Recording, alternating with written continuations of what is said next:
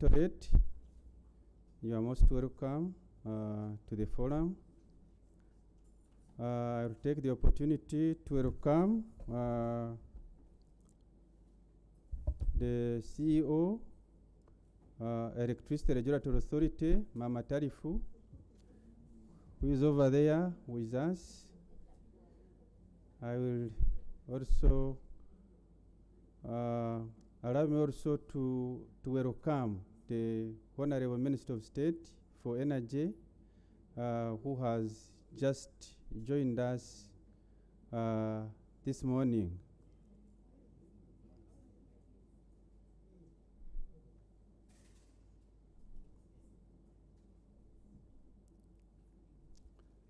As he settles in, allow me to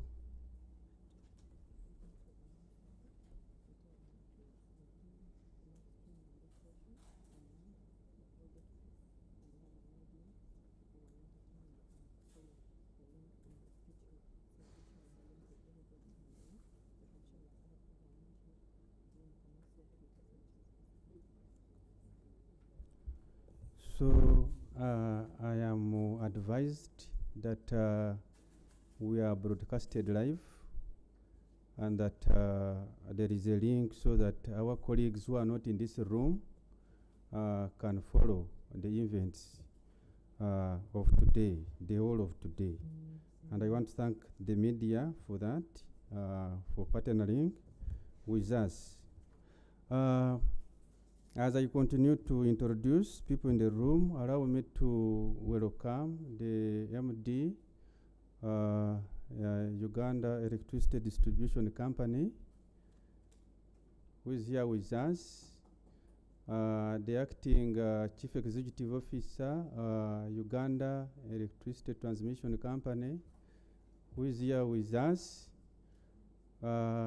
Various commissioners from the Ministry of Energy and Mineral Development, Engineer Simon Kalanzi, one of the pioneers actually of this Energy and Minerals Week. Engineer Simon, you are most welcome. Allow me to introduce the representative of Umeme Limited, Mr. Blessing, here with us. You are most welcome. So, as we begin our session, I want to welcome you all, the Honorable Minister, the PS, all stakeholders that are around, the media, we can't forget you. And as I had already explained, we need to understand what the Power Forum is. You all need to note that the Power Forum is one of the activities of the Energy and Minerals Week that is ongoing. Energy and Minerals Week is an annual event organized by the Ministry of Energy and Mineral Development in partnership with various stakeholders. Some are here, some may not be here in other activities, but they are with us. The key objectives of the Energy and Minerals Week are creating awareness among the general public on various aspects relating to the utilization of energy and minerals, providing information to our esteemed stakeholders regarding energy and mineral sector progress with respect to government commitments. You need to follow us on these commitments. What have we done? What have we not done? And why? The other objective is to provide a platform to engage, for engagements with our esteemed stakeholders so that we can develop the sector together. We can't, as technocrats, sit at Amber House and other offices where our agencies sit and we plan alone. So we give a chance to all stakeholders in their capacities so that we can engage and build the sector together. The other objective is to support private sector in showcasing technologies related to energy and mineral development. You'll note that technology is advancing very fast, and if there is no proper platform where we can showcase these technologies, you'll find that we are living in the past. But as the ministry, we have provided this platform so that private sector can showcase these technologies. This year's Energy and Mineral Week 2022 is the 18th version. And I am happy to be one of the pioneers in the planning of this week, together with Engineer Simon, back in the days.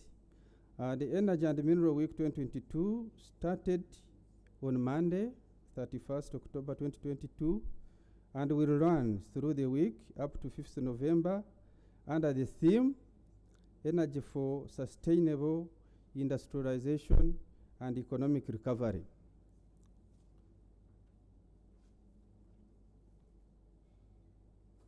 Now, you cannot talk about energy for sustainable industrialization and economic recovery without talking about electricity, which is power and power. Those electrons, which we can't easily see unless they have been turned into another form of energy like light, that move at a speed close to the to light, are extremely very important in our social development. Those electronics are the engine of the economy, and it is why when you hear the president in his speeches, the economists, the planners, and all of us here are always concerned of electricity access, are always concerned of electricity consumption per capita, among others. No country has developed without harnessing enough of these electrons. Now, as the ministry and our partners, we bring you the Power Forum 2022 with the objective to provide a platform for engaging all stakeholders in the power supply industry so that we can grow this subsector together. Ladies and gentlemen, without further ado, I will usher you into keynote speeches, starting with Acting Director, Energy Resources Directorate, who will invite the PS, and finally the PS will invite our guest of honor today, the Minister of State for Energy, in that order. So, Madam Director, you are most welcome. Thank you very much.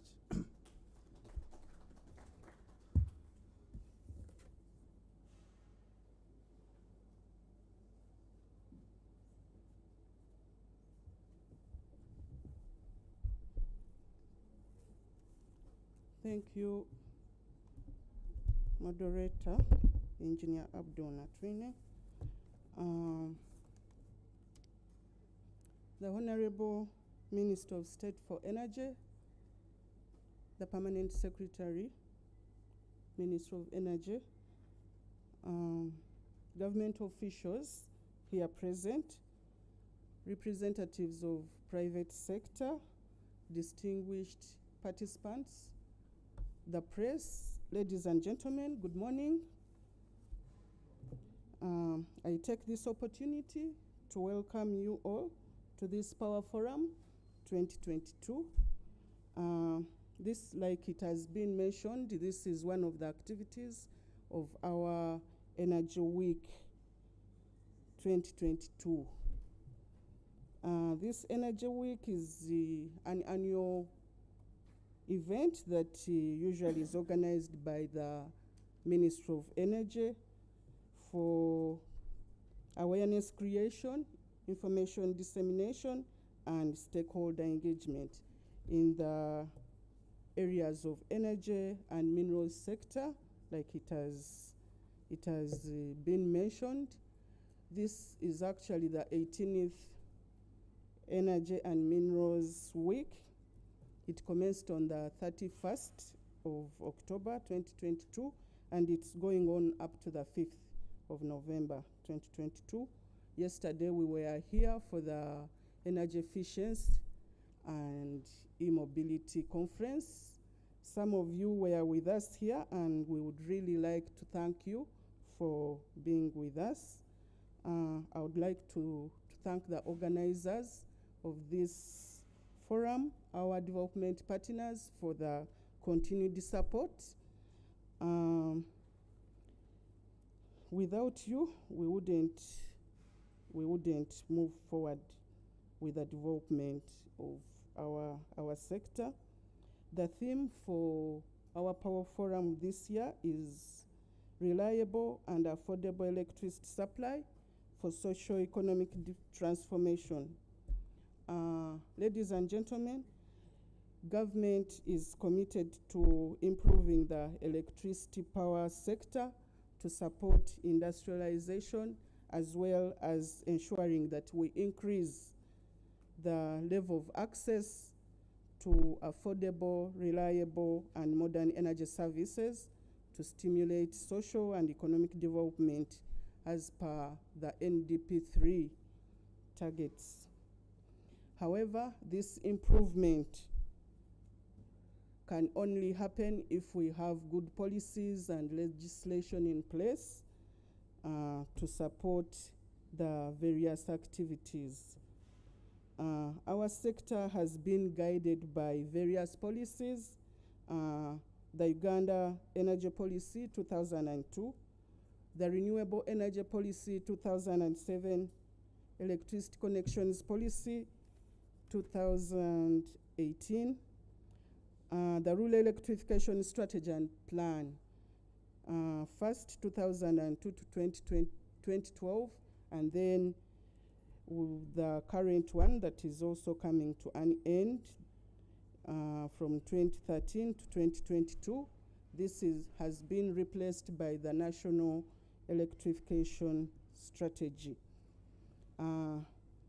On the side of the legislation, we've had the Electricity Act 1999 and the Atomic Energy Act 2008. These policies and legislation, among others, have guided us over the last 20 years. However, we all realize that the sector has grown and evolved, both nationally and internationally.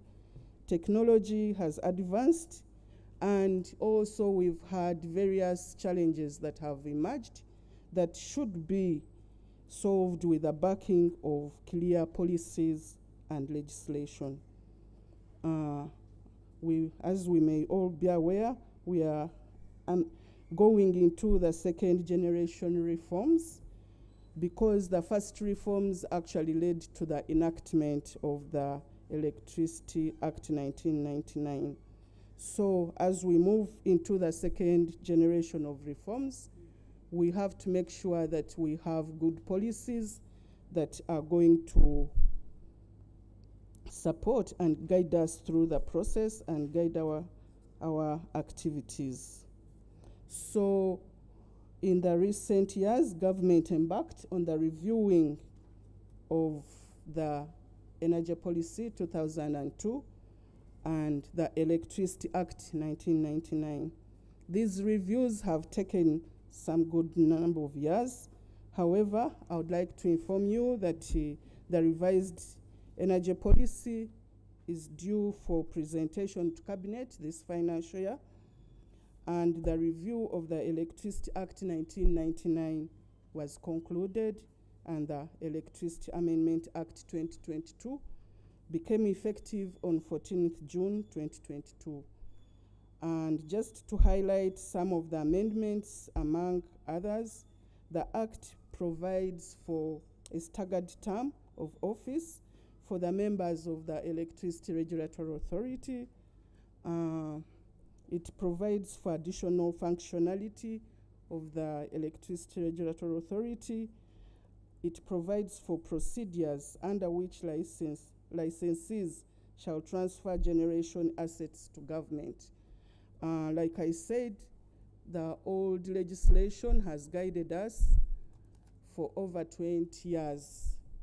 And with the enactment of that law, we had the private sector coming to the generation and distribution subsectors. And these private sectors have been operating concessions that are 20 years old. So you can imagine right now we are coming to the end of most of the concessions. And so to move forward, we still need to be guided. So this Amendment Act 2022 is timely. The Act also provides for circumstances under which a holder of generation license may supply electricity to other persons other than the bulk supplier. Our bulk supplier has been the Uganda Electricity Transmission Company Limited. However, this new Electricity Act has amended that.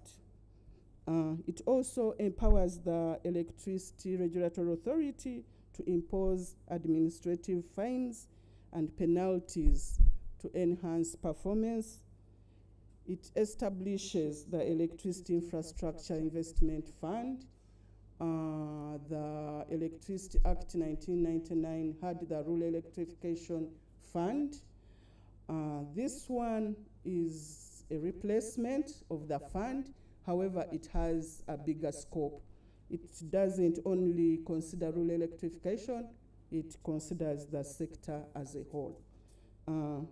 It establishes, it provides for more punitive and deterrent penalties for offenses such as power theft, vandalism, tampering with the system, among others.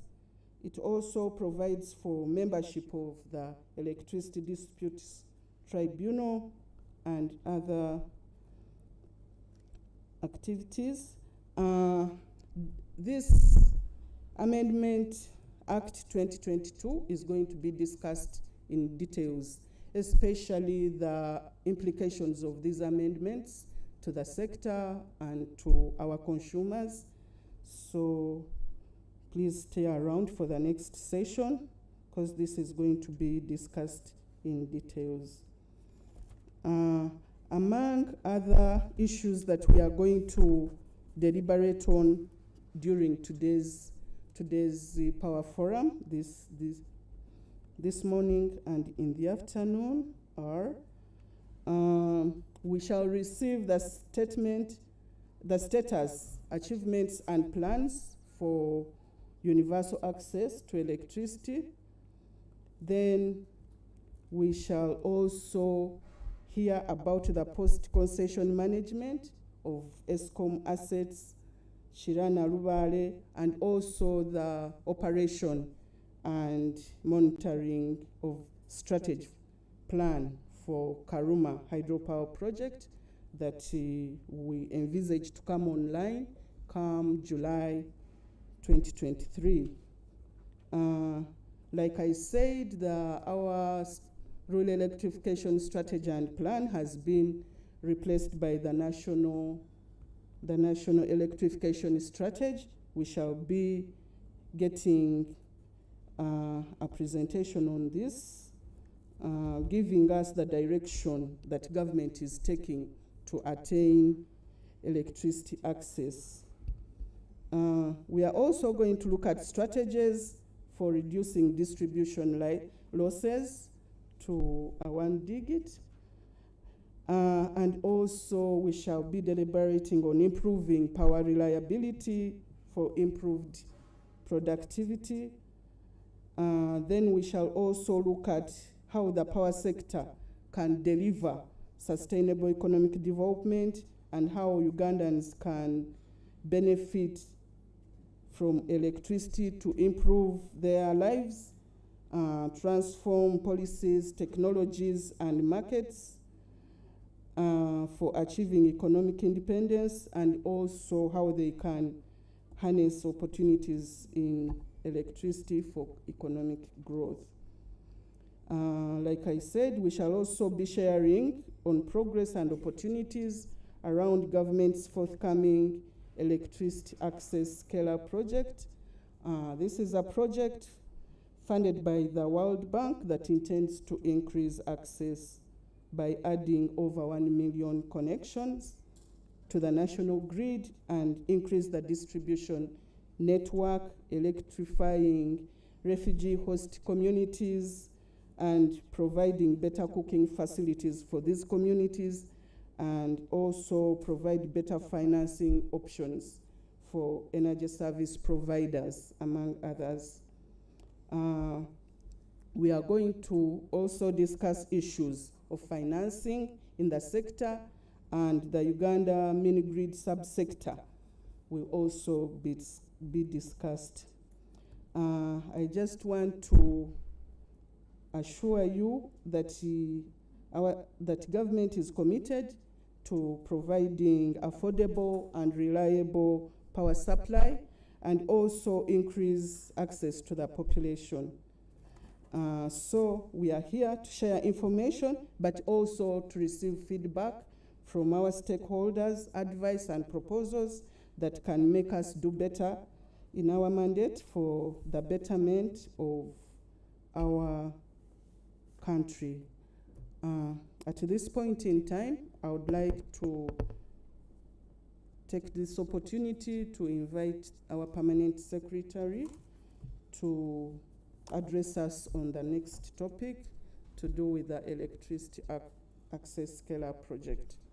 Thank you very much.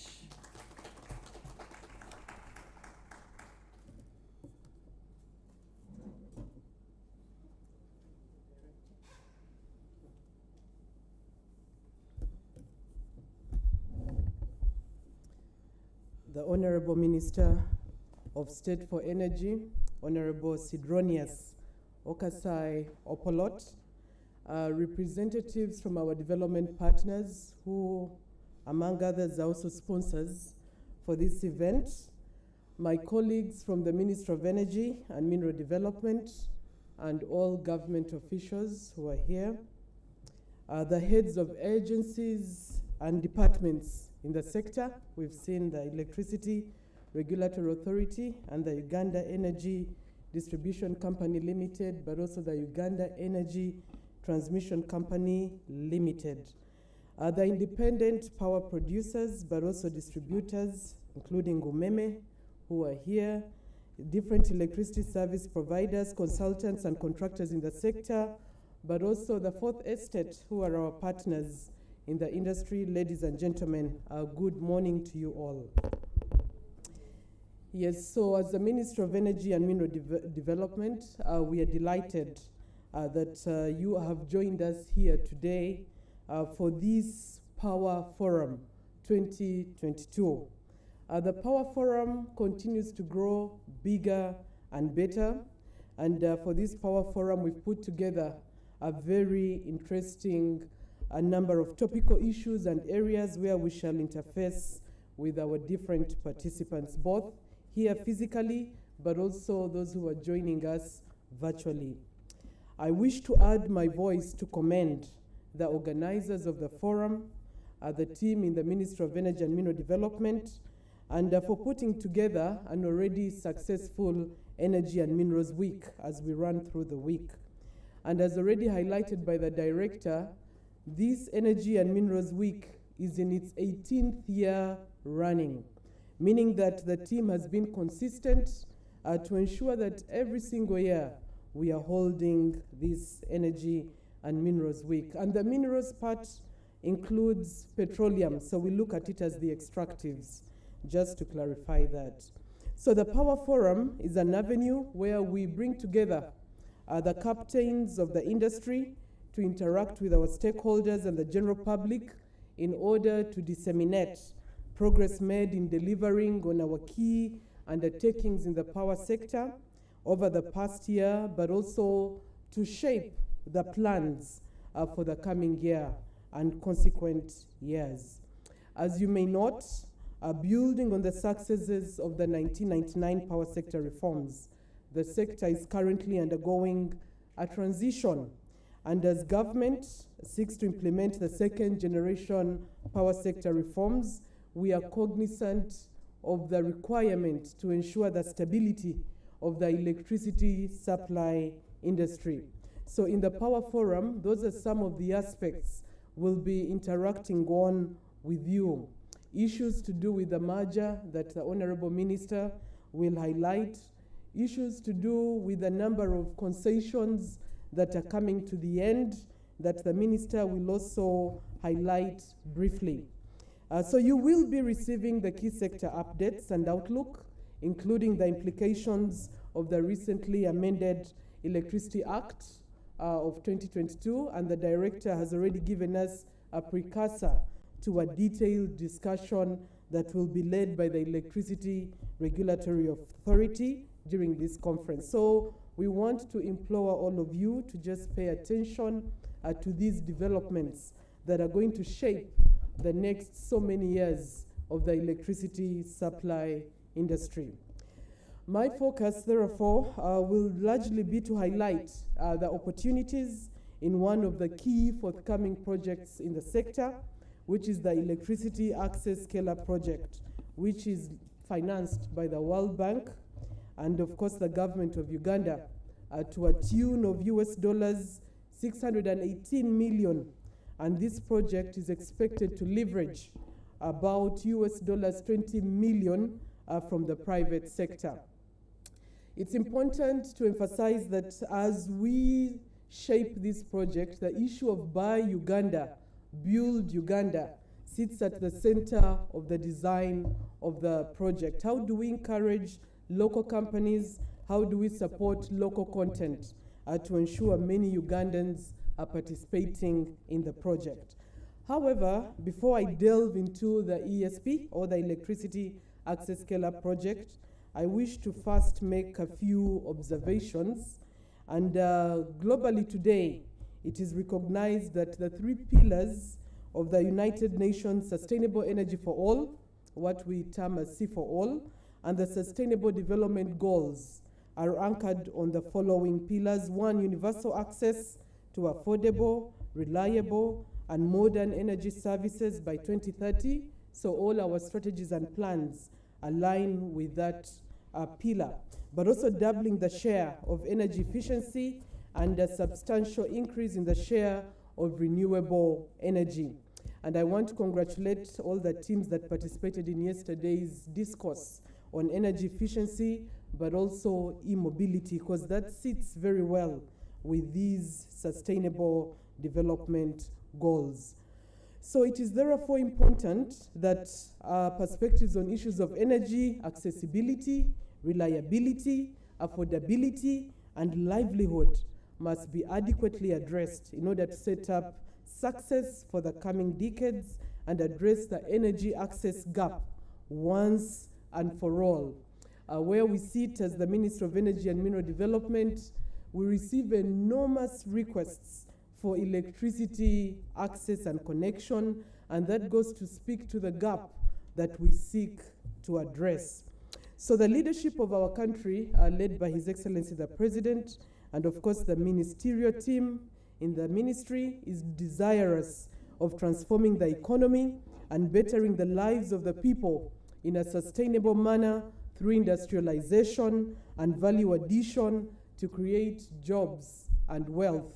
We are all aware that Uganda today, we do have one of the largest population of youth, and where we sit as the Minister of Energy, we are very keen to ensure we contribute to creating jobs to be able to accommodate the growing number of youths. So in this, the energy sector is a prime mover in the equation and has been given priority in focus and budget, and we want to thank the government for that commitment. So as we structure these projects, we are keen to ensure we support the parish development model, where we seek to support value addition centers at the parish level to ensure we are adding value through agro-processing and industrialization. So that will sit strongly at the center of our plans next year, but also the following years. So these efforts have resulted in increased generation capacity, and the Minister will highlight that transmission and distribution network expansion, increased access, improved efficiency, as will be detailed in the different presentations.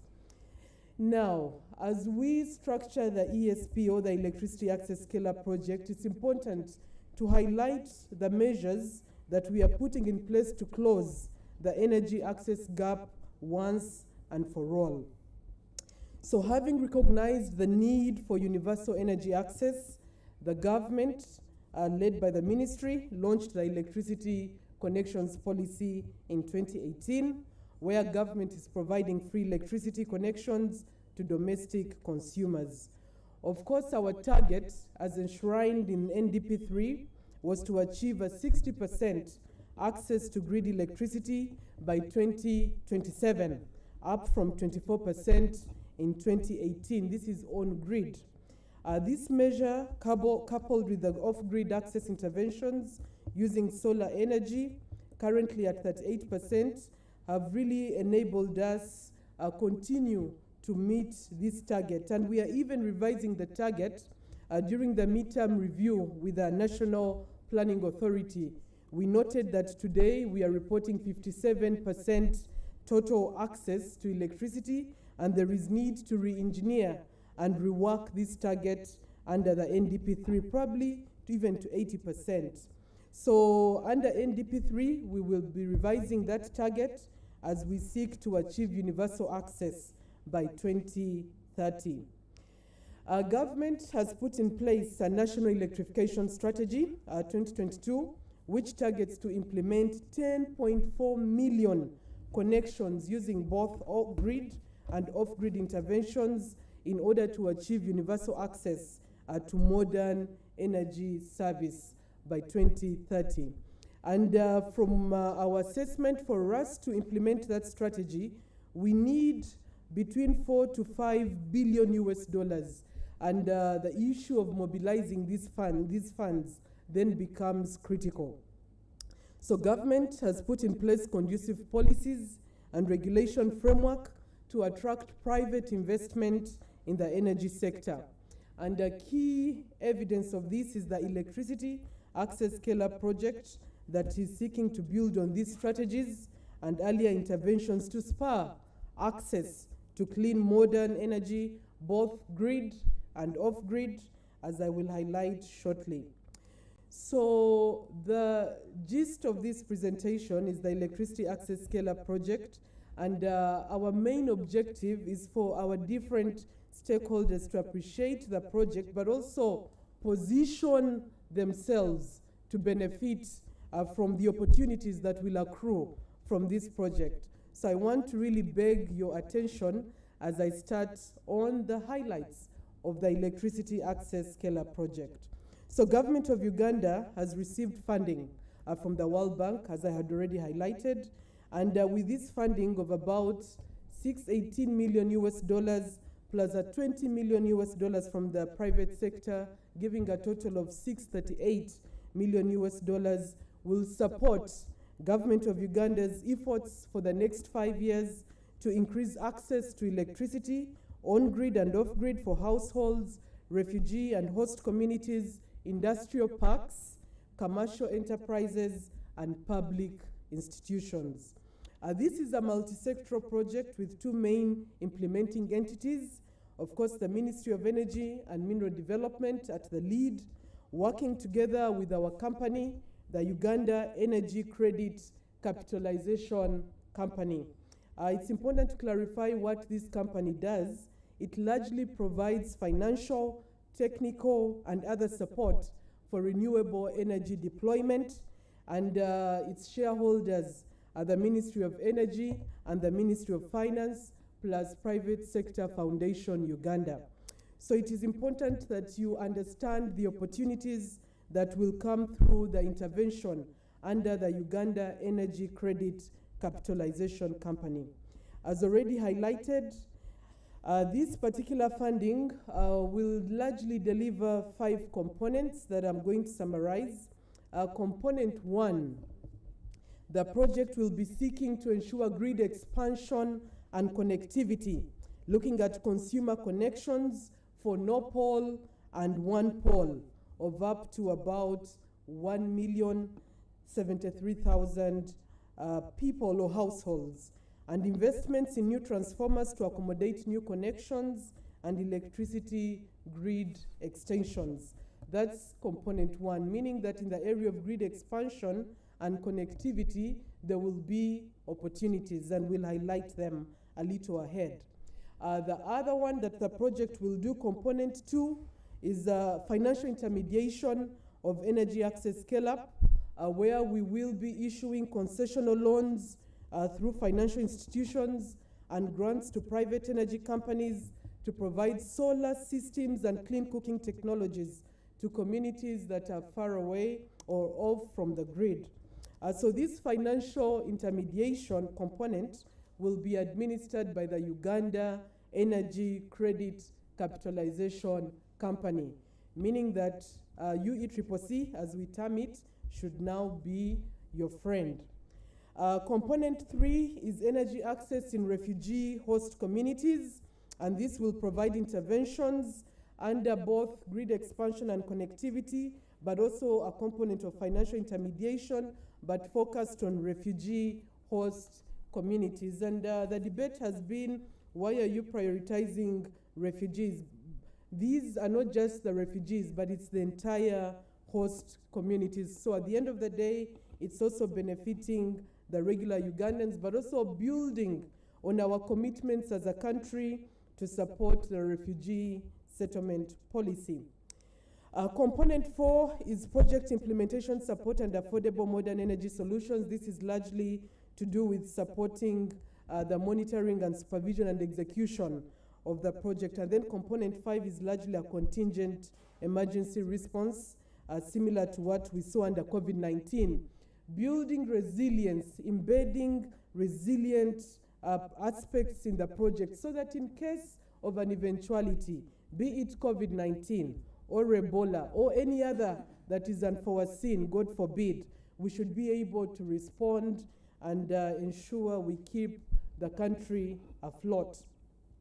So in terms of the expected key project results, where we sit, we expect that the project will support implementation of government's electricity connections policy by funding the connections that I highlighted, about 1 million new on-grid electricity connections, but also we expect that we will have 150,000 off-grid new electricity connections, which will be made largely using solar PV. So companies that provide solar PV, here is an opportunity. And then under financial intermediation, handled by the Uganda Energy Credit Capitalization Company, we should be able to provide for over 150,000 beneficiaries, solar, home systems, and other solutions.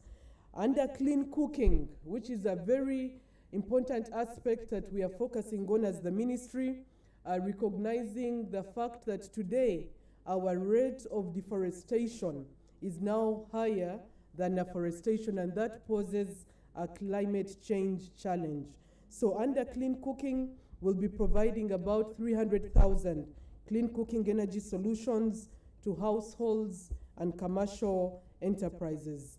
And of course, as part of the grid expansion, we will be putting in place about 2,900 kilometers for medium voltage, that is 33 kV and 11 kV, and 3,100 kilometers of low voltage network to be constructed. I can now see that the construction companies are in business. And of course, one of our key targets has been to stimulate additional demand in the sector to be able to continue growing the sector, but also the economy. So with these interventions, we've assessed that this should be able to stimulate about 361 megawatts of new electricity demand to be created through the additional consumer connections and productive uses of electricity. And last but not least, the other project result is electrification of public institutions in hard-to-reach areas using solar photovoltaics. Largely, this will target education institutions, schools, etc., but also health and water facilities. So under education, we seek to connect about 350 education institutions to facilitate e-learning and extended reading time. We really want students in rural areas and those that are currently off the grid to be able to access electricity and also compete with the with the urban student population. We seek to connect 350 health centers to facilitate cold chain management, but also a number of them that have to maintain a number of other facilities. 50 rural water schemes will be connected to facilitate access to clean and safe water. So the way this project has been formulated is to ensure it is holistic to meet a number of our sustainable development goals. So as I slowly come to a close, it's been a mouthful. I need to now highlight the key business opportunities specific so that our business community can start preparing themselves for this opportunity once Parliament has approved this loan and we have commenced on the project. So we expect, as highlighted under the components, supply of equipment and materials needed for grid expansion component.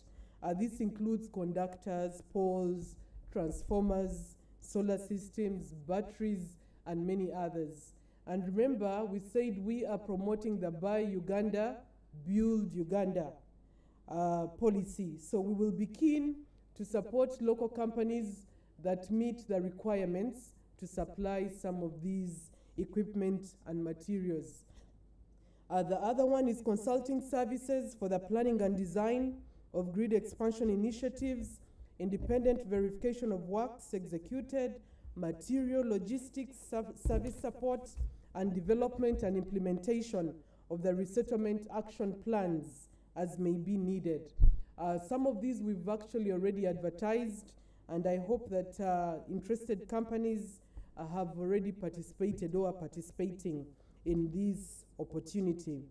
The other one, many local companies will also get the opportunity to work as labor and transport contractors for grid expansion initiatives. So companies that are into L&T contractors, please start organizing yourself to compete for this opportunity. The other one, of course, under the solar program for the electrification of households and commercial enterprises, UECCC, the Uganda Energy Credit Capitalization Company, will leverage partnerships with financial institutions, including SACCOs and microfinance institutions, to extend financing for the acquisition of solar systems for households and commercial enterprises. So if you're there, you have your SACCO, you can contact the UECCC and you see whether this is a partnership you can join. Then, of course, the program for productive uses of solar and internal wiring, once again under UECCC, the Credit Capitalization Company, will partner with financial institutions to extend working capital facilities to distributors and vendors of standalone solar home systems for productive uses.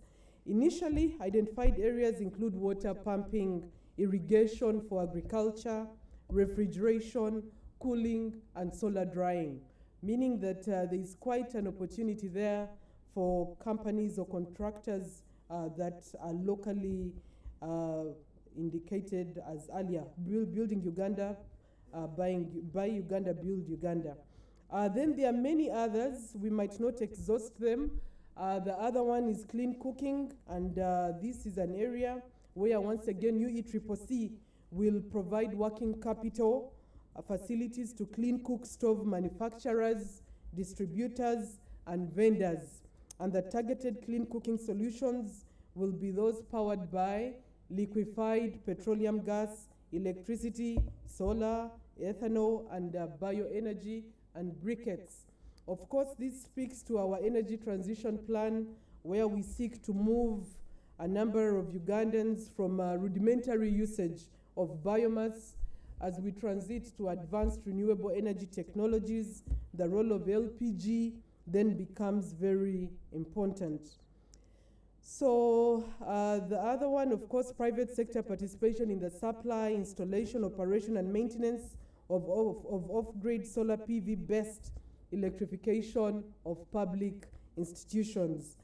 Once this project is up and rolling, I can see that the electricity supply industry, in terms of service provision, will be quite busy, and want to encourage you to prepare to partake of that opportunity.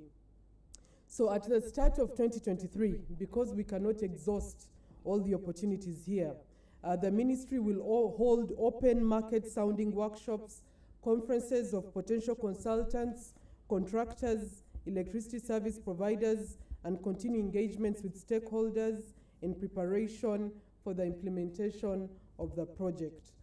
Ladies and gentlemen, as we conclude, as a ministry, we want to emphasize that we are focused on implementing our national electrification strategy that requires up to a tune of, we could round it off to $5 billion that we require to achieve 100% access to electricity within the next about 10 years.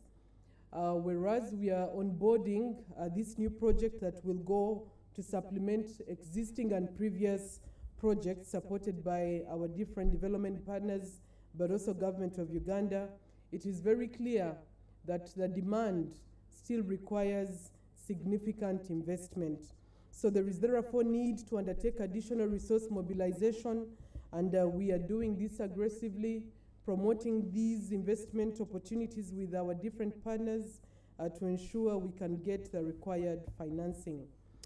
So we look forward to supporting the local companies that are ready or are preparing themselves to provide services to the industry once we roll out this new project and many other projects. This is not the only project we are running as a ministry. We continue to get support from other development partners, including the African Development Bank, China Exim Bank, but also the French Development Agency, the Norwegian government, and KFW and GIZ, and we really want to thank them for their continued support.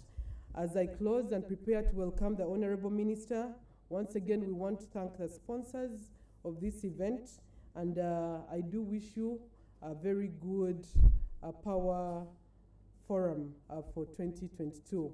With that, ladies and gentlemen, allow me welcome the Honorable Minister of State for Energy, who is very passionate about achieving our universal access goals, Honorable Sidronius Okasai Opolot.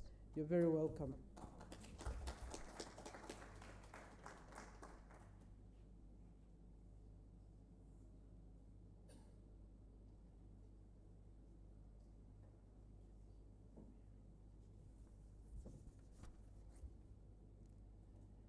I'm impressed with the pronunciation of the PS of my name. She's the only one who knows how to pronounce my name. So thank you very much, PS. Permanent Secretary, development partners, government officials, chief executive officers of the various agencies that are present, representatives of the private sector, distinguished participants, the press, ladies and gentlemen. This is the second time we are here. We were here yesterday, but we're here also not in this forum when we're launching this week. As the director said, the week was launched a long time ago in October, and we're in Hotel Africana.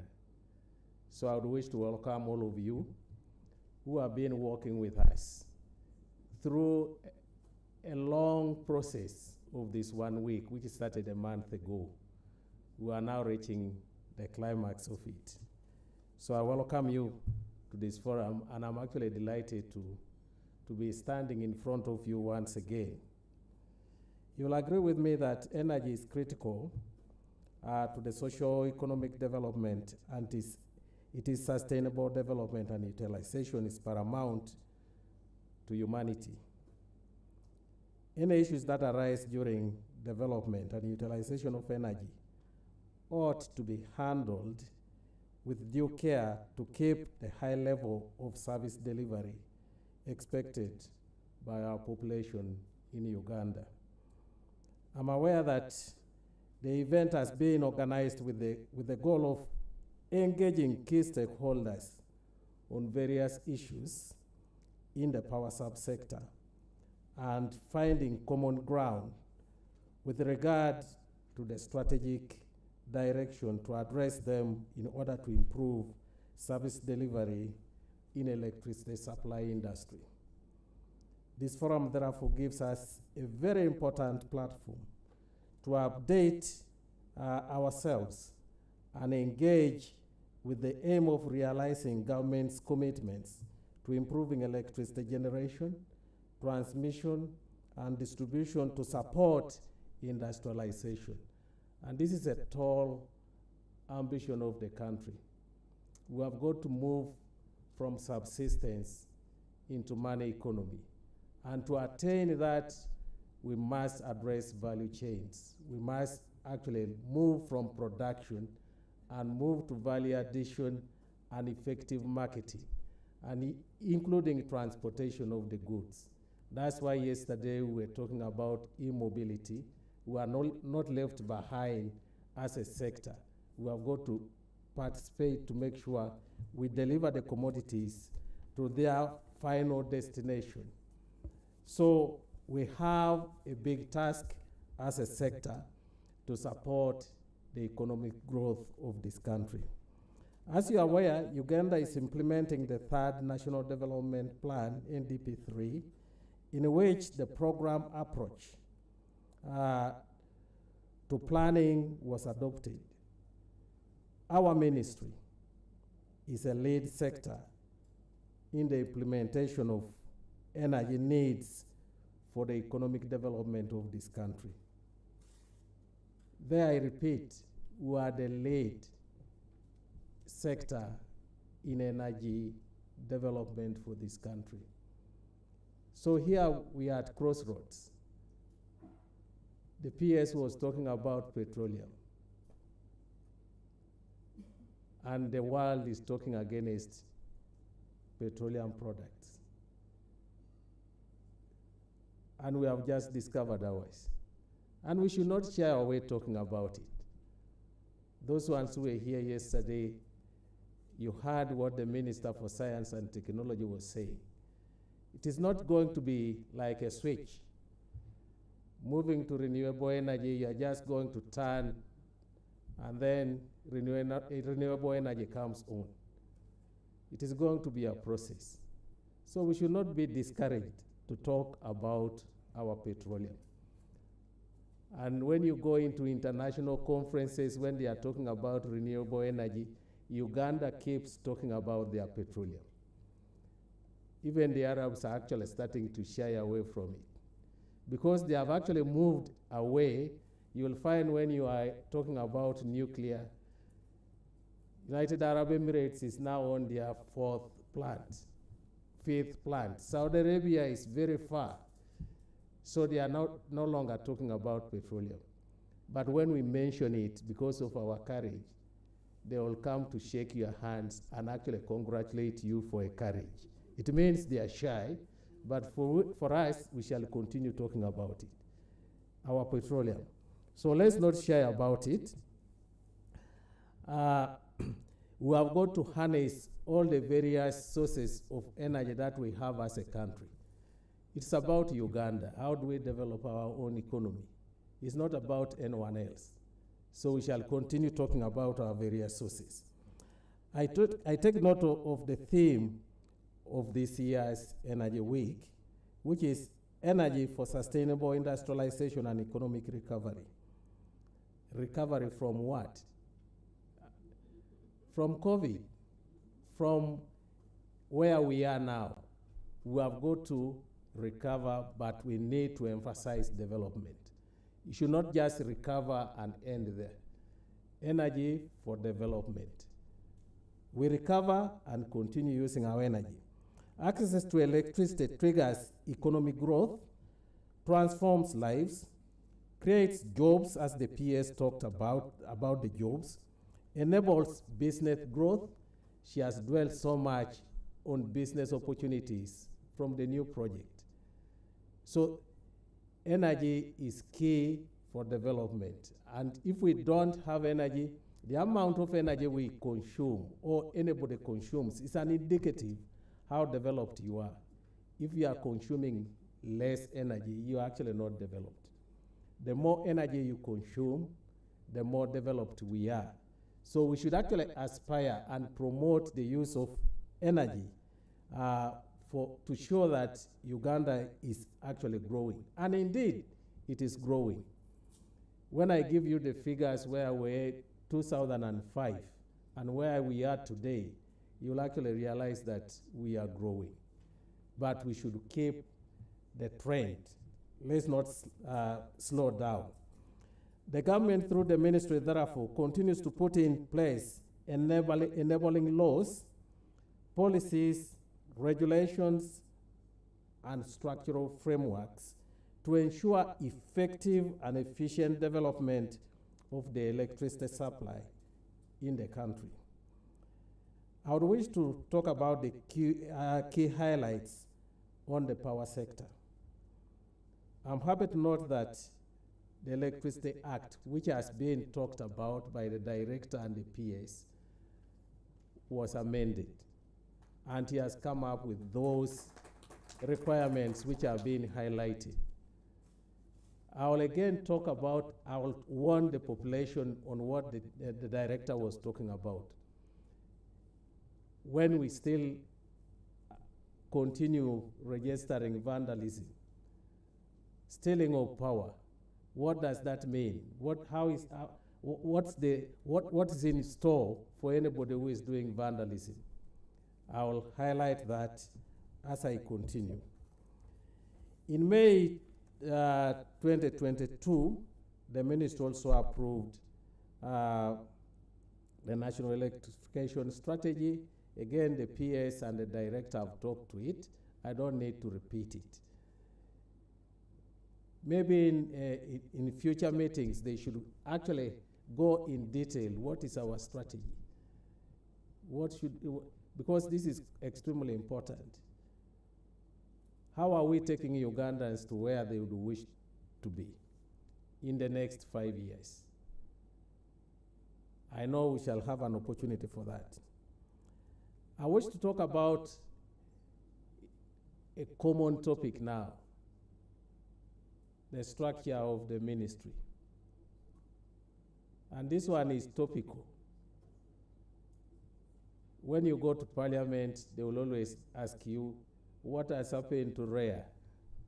Even yesterday, when they were laying the project the PS was talking about, they said, why did the ministry take REA to the ministry? Is it because of this loan, the 631 million? And I would wish to say, no, we want to have a well-coordinated and efficient delivery system of electric supply in this country. And this message should go out. It's not because of the money. It is because of the delivery. We want to have an efficient, effective service delivery which is well coordinated. So that's the reason. I will want to talk about that. On the structural framework, the ministry continues to work with the Ministry of Public Service to implement the rationalization of the MDAs as was directed by Cabinet in February 2022. Based on the rationalization directive by Cabinet, the Ministry is working with the Ministry of Public Service, and we are at the tail end of mainstreaming the electrification program at the Ministry. The PS has talked about it, and I was asking her, how far have we gone on this? I wish to announce here, we are actually at the tail end because we are at an appointment of the first 40 staff into the Ministry, and they have reported. The interviews were conducted last week. Over the weekend, they started receiving their letters, and today we have the 40 staff actually settling, and we should not fear that there is going to be a gap in service delivery. And we shall continue recruiting the staff as we progress. And we want this to come to an end as soon as possible, because we are in a hurry to implement the project which the PS has talked about. And we are not only recruiting the main staff who are coming to the mainstream of the Ministry, we are also recruiting for that project. We are recruiting for that project. And a lot of preparatory work has been done. And I would wish to thank the government of Uganda for actually enabling us to have the initial money. We are not actually starting to lobby for counterpart funds for this project. The funds were actually approved in the in this financial year. So we have the money to run the activities, and we shall, as soon as the project is approved, we shall actually be hitting the ground running to implement that project. On the merger of the three companies, we are again working with the Ministry of Public Service.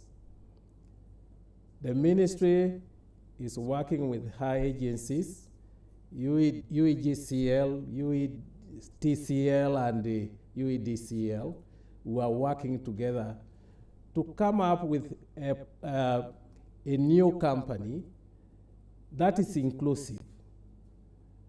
It is going to be one company, but the departments will be distinct. We are going to retain a generation department, a transmission department, and a distribution department. So we are not going to lose anything, and nobody should be scared that we are going to lose jobs. If anything, we are going to create more jobs. And for the focused delivery, if they are operating together, there will be no institutional loss, memory loss at all. They are going to remain servicing, but under one umbrella company to deliver. I also wish to talk about other frameworks, the concessions. We had a number of concessions which have been running on. Many of these concessions are actually coming to their natural end. For example, ESCOM concession for generation, the management of Nalubale and Kira power plants, they are coming to an end March 2023. And we are not short of the capabilities to run these plants when the concession comes to an end. We are very confident UEGCL has got the capability to run the generation part of the concession. ESCOM concession is coming to an end in 2023, March, and UEGCL is actually preparing to take over that function of overseeing the generation in Nalubale and Kira. And this is not the only one. We have confidence in them because they have taken over the running of Namambe thermal plant. And they are doing it very well. They have also taken over the running of the 183 megawatt Isimba Dam and they are running it efficiently. So we have built capacity in that area. Similarly, the concession for Umeme Limited for the distribution concession will end in March 2025. And we are preparing UEDCL. It is not made properly here. It is made UECDCL, but it's the generation arm, UEDCL.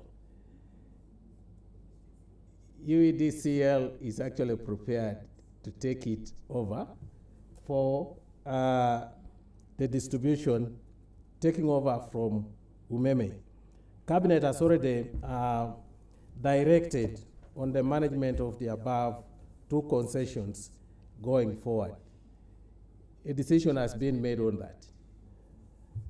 Government has successfully taken over the management of the other plants which I talked about. I would wish to talk on the updates and achievements of the power sector. Electricity generation, transmission, and distribution. Government has continued to make efforts of fulfilling electricity access targets set out in the United Nations Sustainable Development Goal number 7 and Vision 2040 and the National Development Plan, among other national, regional, and international aspirations.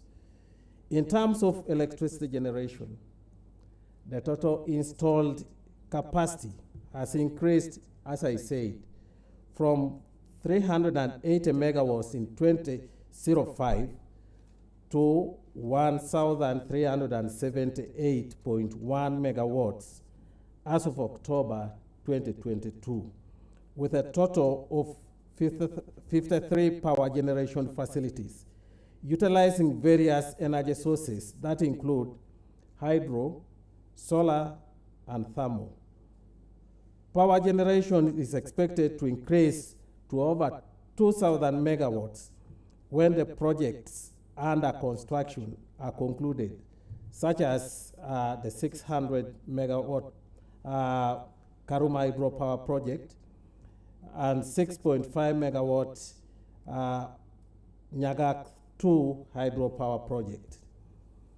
To ensure that the power generated is evacuated to where it is required for utilization, government is expanding the power transmission infrastructure through the construction of several high voltage transmission lines and associated substations.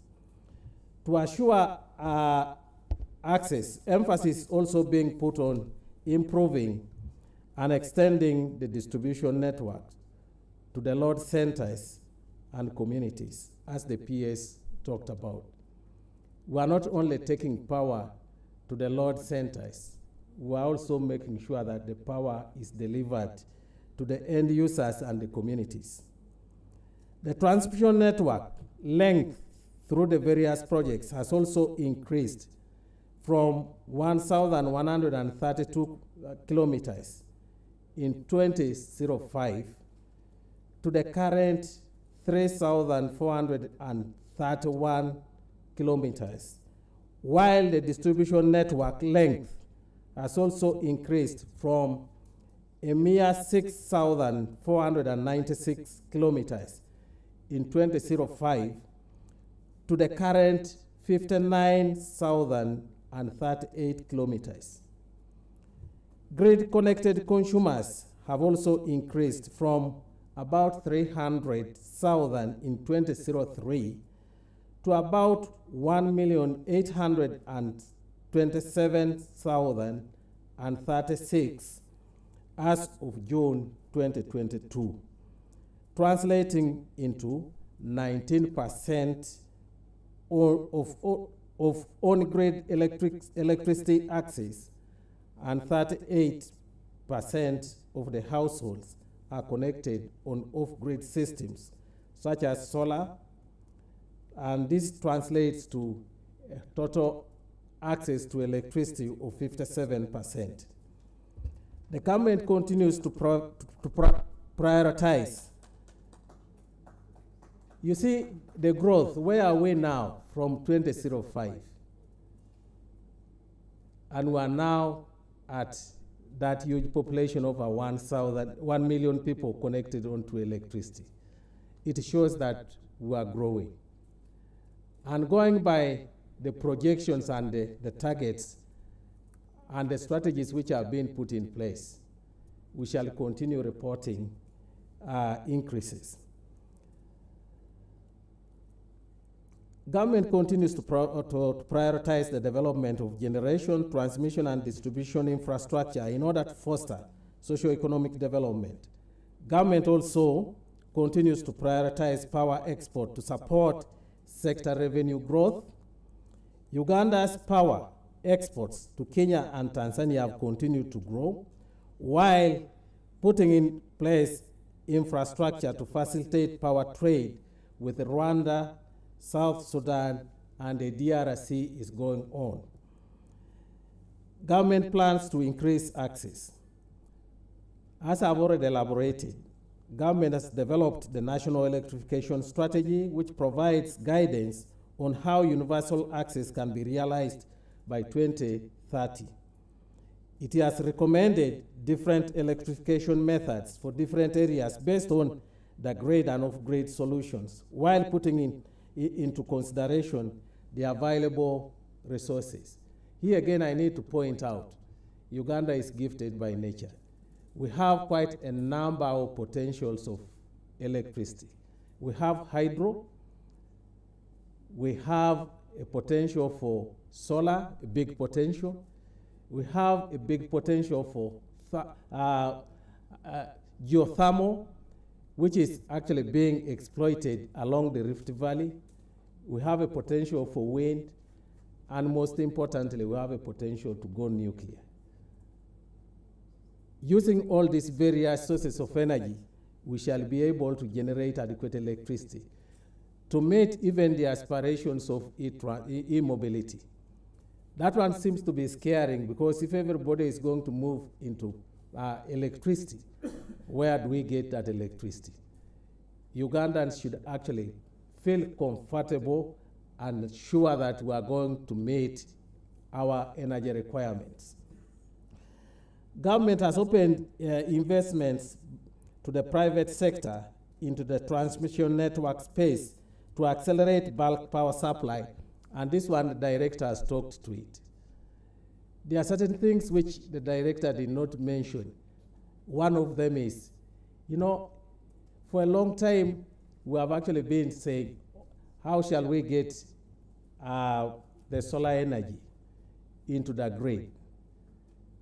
There is net metering now, and that's a very big opportunity. You can generate power from your rooftop and actually feed it into the grid, and you can do business in generating electricity from your rooftop and also take responsibility for distributing it.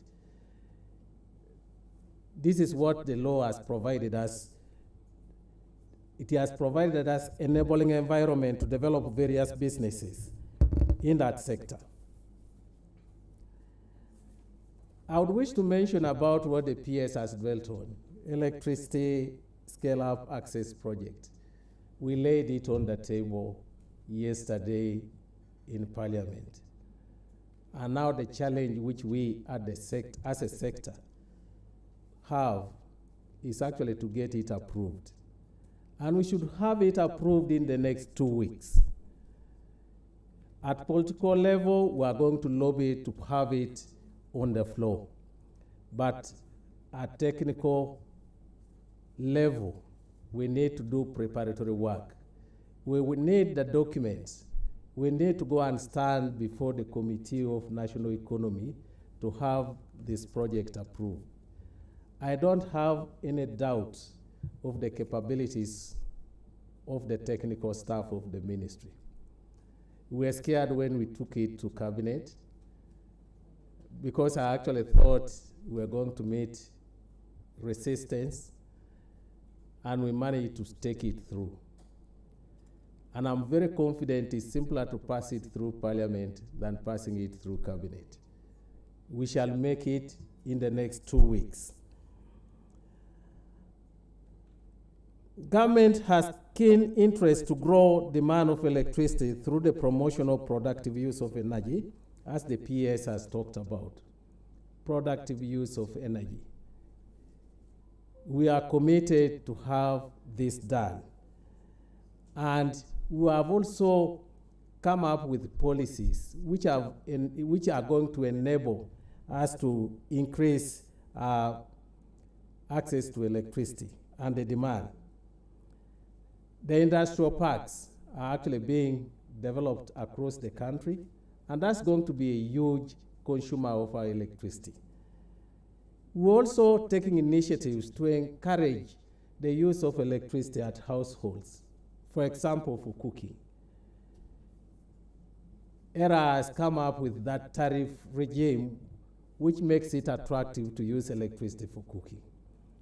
We are doing pilots to promote the use of electricity for cooking. One of the projects is funded by one of our development partners, UNDP, which is piloting use of electricity for cooking in a Mulago hospital. That is going to provide a learning experience, and the ministry is determined to scale that project out to cover other institutions, especially the schools, the military barracks, the police. Those institutions need to migrate from using biomass to getting into electricity. Recently, high voltage infrastructure has also been launched to supply electricity to industrial parks, especially in Iganga, Mukono, Namamve, Kapeka, and Mbale. And this one was done recently. That shows how determined we are to increase the use of electricity in this country. Government also continues to prioritize development of power generation projects. This is meant to ensure that the capacity is available to supply the ever-increasing demand. In the medium and long term, government will prioritize development of the large and small hydropower projects, including Ayago, that's down the River Nile, which has got a potential of generating 840 megawatts, Oryang, which has got a potential of generating 392 megawatts, Kiba, which has got a potential of generating 400 megawatts, and other resources which I talked to, including geothermal resources with an estimated 1,500 megawatts, nuclear, solar, and wind in pursuit of delivering our vision of 2040. Cooking energy. Government recognizes that wood biomass is in the form of firewood, charcoal, and crop residues has continued to be the main source of cooking energy in Uganda. Over 80% of the total primary energy consumption is generated through biomass currently. We have got to cover that gap by moving these people into electricity. In view of mitigating against accelerated deforestation, government is promoting alternatives. Alternative clean and modern cooking solutions such as electric cooking, solar electric cooking, cooking using liquefied petroleum gas and biogas, among others. Government has started implementing this, as I said earlier on. However, despite all these achievements, we have challenges. The challenge of vandalism of electricity infrastructure is growing, and this one is threatening the growth of the sector. Vandalism continues to cost the sector billions of shillings. As you are aware, in the recent past, a number of areas in the country were plunged into blackout because of selfish people who cut down power supply infrastructure. Others just vandalized the infrastructure out of malice, while others go and cut down the pylons or parts of the pylons which are sold as scrap metal. Others even go and vandalize the wires, while others go and siphon out oil from the transformers. This is a shame to us as a country. Government is spending a lot of money in developing infrastructure, but then these elements continue vandalizing it. The country should be sad about this. We are defeating the purpose that we are getting this infrastructure. And I would wish to sound a warning on the vandals. We have actually engaged the forces. We have asked the forces to come to our aid. And when the forces get involved, you know what it means. But if you are not caught by the forces, the law is going to catch up with you. There are stringent measures which have been put in place by law against vandals. I don't think anyone would be willing to just go and commit himself cutting a wire and you go to prison for 20 years. Or you pay billions of money because you have cut a wire. We also continue incurring power thefts, stealing of power. Government continues to lose money through thefts. Again, I wish to warn those who are involved in this. Electricity is good. You can use it for development. You can use it for good purposes, but electricity also kills. Many people have actually lost their lives as you go to steal electricity. Many people have lost their infrastructure, houses getting burnt down. But finally, the law which has been amended will catch on you also in case you don't get killed. If you are caught, the penalties are quite prohibitive. Power supply reliability. The transmission and indeed distribution network requires additional investment estimated at US dollars 3 billion as the PS mentioned in order to improve power supply reliability. And the government, with support from development partners and the private sector, is handling this one. Government is putting emphasis into committing her own money into developing the infrastructure supported by our development partners. Heavy capital needs. As you are all aware, the electricity subsector is a capital-intensive one. Investment in this subsector requires hundreds of millions of dollars, making us compete for the national resources with other public services such as health, education, and agriculture for support. But government has given us a soft landing. There are so many sectors that would wish to go into getting loans, but energy sector has been given priority to continue getting loans. It means government recognizes the importance of the energy sector. Government continues to prioritize energy sector to develop the necessary infrastructure to deliver reliable power to various consumer categories. These are the achievements and the challenges that we have as a sector. We need to be very clear on all those things which I have highlighted. And as I conclude, I would wish to take this opportunity to thank our development partners who have been here with us. I can see the stands up here. All of you who have put your stands here, I would wish to thank you for standing with us and sponsoring this workshop. I also would wish to thank my technical staff.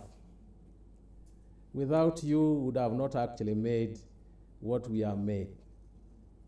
And I would wish to urge the technical staff to maintain the cohesion, to continue working as a team. We, as your policy leaders, are actually out for you.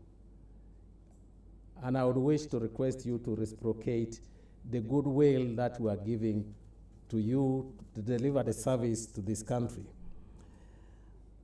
I'm glad that you have actually put up an excellent show since yesterday. And I'm even looking forward to tomorrow. I'm looking forward to minerals and petroleum on Friday. I expect a similar or better show than what we have today. And as we get into tomorrow for renewable energy, PS, I would want to request for presence of the ministry. Today I'm not seeing, I'm seeing the human beings. This week is for awareness creation. I expected generation to be boasting with what I talked about. I don't see the posters here. I don't see the stands for generation. Distribution. I would want you to be proud of yourself. Let's show ourselves. Error. Transmission. I will want to come here tomorrow and find a place full of, I want the stands out there. Let's talk about it. It is about us. This week is about us. If we don't talk about ourselves, who will talk about us? No one will talk about us. I'm happy that the development partners and our partners have actually shown what they are doing, and this is a challenge to us, Abdul. Finally, I wish to thank all of you for your attention. Today I deliberately went slow because I wanted to be clear, and it's because of the passion that I have for the sector. So I thank you very much, and we have got to be running because there are so many other meetings, and I will be taking away the PS as I finish to talk, to catch up with the next assignment. I wish you fruitful deliberations as I leave, but I'll ask Abdul to provide me a summary of what you will resolve in this particular conference. So thank you very much.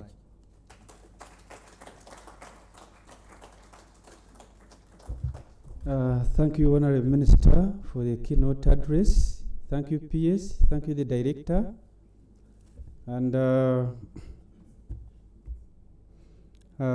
me, ladies and gentlemen,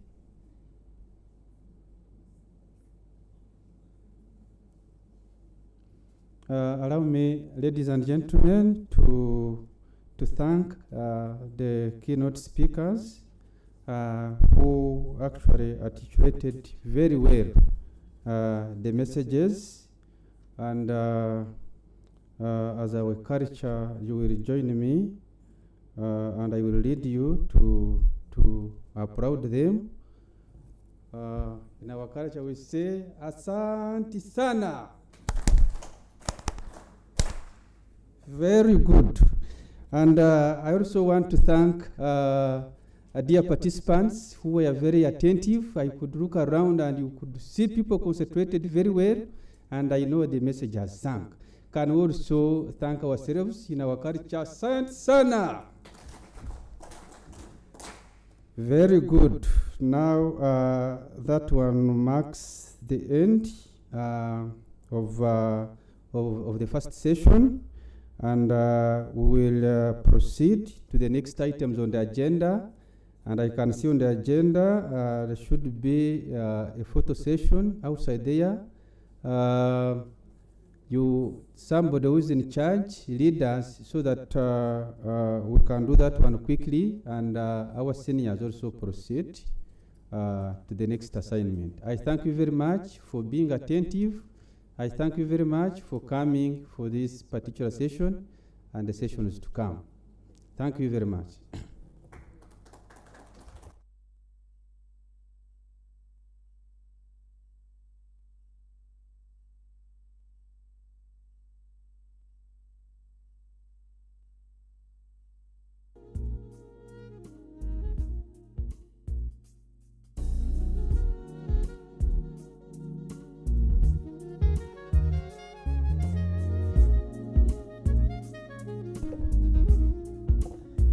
Good morning, our dear participants.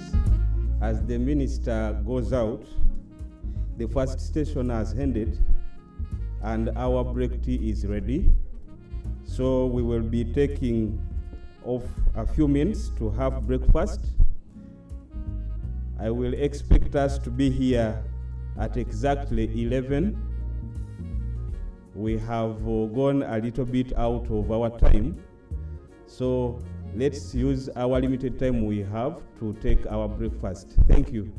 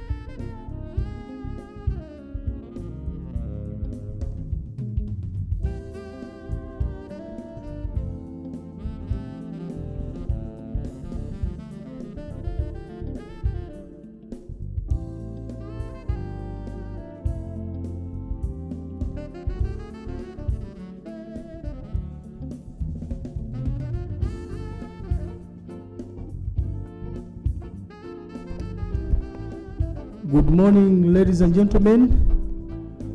Welcome back from the tea break. In readiness for our next session, I would like to invite the panelists to come closer. Our next session is going to be a per sector roundtable discussion centering on our theme for Power Forum 2022, which is reliable and affordable electricity supply for socio-economic transformation. Before is Engineer Julius Wamala. I work as an Assistant Commissioner in charge of electrical generation in the Ministry of Energy and Development, and I'll be handling this session. Indeed, you have been a very good audience during the first session, and I expect more and more next session. So I call upon all the panelists, please come in, come closer.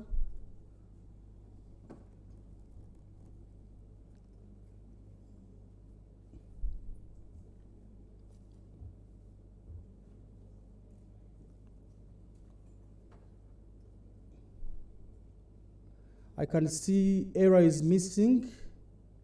If someone could help me out there and invite the CEO. We're running short of time.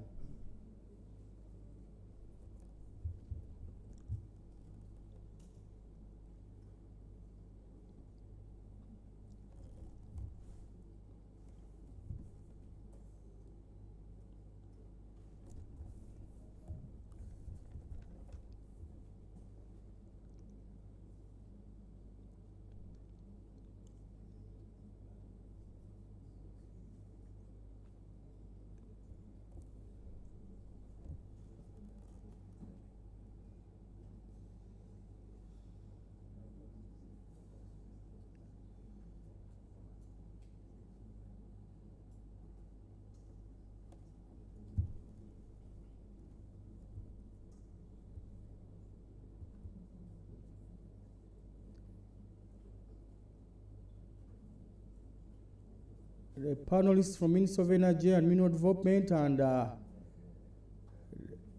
ERA, please could you kindly step in and we start the session.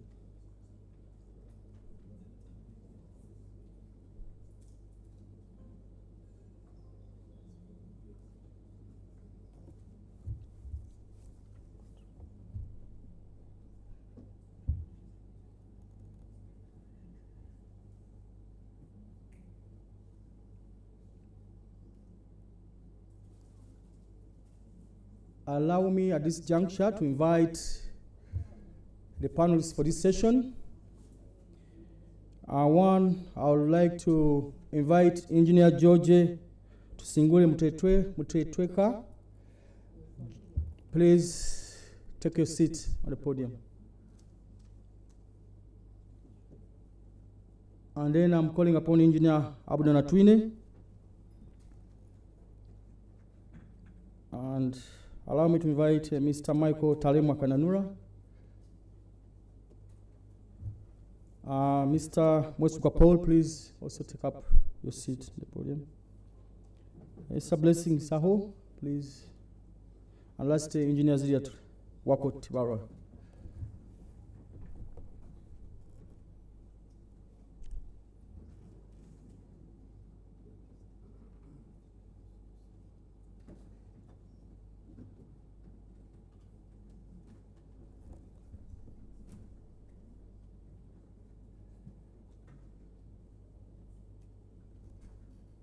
Ladies and gentlemen, once again, before you is a distinguished panel of experts from the power sector who are running the day-to-day business in the sector.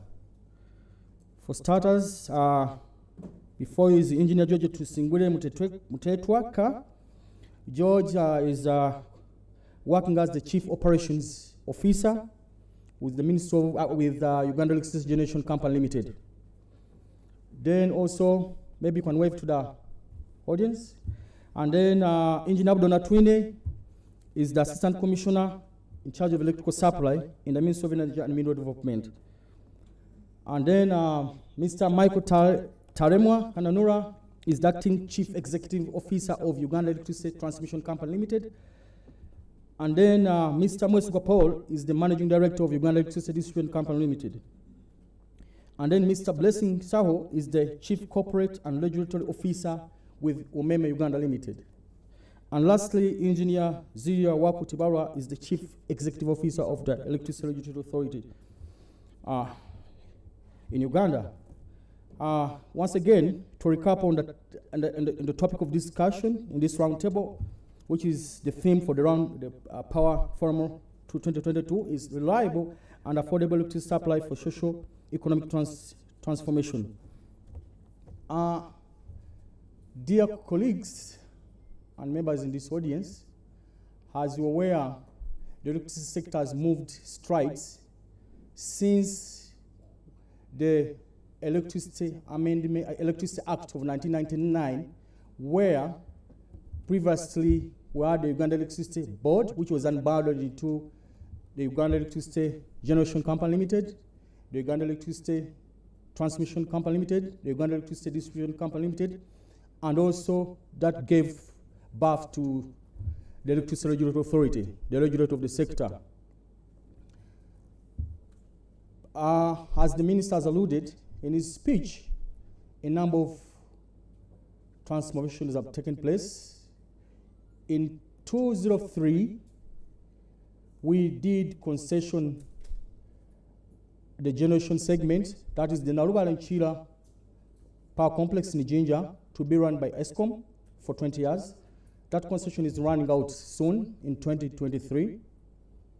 Then also under the distribution segment, we did concession that area to Umeme Uganda Limited. That concession is running out in 2025. In 2001, we had an installed capacity of 380 megawatts. As I speak now, we have an installed capacity of 1,365 megawatts. You have clearly heard from the minister. We have moved strides in terms of increasing our transmission system and distribution system. And as a sector, we are transforming, as the president has always clearly stated, that we need to run things as Ugandans. Based on that background, as I've already clearly stated, we have distinguished gentlemen from the sector. I want not to waste most of your time here. I want to go to my colleague, Engineer George from UGCL. The ESCOM concession is running out in March. And as a country, we want to know how prepared are we to take over all operational and maintenance of the facility. I know you have built capacity, because right now UGCL is operating the Namambis thermal power plant, 50 megawatts. UGCL is operating the 183 megawatt Isimba hydro power plant, and soon they will be operating the 600 megawatt Karuma hydro power project, which is undergoing commissioning tests. So George, how are we prepared? Tell us. Thank you, our moderator, and good morning to the participants and those who are watching us. UGCL, indeed, we had a 20-year concession with ESCOM Uganda Limited. The concession was effective from 1st March in 2003, and it's ending on the 31st of March 2023. The concession in itself envisaged the time when a time like this would come, and made a provision within the contract, within the agreement of the concession and assignment agreement, of the key steps that need to be taken by both parties, that is UGCL and ESCOM, to smoothly or transit from one party and back to the other.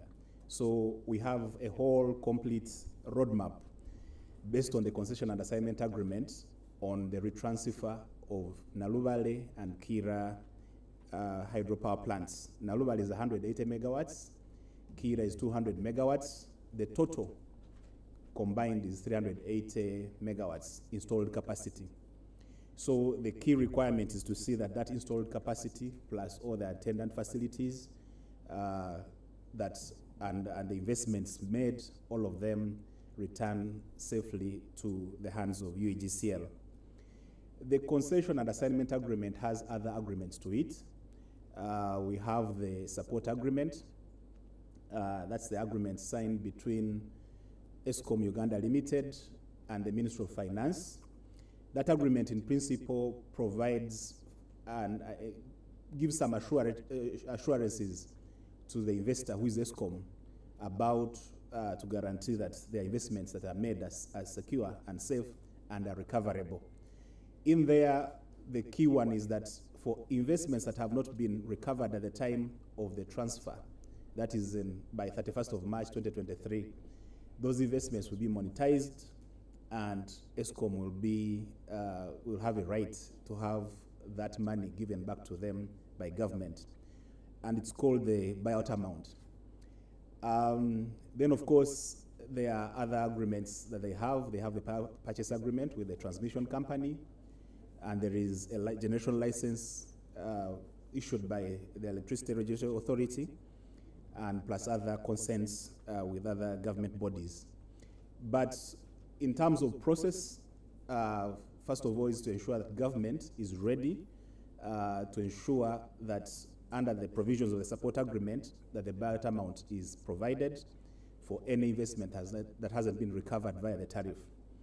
This process is ongoing, and it started about a year ago with engaging the Ministry of Finance, who has engaged the Auditor General to start the audit process. Then that process is ongoing right now. It's commenced and reports are coming in.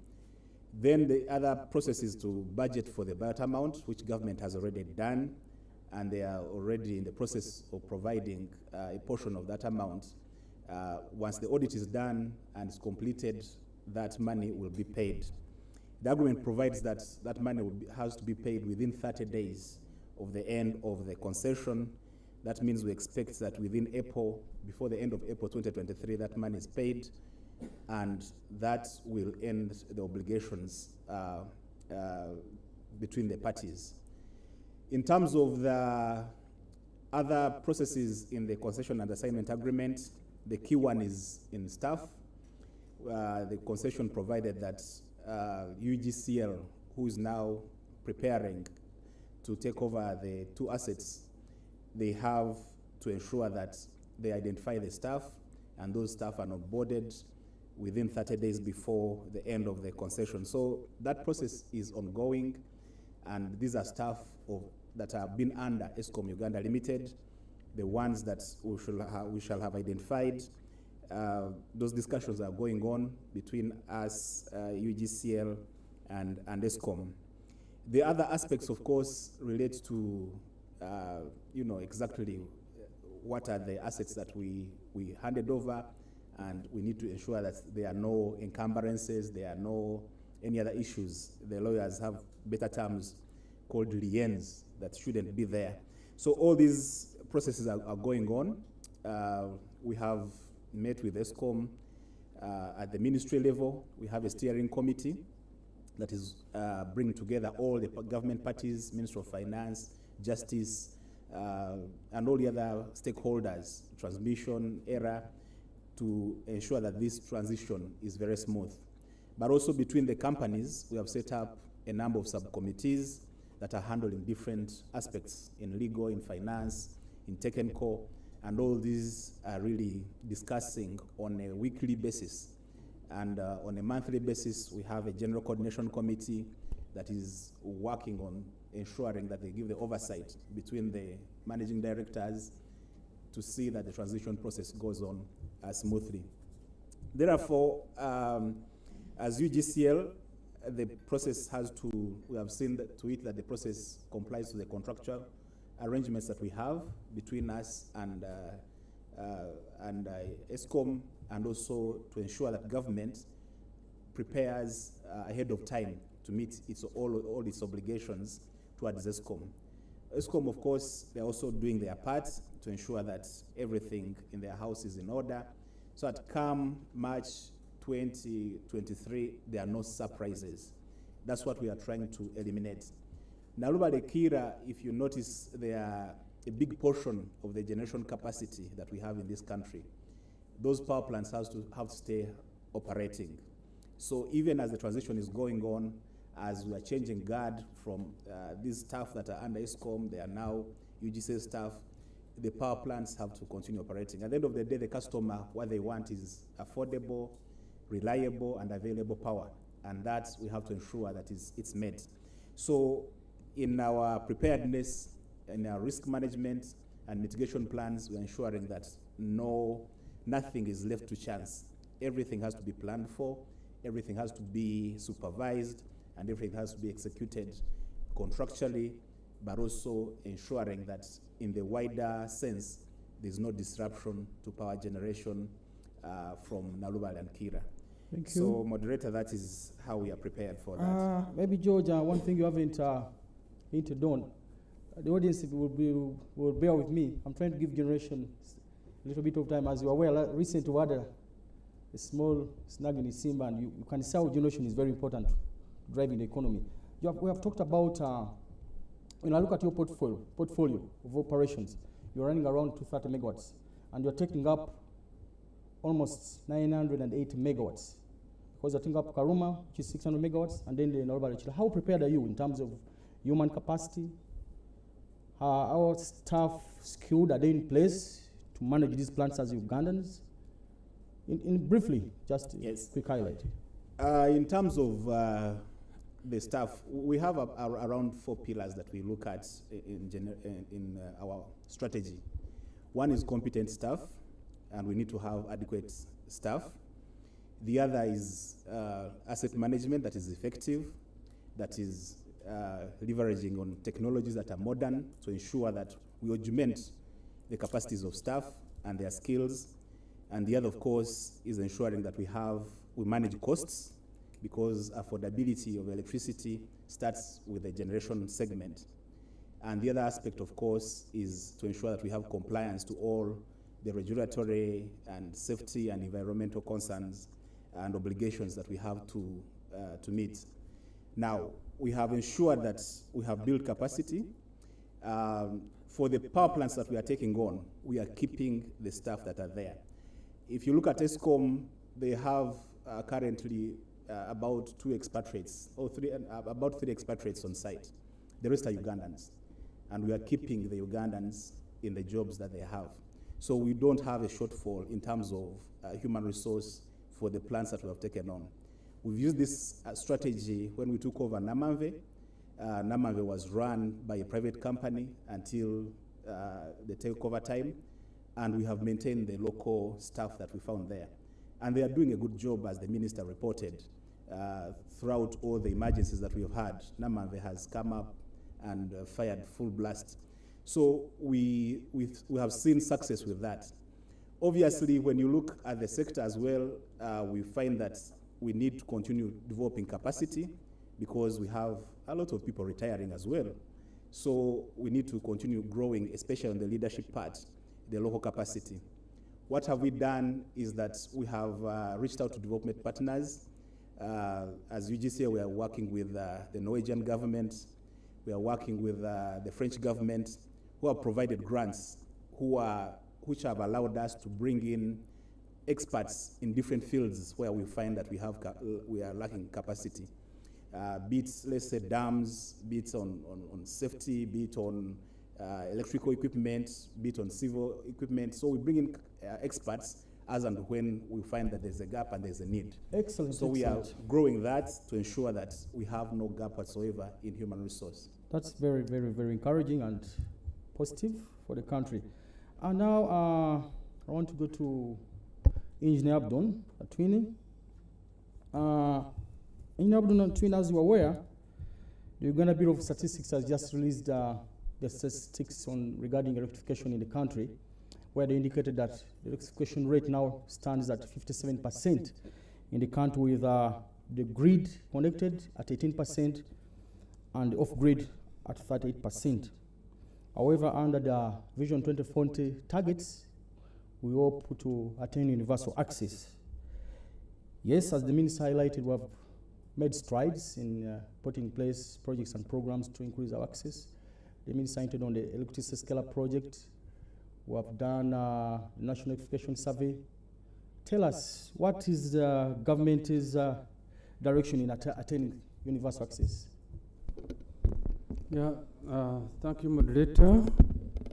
Good morning, ladies and gentlemen, those of you who are in this room and those of you who are following us virtually. I want to take you back on statistics that the Honorable Minister has given us, and specifically on the distribution, because for access to have power, people who connected on power, you must have a grid that reaches them. If you don't have, you must have an alternative. So if you look at in 2005, the distribution grid network was 6,496 kilometers. We accelerated in terms of expanding this grid, and by 2015, it was 16,532. We said, no, we have to engage another gear. We tripled that, and as we speak, we are at 59,038 kilometers. So that means that the grid has gone closer to people, and we can comfortably say that now we can hook people on this network and increase access. So where are the people now located in terms of this grid that we have put our efforts to extend, so that we have a backbone where to connect people? We have just concluded a national electrification strategy study, and we have indicated, which indicates that 51% of the population live within 0 to 1.5 kilometers of the grid. At least there is a network passing, and 34% of this population lives below 5 kilometers away from the grid. 13% live between 5 and 20 kilometers away from the grid, and 1% is beyond 20 kilometers away from the grid. So this one gives us a picture. If we are to reach universal access, how do we do that? So that one brings us, what is our target? Our target is that by 2030, we should actually have universal access. And how many homesteads do we need to connect? From 2021 to 2040 to 2030, our estimate was that given the population growth, would have 10.4 million of households to connect. And now that one brings us, what solutions do we have in place that we can connect this population, given that we know where they live in relation to the existing grid, and given that we know how the population is settled. So the approach of government is that we can't reach everybody on grid. We must employ two solutions. One is on grid connections, so you will be on a network. If you're on the national grid, if you are on a mini grid, then we count you as on grid connection. And then the other option is to have you off grid, because you'll find just one homestead which is in the middle of the farm, 20 kilometers, 15 kilometers away from the grid. Will you pull that network up there? Maybe no. Maybe the solution there is off grid. So that's why we are talking of two approaches. We should use on-grid connections, and we should use off-grid solutions so that we connect the population. And some people have a notion that when I am on grid, I don't have access. No, what is important is electrons. Do you have electrons flowing in your home? Is it reliable? Can you design the system so that it can last and do what you want to do? That is what is important. So both on grid, if you're on national grid, you are agreeing with me that once you are connected, you have access. But even if you are not on the grid, if you have an appropriate system off-grid, like a solar home system, you're on grid. You are connected, and we count you as access. And the other thing is, based on those statistics, what are the figures that now are we looking at to connect from 2021 to 2030? Densification, we identified about 3.4 million that we have to connect. We identified about 1.2 million households to connect by grid extension. We identified 234,280 consumers to be connected on solar mini grids, and we also identified that the rest of the population, for the time being, can be on solar home systems. That's 5.5 million households, bringing us to 10.4 million households between 2021 and 2030. The strategy is that after 2030, we can now start converting these people who are on standalone systems and hook them on the grid. Definitely, as we connect these people, the grid also will be expanding and going closer to these people. The other thing that we need to pick from here is that what will this cost us if we are to reach universal access as per this plan by 2030? We have estimated that this will cost about 4.68 million US dollars to achieve this plan that we have. And we are glad that already World Bank has come in motion to pick about 1 million households out of about 4.6 that we intend to connect through densification and grid extension.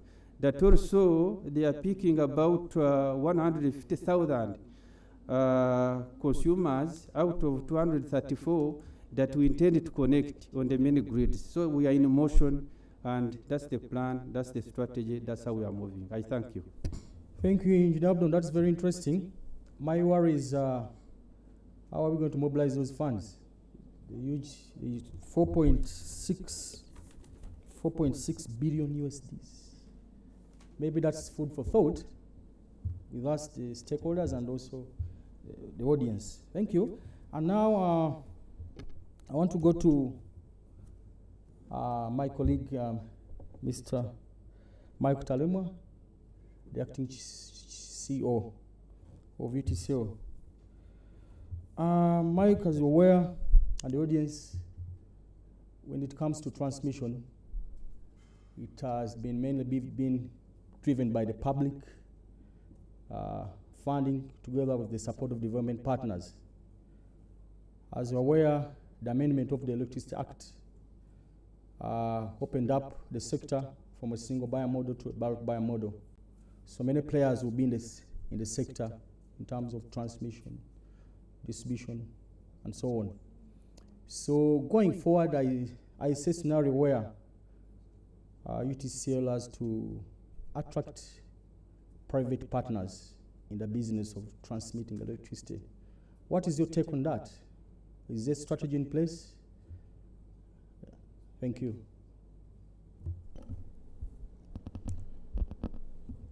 Thank you very much, moderator. Good morning, viewers, those online and those who are present with me here. Once again, Talemwa Mike is my name. The Electricity Act opened up a space to allow private investment into the electricity transmission grid. Previously, we've had this space being played by the government of Uganda and with the support of the development partners. So that model with the new amendment continues, but also provides space for private investment into the grid. From the statistics that we have, by 2001, we had 380 megawatts generated from the two plants. And that was, if I look at the first one when it came on board, so up to 2001, we had about 47 years. And thereafter, when we allowed private investment, when we allowed the government to partner with the development partners, we have had about 984 megawatts come on board. So this model that was opened up in this space is the same model that is working under the generation segment. So we'll have different models. The Electricity Regulatory Authority is coming up with a framework that is coming to augment the already existing laws like the PPP Act of 2015 and its regulations. But then this one comes in to specifically develop this and standardize the kind of document and the framework that needs to be put in place to have this particular front opened up.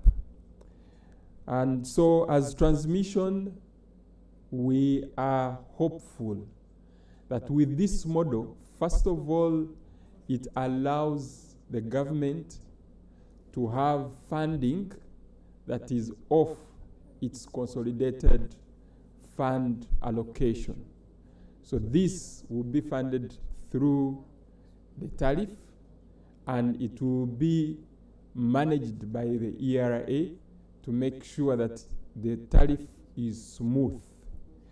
We are also looking at having financially viable projects that will stimulate demand. And as transmission, we have quite a number of projects that are lined up or that we are planning. We can interest you to look at the grid development plan of UETCL. It is being updated, but we have a copy that runs from 2018 to 2040, so that is being amended. So you can interest yourself with the projects that are there. Our interest for us to grow demand, we are trying to make sure, because from the statistics with the Electricity Regulatory Authority, 70% of the consumption is through industrial consumption. So industrial demand, so we are concentrating at opening up the industrial parks. So there will be opportunities in industrial parks. So coming up with substations in the industrial parks, also upgrading transmission lines, the ones that we've been operating at 132, where we want to put them to 220 kV, or even opening up for 400 kV projects. So we are also looking at this as an opportunity to have an upgrade on substations, to also have a refurbishment of the existing grid. So as transmission, we are ready, and we are committed to working with the private players into this space to make sure that we now have the capacity enough that would make sure we have a robust network That's not to say that at the moment we don't have a robust network. We have a network, but it is not meshed. In other words, if we lose one leg, then we may have to maneuver to have electricity supplied in other parts of the country. So we want to have that grid development plan opens up that space to have a meshed network and also improve and increase on the capacity. Thank you very much.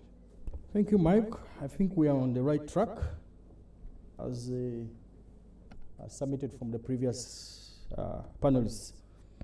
Allow me at this juncture to move to Paul. Paul is the Managing Director of Uganda Electricity Distribution Company Limited, for those of us who came in a bit late. And when the minister was giving his speech on the PS, a number of challenges were identified in the sector, mainly to say vandalism, power theft, affordability of power, power liability, power losses. Soon, UDCL will be taking over the infrastructure of Umeme. The Umeme half-year report of 2022 indicates that the distribution losses are at 17.1%. And as a sector, we have a target. We are looking at a target of reducing these losses to a single digit. As a parent who is prepared to take over his home or our home infrastructure, what strategies are in place to see that we reduce these losses? Thank you. Thank you very much, Mr. Moderator. Good morning, members, online and present. To recap, I'm Paul Mwisigwa, the Managing Director, UDCL. You are most welcome for this discussion. So the matter for discussion now is relating to distribution energy losses. If I can elaborate quickly, for us to get a clear strategy, we need to first understand, to do a diagnostic study of what this product is. Energy losses on the distribution side, it is that energy that is received from the transmission network but not consumed by the consumer at the end user. So in between, you find a situation whereby, if I can give an example, that if transmission dispatches 100 units and the final consumer consumes 83 units, the difference, which should ideally be the same figure, is the energy loss in simple terms. But this is a cost to the sector and the population at large. Now, in that element, which is not consumed by the final consumer, it is mainly caused by two issues. So within that energy loss, we have technical losses and commercial losses. Technical losses are caused by a variety of activities. Among them is the natural engineering. Any hardware that dispatches energy should have a charging moment before it dispatches. That is natural engineering. However, in the engineering world, that natural engineering, the business of electricity, is catered for, and it should be a certain level. But in addition to the natural engineering, there comes other variables that makes the issue of energy losses to happen in the technical world. The second one is the issue of distributing energy at different loads. distributing energy on long-distance networks. But at the same time, there are those externalities that happen on the network that causes energy to be lost. The challenge of vandalism. If a network is partially vandalized, it can continue dispatching energy. But that activity causes elements of bad workmanship onto the network, thus causing technical losses to a certain level. And the issue of underinvestment in the distribution subsector is also another element that causes technical losses. Now, as we stand now, the energy losses is at 17.1%. But if we are to take it up to, say, 10% and below, 9, as suggested by the regulator, it's a wonderful figure. 1 digit. Yes. What do we need to do? The fact of the matter, we need to invest on the side of technical losses. In 2019, we did a distribution diagnostic study review. And we found out to have a state of the distribution network, we need to have an annual investment that doesn't go below $150 million per annum for some good time, between 5 to 7 years. The challenge would be, what is the impact of that investment onto the end user tariff if it is generated into the distribution? Currently, there are some investment that comes into, but they are between $50 to $70 million per annum. So you can see we have a shortfall. Have we given up? The answer is no. Different concepts and models are being worked out to see how best we can finance the distribution network. The critical thing is to make connections as much as possible, such that you increase the economies of scale.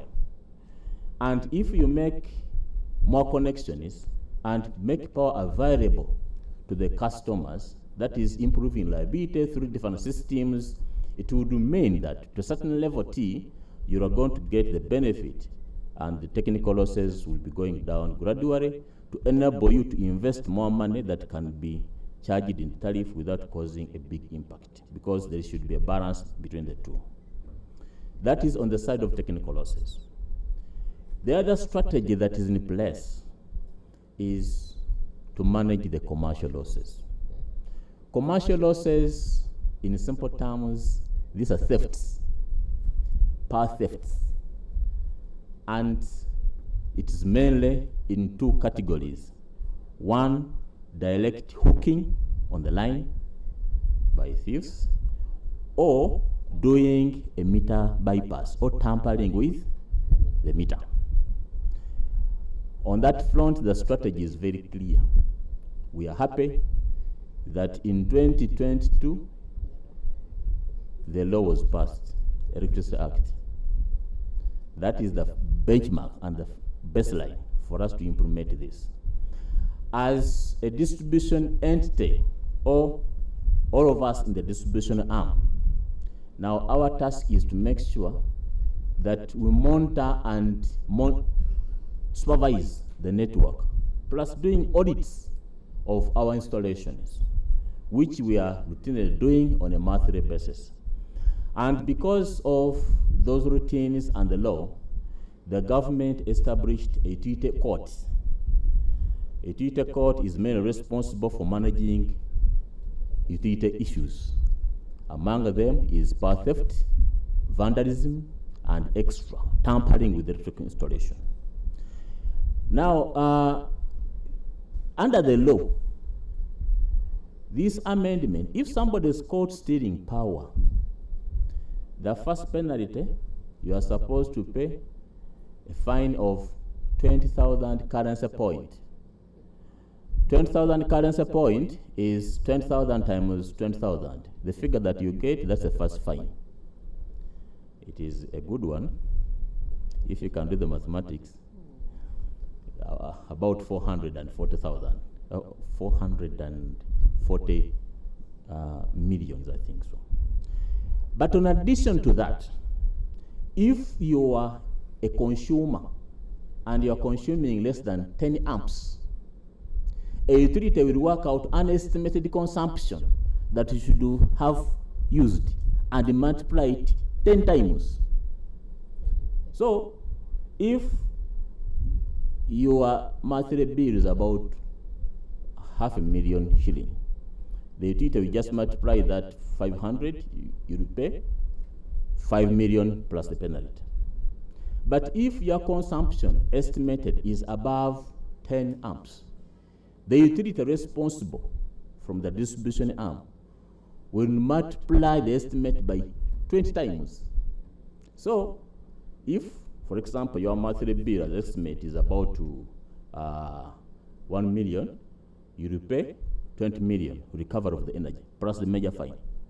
However, in the court of law, it's upon the judge or the magistrate to decide whether you not go to jail for 10 years. Therefore, with all those strategies in place, we believe that if we invest, we monitor our network, we arrest the bad people who are tampering the electrical installation, we manage the vandalism, make power available, connect as much as possible, we shall be in a position to hit the target of 9% energy loss. I submit. Thank you very much. Thank you, Paul, for that elaborate submission. I can see we are getting the light regarding how the sector is moving. At this juncture, I want to invite my colleague Blessing from Umeme. Umeme is the biggest distribution company in Uganda. When I look at the figures from Umeme posted for the half year, you have registered double-digit consumption growth in domestic, commercial, medium industry, and large industry. You have made strides in reducing losses from 18 to 17.1%. Your revenue collection is at 99.8%. And you also put in place money, almost to $240 million, to improve on reliability.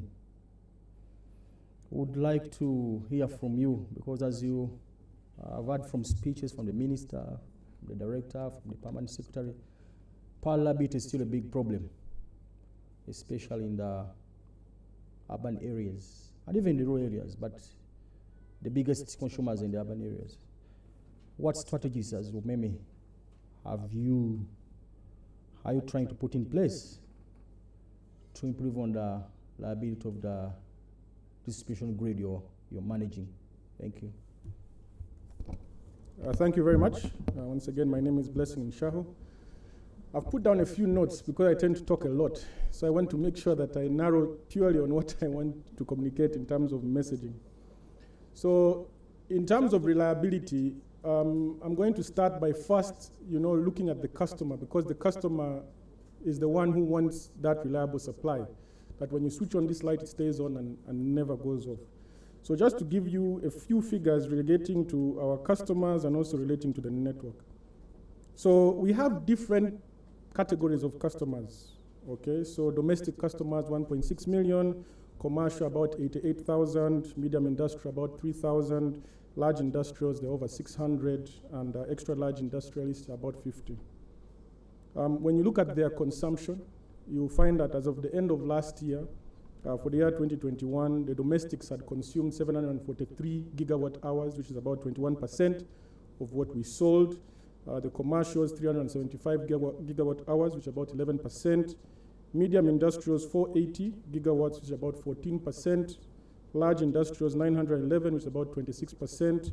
And extra large industrials, 996 gigawatt hours, which is 28%. So one of the key issues of the topic today was productive use. So if you look at that, domestic at about 21% in terms of gigawatt hours, and productive use is at 79% in terms of the actual gigawatt hours. In terms of revenue, it's a bit different because we charge different tariffs. And you'll find that we got about 506 billion shillings from the domestics, which formed 30% of our revenue stream. So effectively, 1,000 or 1.2 trillion came from productive use, which represents 70% of our collections. You will also find that in terms of some of the key statistics around our network that delivers to these customers, we have about 61 substations. We feed off 22 transmission substations into those 61 within our footprint. Our line length is over 40,000 kilometers. We have 1.7 million customers. In terms of staff, we have 2,300 full-time staff with 700 contractors. So in total, every day, we have 3,000 people delivering service to these 1.7 million customers. Over the years that we've been around, we've invested $765 million as of the end of last year, which is 2.7 trillion Uganda shillings. And that has enabled us to bring down the losses from 38% to 17%. And that has enabled us to also increase reliability to 98%. Now, in terms of reliability, ensuring that these lights remain on, we are at the tail end of the network in terms of the delivery of the service to the customer. But to ensure that we can deliver that service, we need to ensure that upstream generation and transmission are actually delivering the electrons to us to give to the customer. And so the first thing that we always think about when it comes to reliability is generation. So do we have the available generation needed to ensure that you have enough power? Because if we do not have sufficient generation, then we can't deliver the electrons to you. And this is when you see things like load shedding happening. So for instance, when Isimba went down a couple of months ago, you found that we went straight into load shedding and we started purchasing power from Kenya. And that in itself shows that if you don't have the generation capacity needed, then you're not going to be able to deliver reliable power. And therefore, it is critical to have that capacity and the diversity. And when I say diversity, I mean, for instance, if the line from Tororo to Gulu is down, then we should be able to serve Gulu from Achua Dam. So you have to also have diversity in terms of generation. In terms of transmission, availability is critical as well. You saw when the pylons were vandalized, again, we had to go into load shedding because we lost 150 megawatts of power. And normally at peak, you have over 600 megawatts being consumed, given different times of the day to about 650. Peak demand for the country at maximum is now around 800 when you look at including exports and so on. So that transmission capacity availability is important. And when I say capacity, it's different from availability. So for instance, if you look at places like Entebbe, Kabale, we don't have transmission substations there. So these are towns that are being served by distribution lines. Even if you look at a city like Gulu, we also had a distribution line running from Lira to Gulu. And it is important because, for instance, the ideal length of a 33,000 volt line should be 60 kilometers. But if you look at, say, for instance, Mbarara to Kabale, we are at over 200 kilometers because that line also has T-offs, what we call T-offs, lines that feed off from it. So it is a line that is transmitting to Kabale, but it's also feeding customers along the way.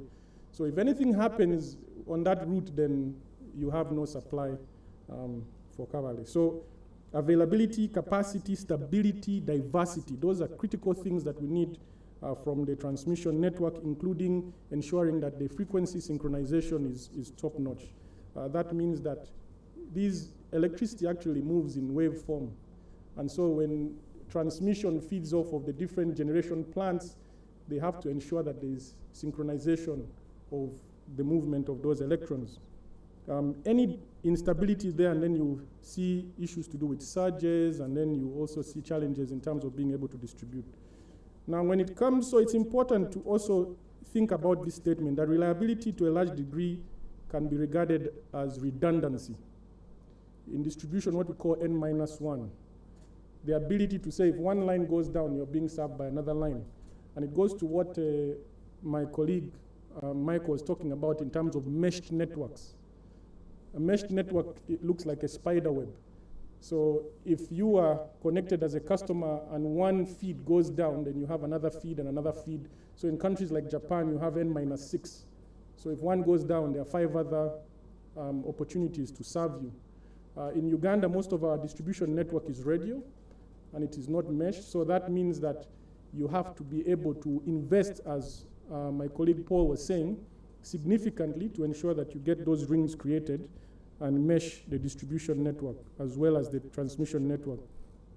Now, in terms of distribution, when you think about it, we receive power at our substations.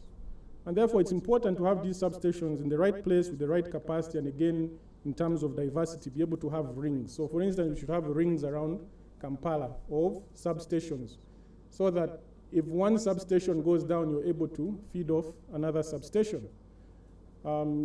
Simple example, we lost a transformer at a substation feeding the central business district of Kabale. Now, if that transformer goes down and there is no other substation in Kabale, then the central business district is not able to get power. So it is critical to then have options to be able to serve. But also from the distribution substations, we have feeders. These are lines that carry power at 11 and 33,000 volts to the transformers. And it is important that we ensure that the length of these feeders are optimal. They are not too long. As I mentioned, for instance, Mbarara Kabale, over 200 kilometers, that's too long. We're not going to be able to deliver the reliable power. The beautiful news about Kabale, obviously, and Entebbe, as I mentioned, is that transmission is building substations there. So for Entebbe, as an example, by end of this year, we should have a feed from a transmission substation in Entebbe. And by about 2024-25, we should have a transmission substation in Kabale, and therefore those two areas should be totally fine.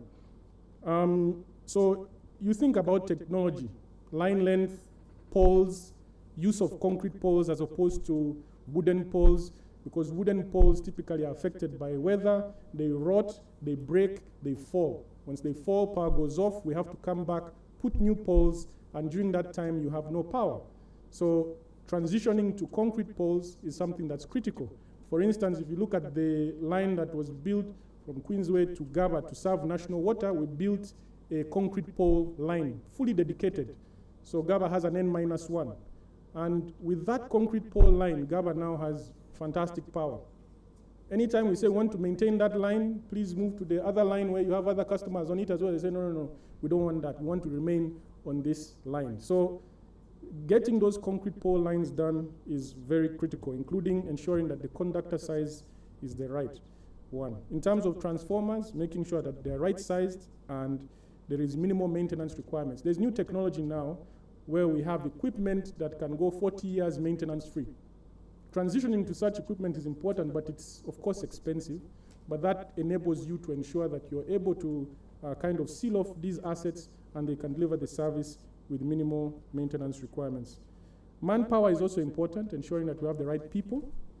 And right now we have close to 2,000 technical staff dealing with the network. And it's important to keep on growing these numbers to make sure that when anything goes down, we are ready to move. So for instance, when the transformer went down, the power transformer in Kabale, it went down at about 6:28 p.m. on Monday. By 9 a.m. the next morning, we had a team that had already traveled overnight to Kabale, and they were there working. We found that the transformer couldn't be fixed, but at the same time, we had already been shipping a spare transformer from Kampala, and it's already arrived, and they're already installing it. So very important to have the right manpower available, ready anytime to work and deliver in terms of the repairs and maintenance. Also, in terms of network automation, it's important. We have SCADA control and also outage management to make sure that we can manage all planned outages and also ensure that we can switch on and off lines as we need and create a network that is self-healing. So use of things like auto reclosures, things like that ensure that if a network goes out, it automatically tries to kick in the event that the fault has cleared. Large power users, provide them with technical guidance. That's very important. So some of the challenges that we've faced in terms of reliability, we inherited a dilapidated network which rapidly expanded amorphously based on load growth. So you'll find that we are now doing planning for industrial parks. And that's extremely critical, because when you have industrial parks, then you're able to go and provide the necessary network requirements within the park that will serve the needs of the large power users. When we came in, we found that a lot of the large power users had gone into residential areas. So you, as a large power user industrialist, are trying to get good quality clean power while competing with the domestic consumer who also wants to steal. And so he's also hooking, and then he's tripping the line, and you're not getting that clean power. So that's one thing that we see as a challenge, but that's being addressed by the government, which is fantastic. Kamufus, people who illegally tamper with the network, as mentioned by my colleague Paul. Vegetation, you find, for instance, the line, and I'll go back to the line between Mbarara and Kavale. It goes through forests, and the clearance is not that much. So when there is a storm, like now it's rainy season, you find the trees will break, fall on the line, and the line is off. So we have to see how we can get better on that. Long distance lines, I've spoken about that. I'll not go into there. I've talked about the industrialists setting up in locations that are residential, giving them reliability challenges. But Paul has also talked about power theft and vandalism.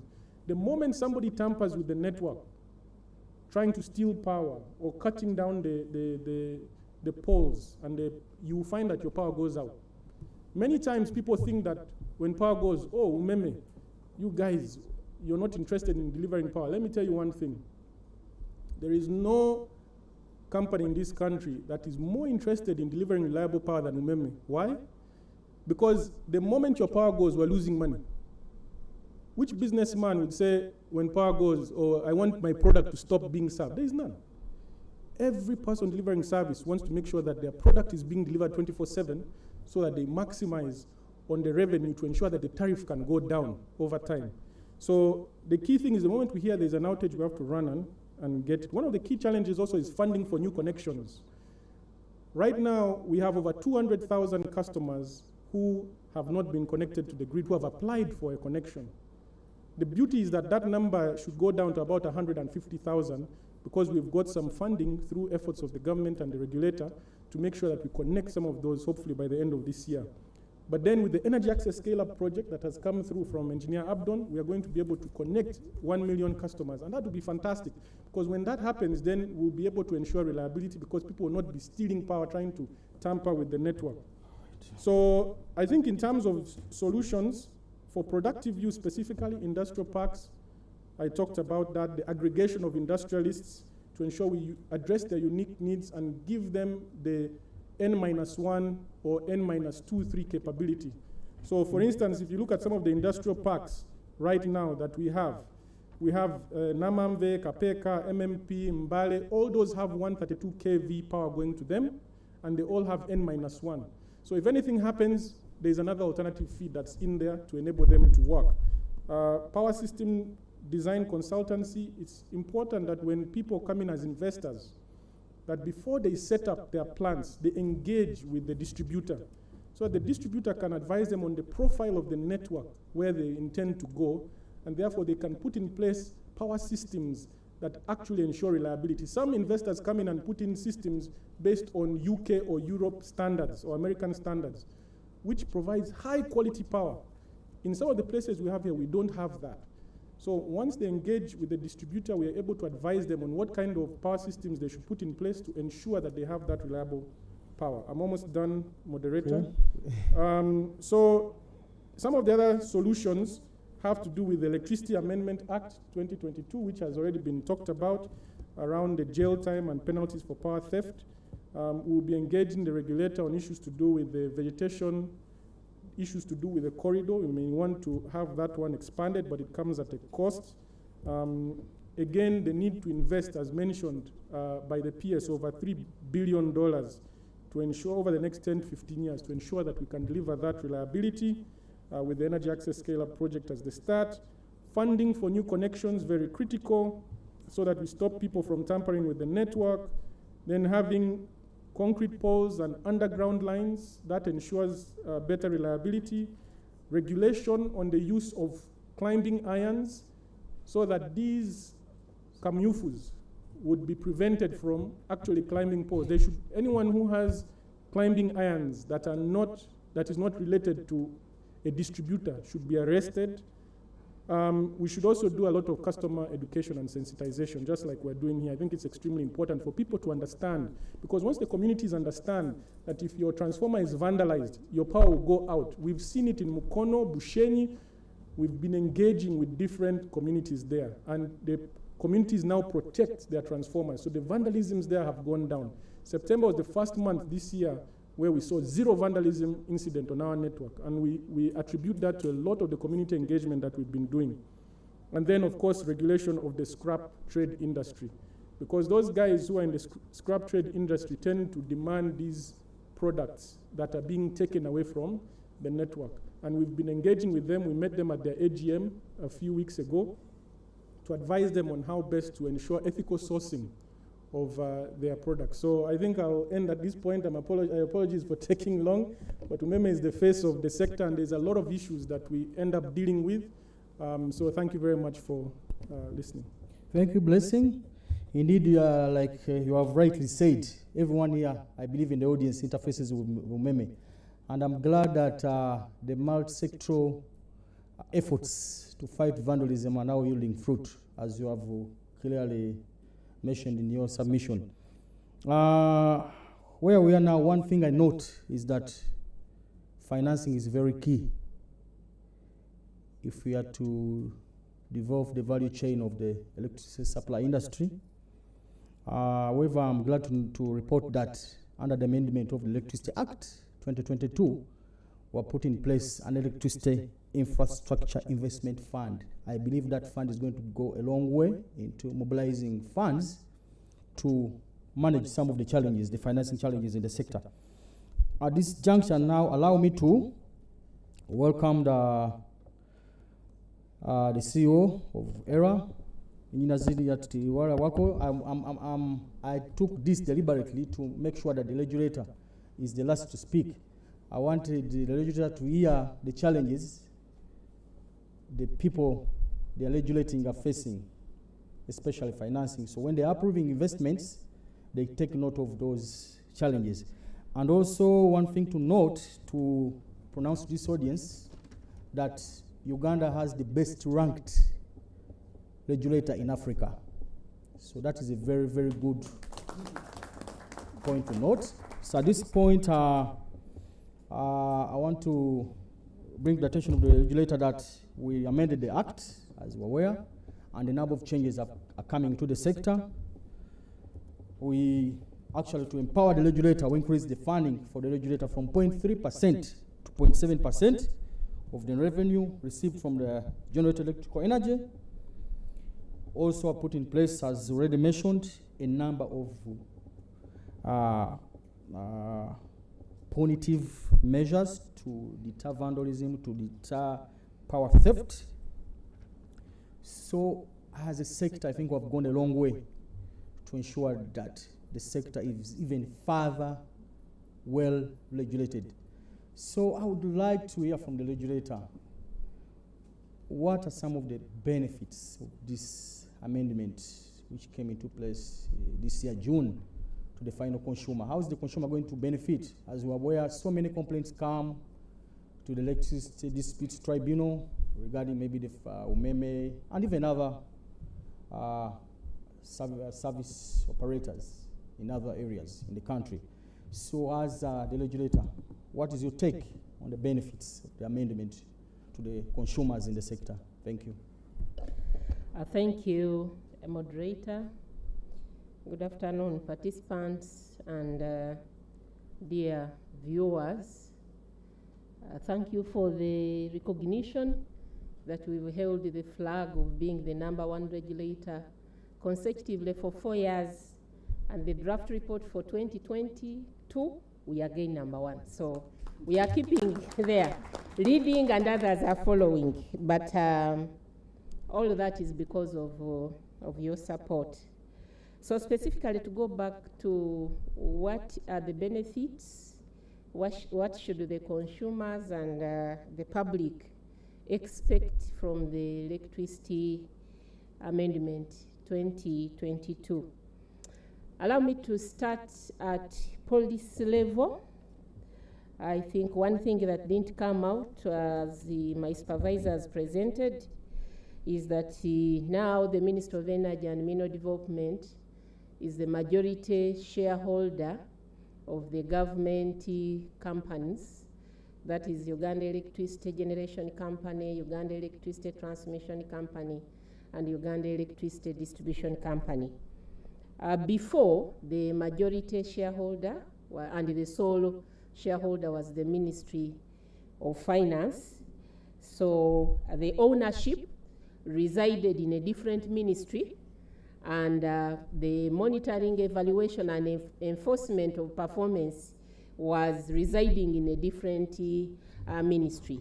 But with this amendment, it means that the Minister of Energy and Mineral Development can, at a short notice, summon any board of these utilities to check performance, to give directives, to ensure that the consumer who pays their check is able to obtain value for money in a timely manner. So for me, I think at policy level, this is a big takeaway for the consumers.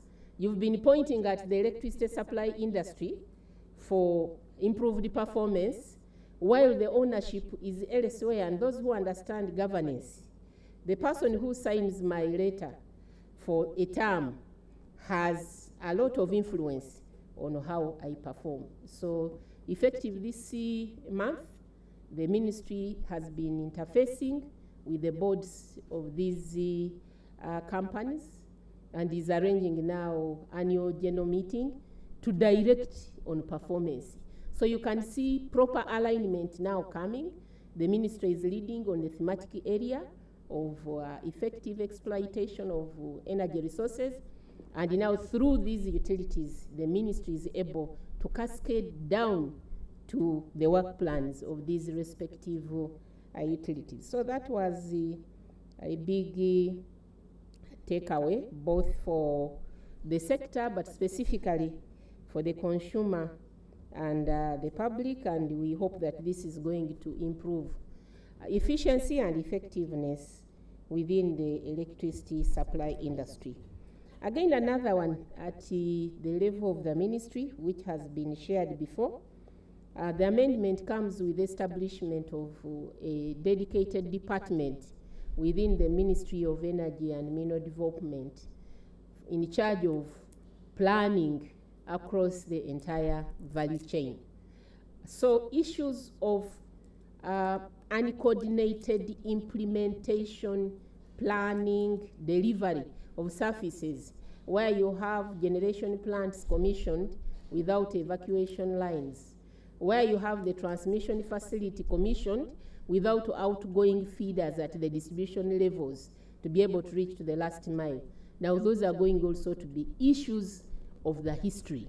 Now this department, which is fully fledged and in charge of planning across the entire value chain, supported by the other sector players, will also now be effective in because it has also been provided for with the Electricity Infrastructure Fund. Now this fund, government on an annual basis will be providing resources in this fund because we operate a live network. It is very important that post the concessions, the responsiveness, the rapid response is maintained.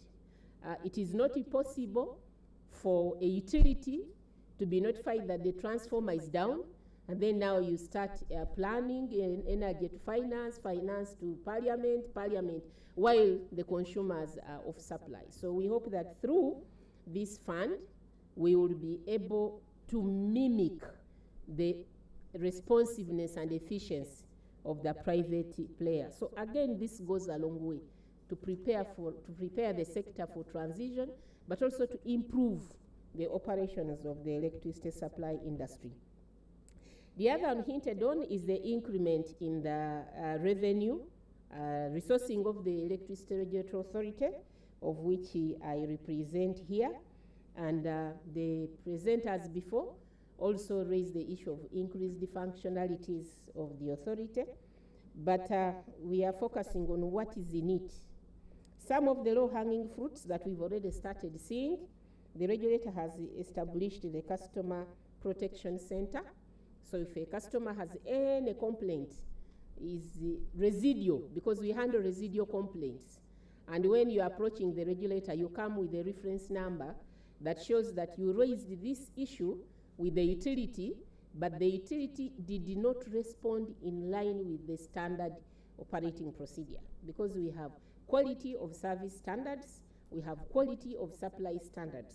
And these standards, yes, we have tried to sensitize the public about them. They remain available on the website, but we shall continue to sensitize the public to ensure that the public are part of our M&E, monitoring and evaluation, because we believe that you must know the service level that you are supposed to receive to be able to raise these complaints. So again, we have now already a customer protection center that is now equipped with resources. We have also established an installation permits committee coordination center. Now, this center, for those who are not familiar with the terminologies, when you want to implement electrical installation within your premises, industry, commercial facility, you are supposed to utilize a power couple. We baptized these people power couple. A power couple is a qualified person and who has gained practical experience and as well tested and authorized by the authority to be able to handle electrical installations at a certain level. We have those who can handle only households up to domestic household up to 5 bedrooms. We have those who are authorized to handle both domestic and 3-phase industrial wiring.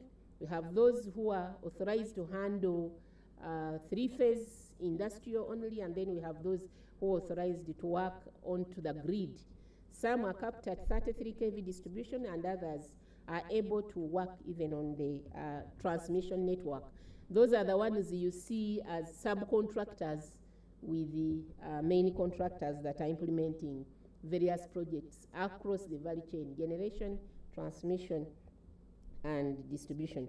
So this coordination center, this installation permits committee coordination center, for those who remember the radio room during the time of UEB, it is like the radio room of the sector, because these are the front-end technicians and engineers who are in charge of installation and who are in charge of ensuring safety of supply. Then the other one is the improved enforcement in the performances of the activities of the utilities. Before that, we have been going through directives and regulations here and there, but when these are not supported by the primary law, when you are challenged in court, it is very difficult to win such a case.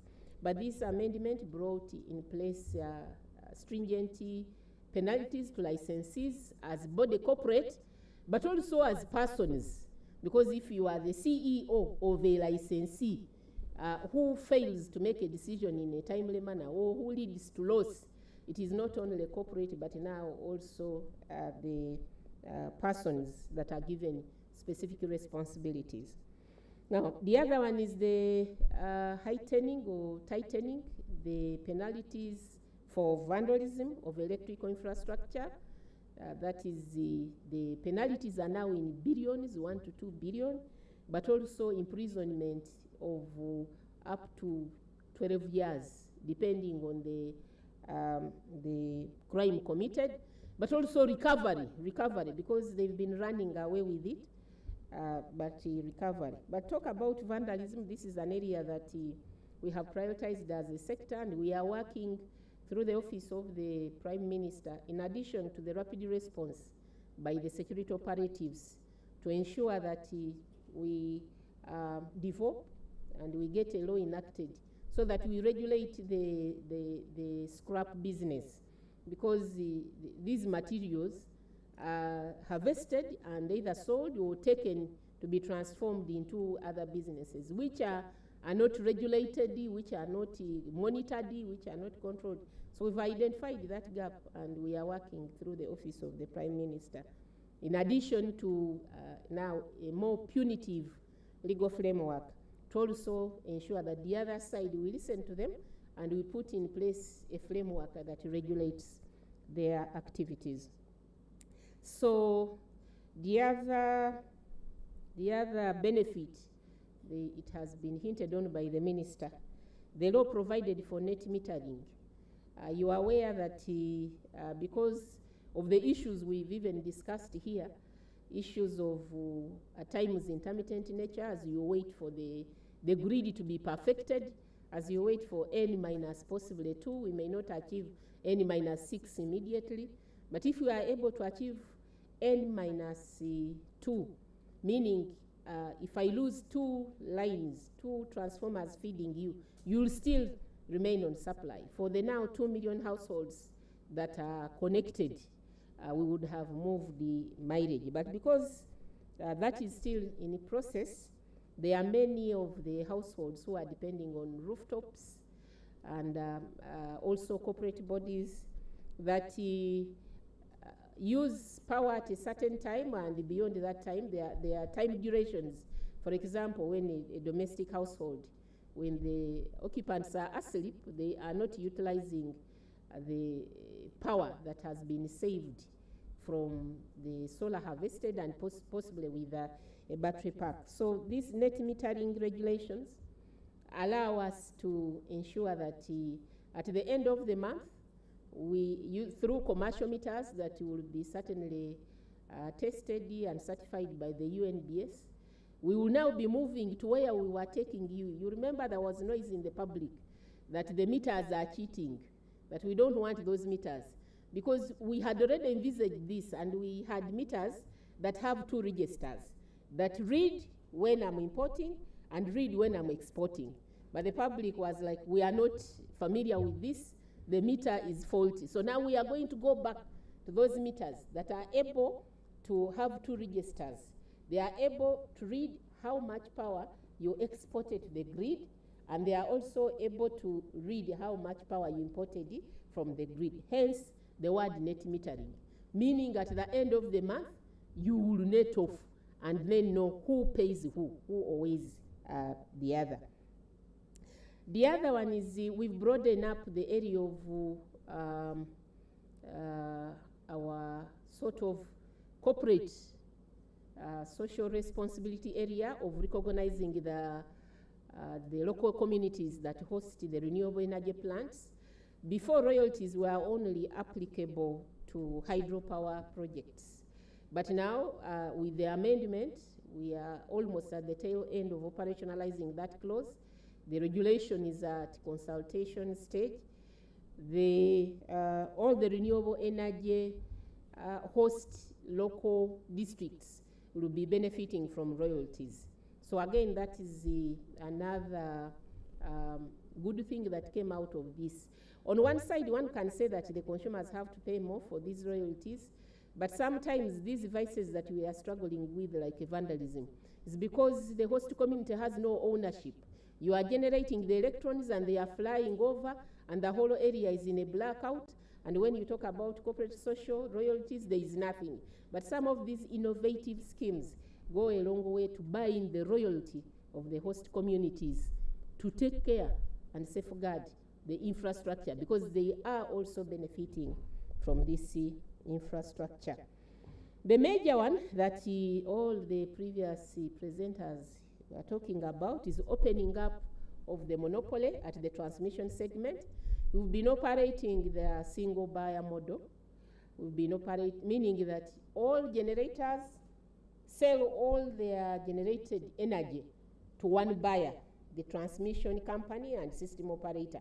Hence, single buyer. There is only one person who can buy all the energy that is generated within the electricity supply industry in Uganda. And then this single buyer sells downstream to all the distributors.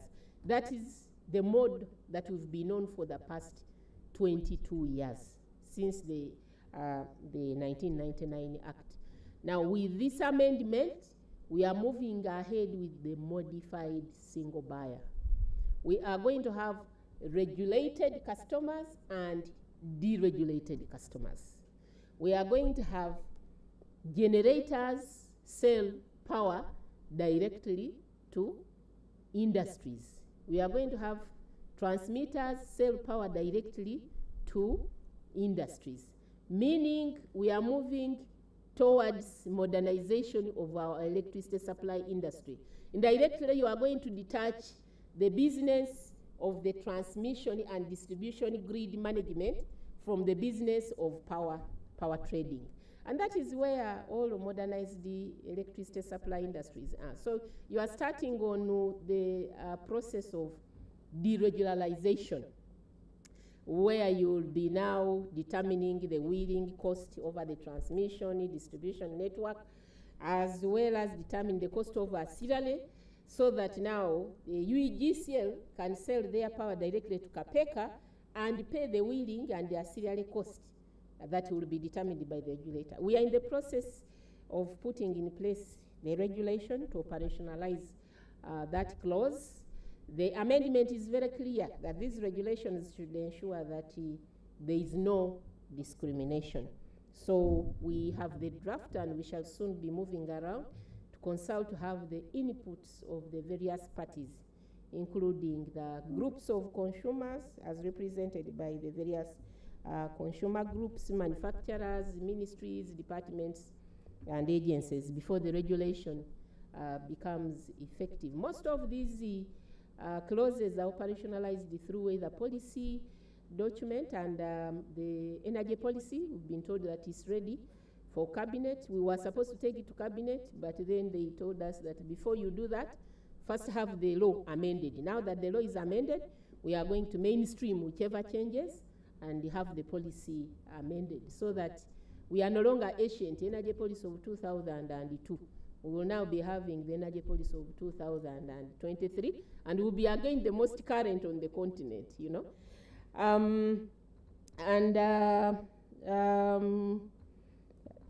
Again, in that modified single buyer is coming handy with the ongoing rationalization processes. When the moderator was inviting me, he talked about issues to do with the challenges of funding the various segments within the electricity supply industry. Again, the government is being very strategic as we move on with this second phase reform.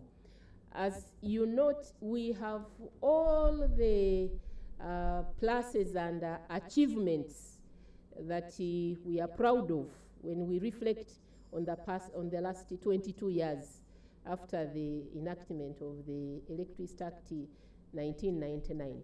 One area where each of you has always been questioning, why has it happened at that cost? Couldn't the cost, have been, made better to be able to bring on issues of affordability? So you've been querying the cost at which we have made the various achievements. We all acknowledge and accept, and we've shared numbers here, which show clearly that we have made strides, we have made achievements. We are a benchmark of a successful unbundling. But the question has been, couldn't we have achieved it at a more affordable cost? And this is the area that government is poking in, because the concessions that we've been having, they've been giving the first opportunity, exclusive right to invest in the concession to the private player. And because a private player cannot tap into public financing, private players use commercial financing. And commercial financing comes at a higher cost of funding than public financing.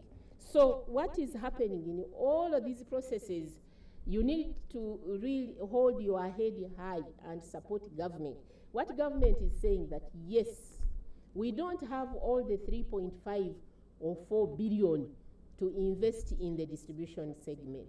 But when we can afford, either through increased tax base or through support with the concessional, funding, for example, from World Bank, we should open up so that there is a window for government to come in.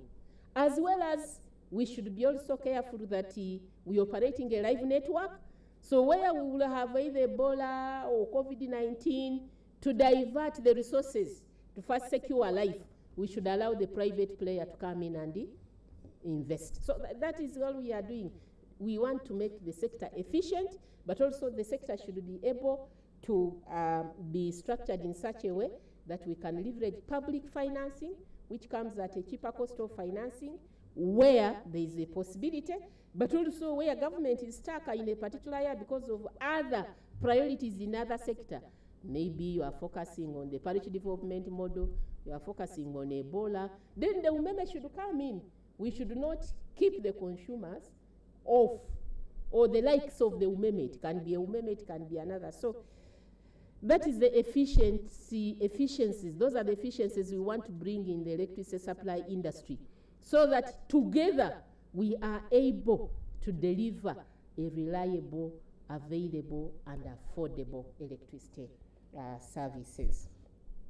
So I thought that I'm almost there. I just felt that I needed to emphasize that area, because many times there are comments, you are reversing, you are going back, you are creating, you are creating a lack of transparency, and that one also has been emphasized.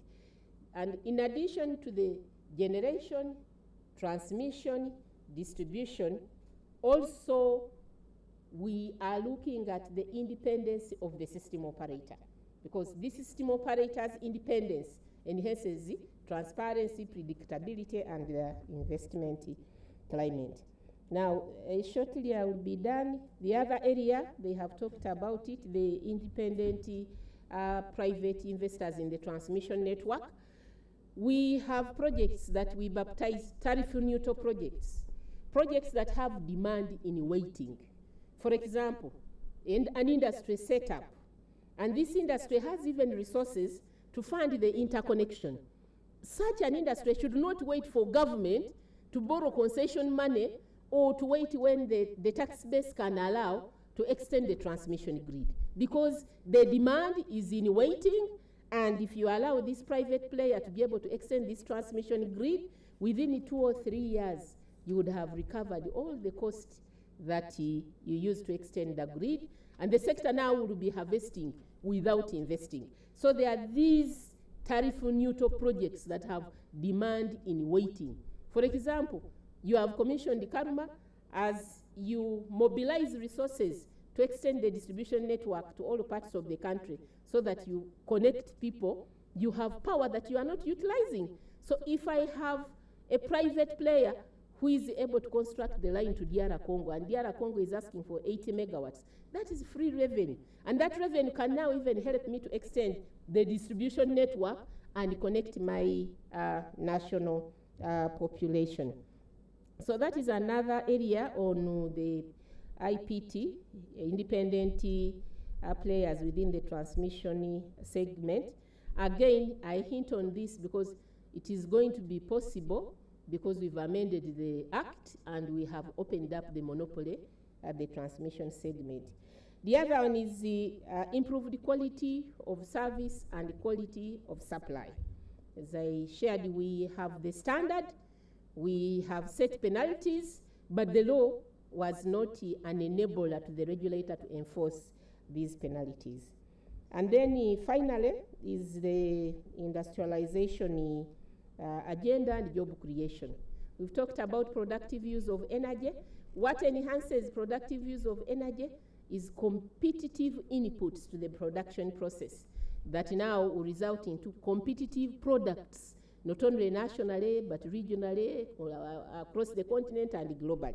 So these innovations of making sure that the tariffs become more affordable and competitive across the value chain, again, are going to go a long way in ensuring that we speak to the industrialization, job creation, socio-economic transformation, improved welfare of society.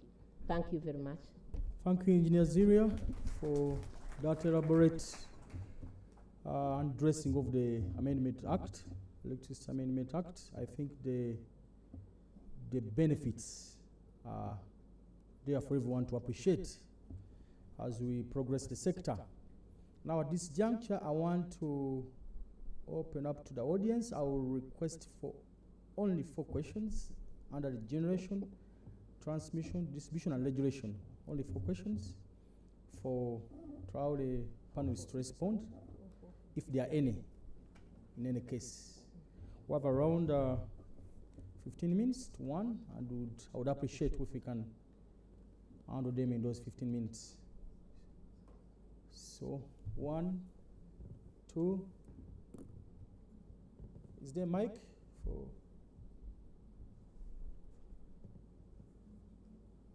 Number 1 is right behind there. Right here. Please indicate the category. Is it a generation, transmission, or your name, the organization you come from, and question. Thank you, the moderator. I'm called Akelo Joy from National Transmission Corporation. My question goes to Engineer Blessing from Umeme. As you said, the challenges that you face. First of all, I would love to thank you so much for connecting us the best line. Right now, we don't suffer a lot in Gaba. I appreciate Umeme. My question, I have tried several times. I'm an engineer. Normally, I bask in the field. And as you mentioned that you send your team for auditing and check on the monitoring the lines in several communities or areas. I know normally you bask on areas. But these issues, I have raised it several times. Whenever we meet new IPE meeting, I do raise to Umeme. That community that normally this incidents happen, it happened to be my community normally where I go in regular monitoring what's happening. When I raised the first, it was 2019, it was in Hotel Africana, where the lady had washed the clothes where they stay and they connected illegal. So when she was hanging the clothes, the electricity hit her and the woman died. At the very point, the daughter came to rescue the mother. The daughter also died. That issue was reported at all the Kampala police and I raised to Umeme. They tried to come, but they found it was illegal and your team, technical team came, but still they bought them, they paid them something little, and they went ahead. It was 2021, during lockdown. That very point, again, another lady was washing because they don't rent, it was government residence, so normally they fear to approach that area that is for big people. Yet their lease was expired and there's somebody who bought there. But Umeme, normally they go there, your technical team, and immediately, we can talk right now, within next month, they will do something, but by January, again, the illegal connection will come back. 2021, 2 people died still that very point of legal connection. Thank you, Madam As we Wagaba. are talking, it happened again this year. Yesterday, I couldn't get you, but today I've got you. Kindly, I don't know, the COO, whether you motivate your technician or no, because they are doing a lot of legal connection in that community. Thank you, Madam Wagaba. The point is noted. Thank you so much. Thank you. Over here, the second person was around there. My name is Emmanuel Bingo from Makerere, and my question is about regulation. in the current regulation, am I allowed to create a microgrid? For example, if I find an off-grid community with about 10 to 20 customers, can I create my own grid and then connect them? Thank you, Mr. Mingo. Any more questions? There is one here. Our third question.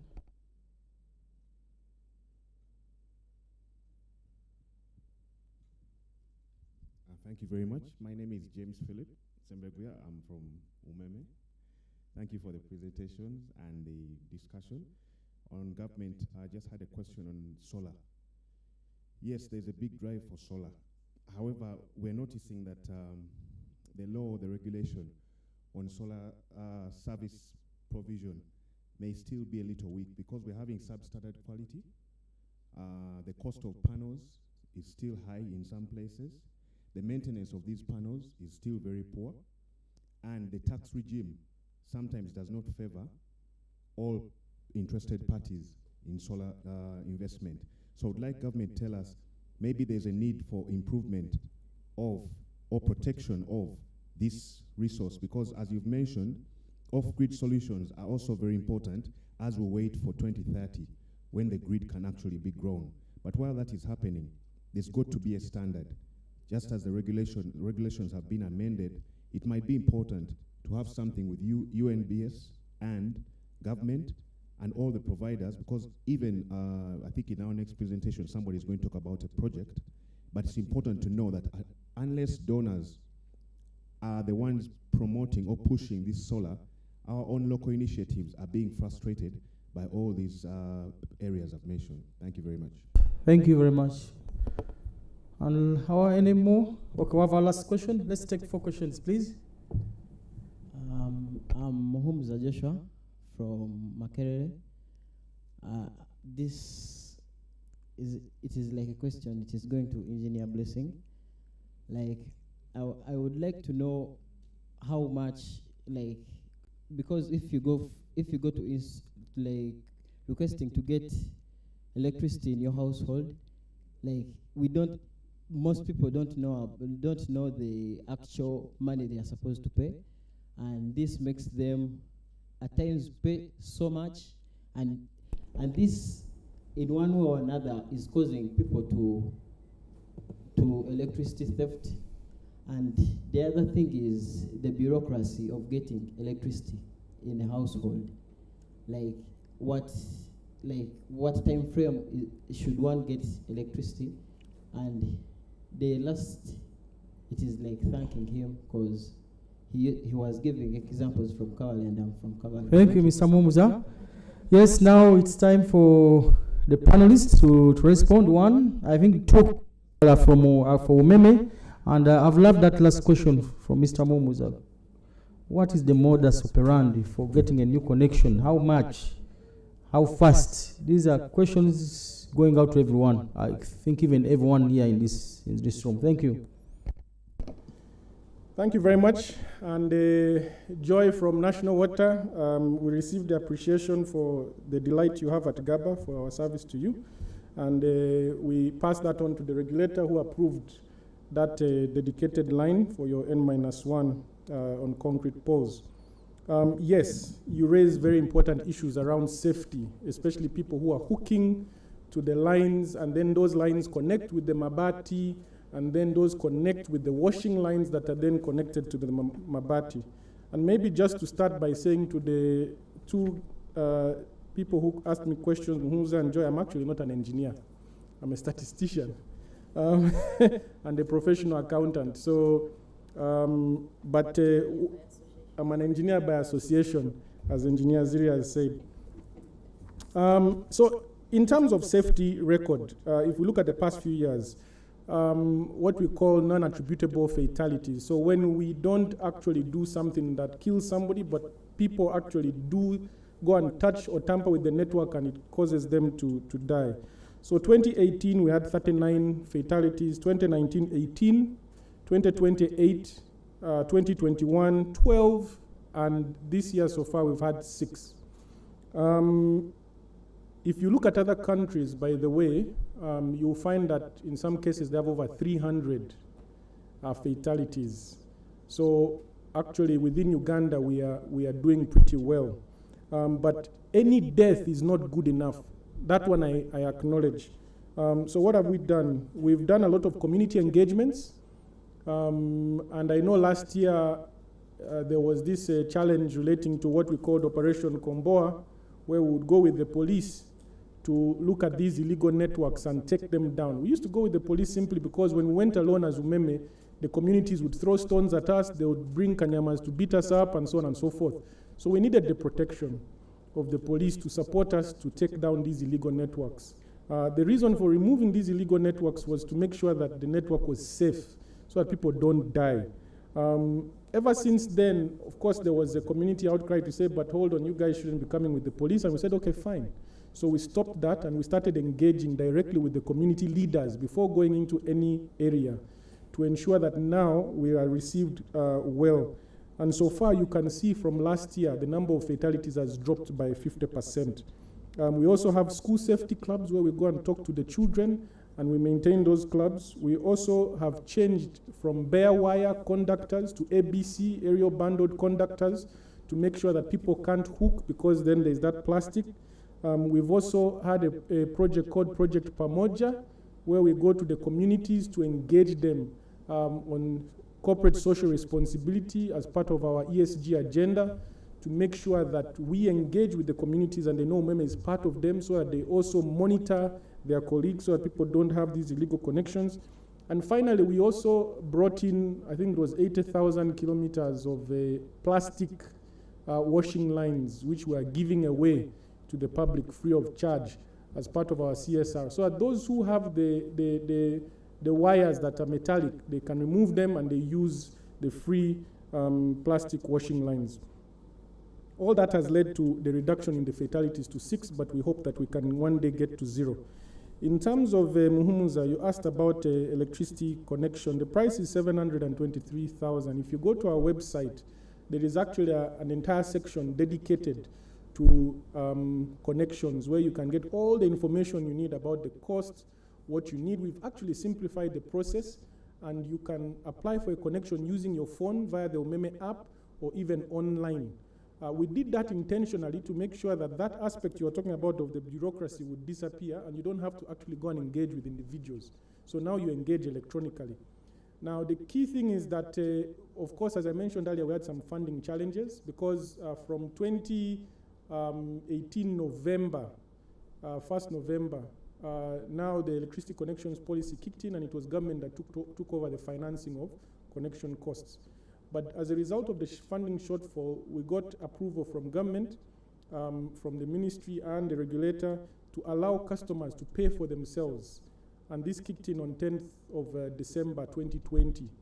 So now people are paying for themselves. So for those who want to wait for government funding, you can wait. For those who don't want to wait, you can pay for yourself. And over the last couple of years, we've been receiving an average of 5,000 to 6,000 applications per month, and the connection average days have been between 3 and 5, depending on whether your house has been wired and is ready for connection, as long as you're paying for yourself. There are other funding opportunities that are coming up that we've engaged with the regulator on, and we should soon see those funding opportunities kick in, including the Energy Access Scale-Up project, and we expect now that will enable a faster connection timeline, and customers should be happy. Thank you very much. Thank you, Blessing. Hope my colleagues are satisfied in the audience. Now I move on to the legislator regarding Mr. Mwingo's question, creation of a mini grid of 20 customers. What are the requirements? What are the do's and the do not do's? Thank you, moderator. But before I respond to that, I would like to alert Joy that when you are dissatisfied with Umeme's response, we now have the Consumer/Customer Protection Center. Please raise us, because it seems what you are raising is a subsisting hazard on the network. And it has been there over a period and has been claiming lives at the same point, because that is what makes her complaint critical. And we will take it up with you and enforce Umeme to make good, because the way you presented it is like it is a subsisting hazard. Electricity is a very, very good servant, but a very, very bad master. And on the, again... mini grid. Yes, on the mini grid. A microgrid of 20 to 30, 10 to 30 households. Customers. Whether for own use, so long as it's not a rooftop for your own use, but it is beyond you. The law requires that you apply for a license exemption, because one, we have to protect those other non-suspecting customers. We have to know what has it costed you to bring that microgrid in existence. We have to know whether you've taken care of the other requirements of the law, which is legally established. You've already injected finances, how much, and which revenue should you be allowed to recover. Have you also taken care of the environmental aspect, because you are coexisting with fauna and flora. So, and then the standards of delivery of your services, so that you don't lead to fires. People's property and life are not at danger. So because of that, you apply for a license exemption, and we will process a license exemption once you've submitted all the relevant information within a period of 3 and the worst 6 months. Thank you. Let me clarify to this gentleman. For a no-PO, the fee that you are required to pay to be connected at cost recovery is 723,000 shillings. That is if you are paying at cost recovery fee for a no-PO connection, meaning the PO is already there, they need a solido, they need an interface on the PO, they need the meter on the PO, and then an interface in the house, and the protection, fusing, you have already done your wiring inside. That is the cost recovery cost. Now, if you are going to wait for the government program, where government pays for all of that, you'll pay 20,000 for inspection. After your premise has been wired properly, you will apply to the nearest utility provider who is going to provide you with the utility, and pay 20,000 for inspection. We call it inspection, and they refer to those people as surveyors, but these are technicians who come and check and test your installation to confirm that it is safe for you to be connected to the grid, and that when the power is connected, it will not be harmful to you and the occupant of the property. I just felt that I should have clarified to him. Thank you, CEO Era, that is very important. And lastly, this goes to Minister of Energy and Mineral Development regarding the solar service provision, quality, maintenance, tax. What is being done in the sector to ensure that they are quality products, they are affordable? Yeah, thank you, moderator. On protection of solar consumers, we have worked with UNBS, who is mandated to develop standards, and we have a number of standards in this in supplying equipment to harness this solar resource, and it's now a matter of enforcing these standards, and we continue to urge UNBS to do so. And in doing so, they have even tasked the public also to help in case you need and you are not comfortable with the product. It can be tested, and you are really guaranteed that it serves the purpose or not. And one of them is Creek, which is based in Makerere, and many others. But also we are looking at an innovation where we can have good technicians to install these gadgets, but not only installing, because if somebody is very conversant with this technology, we'll advise the consumers on the quality and standard, and we are innovating so that the regulator can actually come into this space whereby these technicians can also be added on the technicians that are approved and monitored to do such installations. Regulator, you can pick it from there. And I think those are the few things that we are undertaking so that the consumer of solar products is protected. Thank you. Thank you, Engineer Abdon. And members in the audience, feel free to interact, engage with the panels after this session.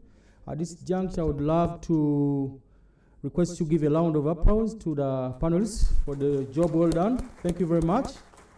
And also to the audience, who have been a very good audience, very attentive. Thank you very much. Thank you, panelists. We close this session.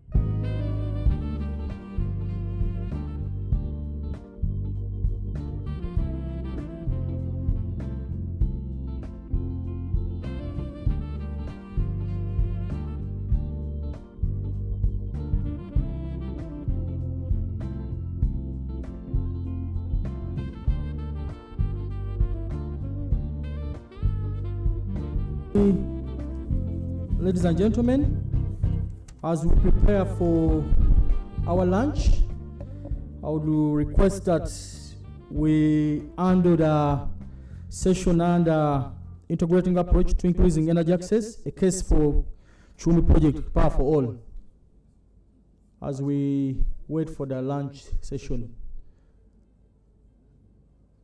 Thank you. You're welcome.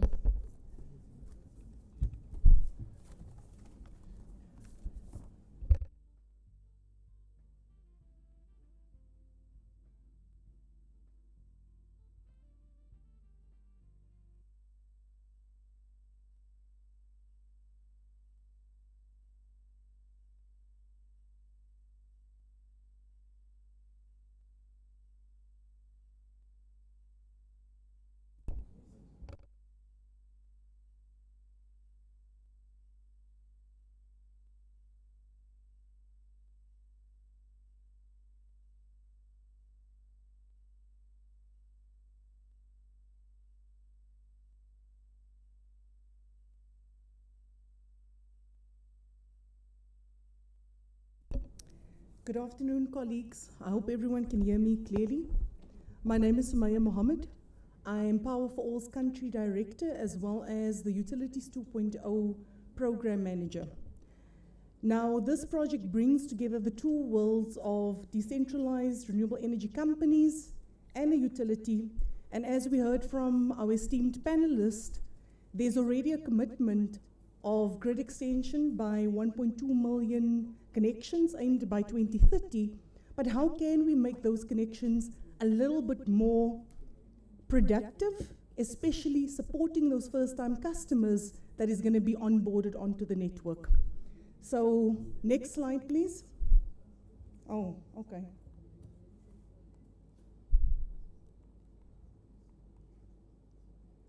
So, I'm going to do a short presentation. I've already introduced myself. You're going to listen to a little video. Okay, up. And then I'm going to give you an overview of what we've done with this program, who are the partners, what are some of the results that we're seeing, and then we can take some questions. So I'll keep it very brief, and let's see if I can get this to play. Nope.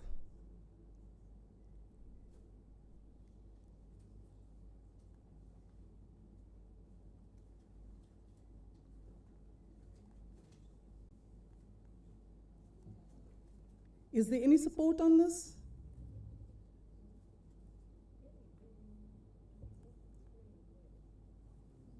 Okay.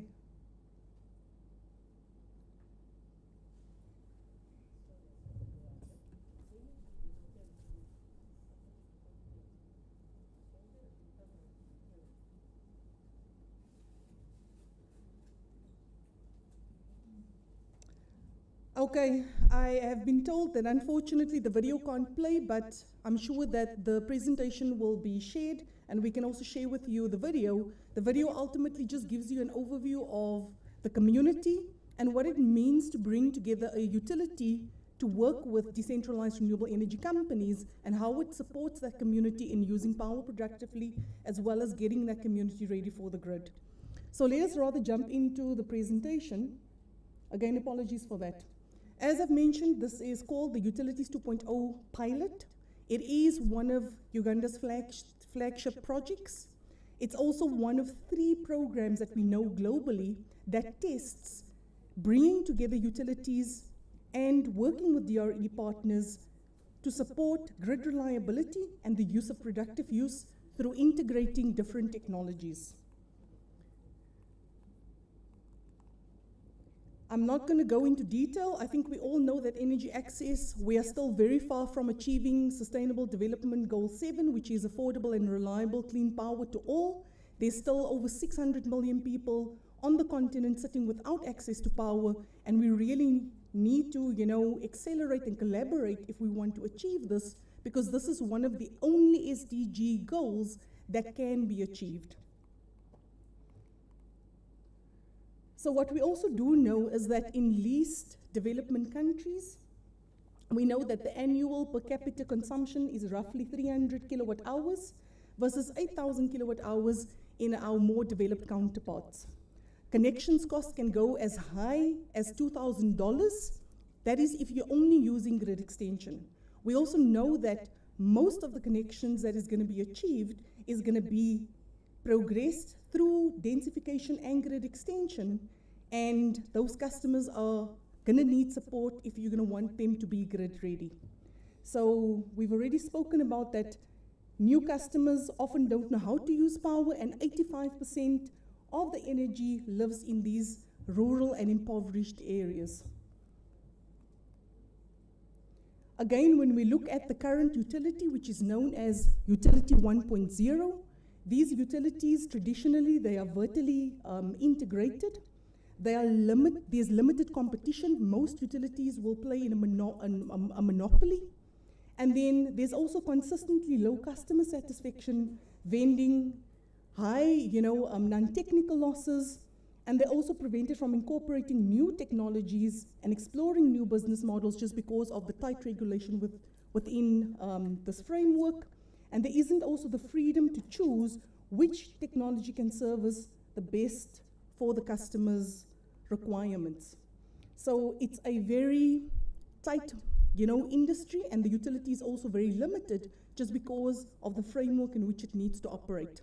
At the same time, we also know that there's only 2 profitable utilities on the continent. And what does that mean? It means that the amount that customers are paying is not covering the total cost to deliver that service.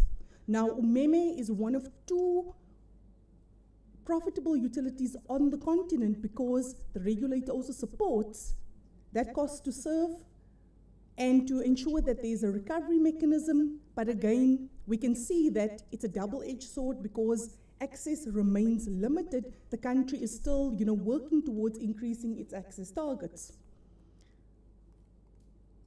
So again, grid extension and densification, it works great if you are in a concentrated area. It works good if you have a dense population and it operates within a short distance. Great application.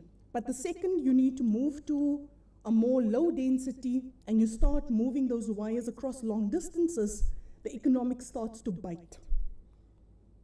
So what can we do?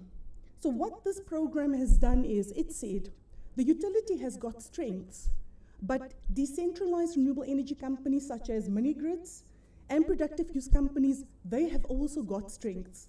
How can they leverage one another's strengths and really, build that customer so we can coin it as early grid development and get that customer grid ready, and let's see if this can accelerate and be, a least cost approach. So if we just look at the strengths of DREs, they are agile, so we know that they can quickly adopt new technology, they can review their business model and adapt it a lot more quickly. They are more customer-centric. What does that mean? What we've seen is that the mini-grids understand that it's not just about connecting someone and selling them power. They've got to understand, how do I sell a service to that customer? How am I going to enable that customer to get a connection and start using that power productively so that it can improve that customer's livelihood and in turn, move that customer up that economic value chain. So there's a very different approach in interacting with a customer and engaging a customer. And then again, exploring innovation remains at the core front line of these DRE companies. Now, if we look at the weaknesses, they still haven't scaled. We are speaking about, mini-grids is going to play a significant role in, connecting the future customer, but scale is a question that the mini-grids are yet to achieve and yet to, address from a commercialization perspective. When we look at the strengths of a utility has scale. Umeme services over, I think, 1.7 million customers right now, and that number continues to grow. The DREs has got less than, I would say, 5,000 customers, even across, all of the mini-grids. So there's an opportunity to leverage one another's strengths and open up, one customer base to the other. And that is how you leverage one another's strengths. In terms of technology innovation, the utility is slow. How do I say that? And I'll explain that in the pilot that we've executed. Umeme has participated in one of the first domestic smart metering projects under the U2.0 pilot, and already we're seeing there's a misnomer of costs, or it's high cost. It's not high cost. You add a smart meter, the existing meter is smart, the cost was merely increased by 5% per customer. And when we looked at losses, the losses on the distribution network was 7% compared to the current overall network that is sitting at 17%. So that is a clear example of the DREs showing the utility that there is innovation that is low cost, reliable, and that can be adopted for a market application.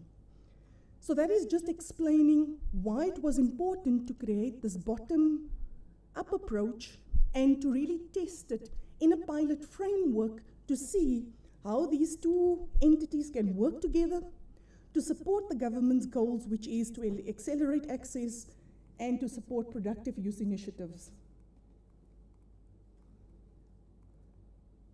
Okay, so the goals of Utilities 2.0 is we want to get faster connections. It's focused within primarily your peri-urban areas. We want to drive demand and ensure that the customer benefits from productive use initiatives, and ultimately improve the overall energy system's performance. So how can we utilize smart technologies so that we can curb those losses that we all really want to, bring down?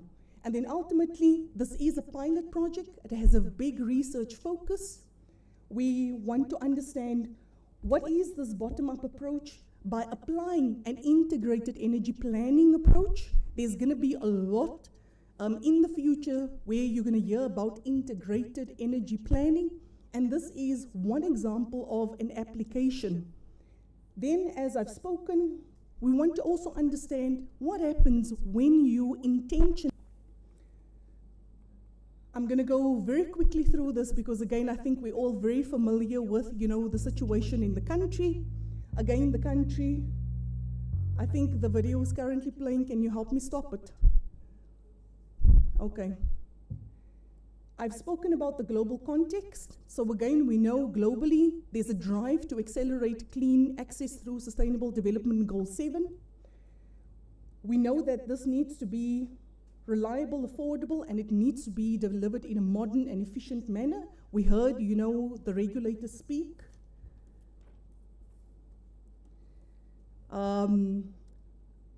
We've heard the regulators speak of, moving the market to a more modern system so that, we can enable multiple, system operators onto the network.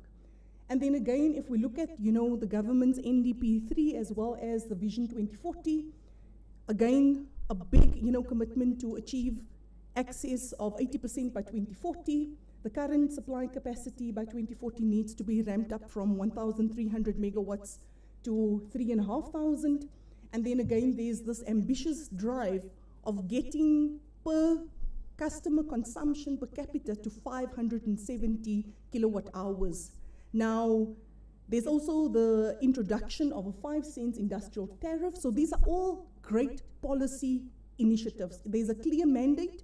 We want people to use power for productive purpose. Excellent.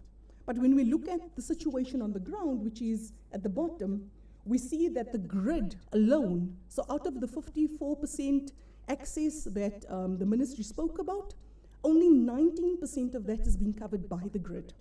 So the grid is moving a little bit too slowly, and there's an opportunity to also just help to make, that economics for grid extension a little bit more sustainable. And then, as we know right now, there's still roughly 8.7 million households sitting without access. So there's a lot that needs to be done in a nutshell. So it's at this point that I'll ask the technical team to play the video.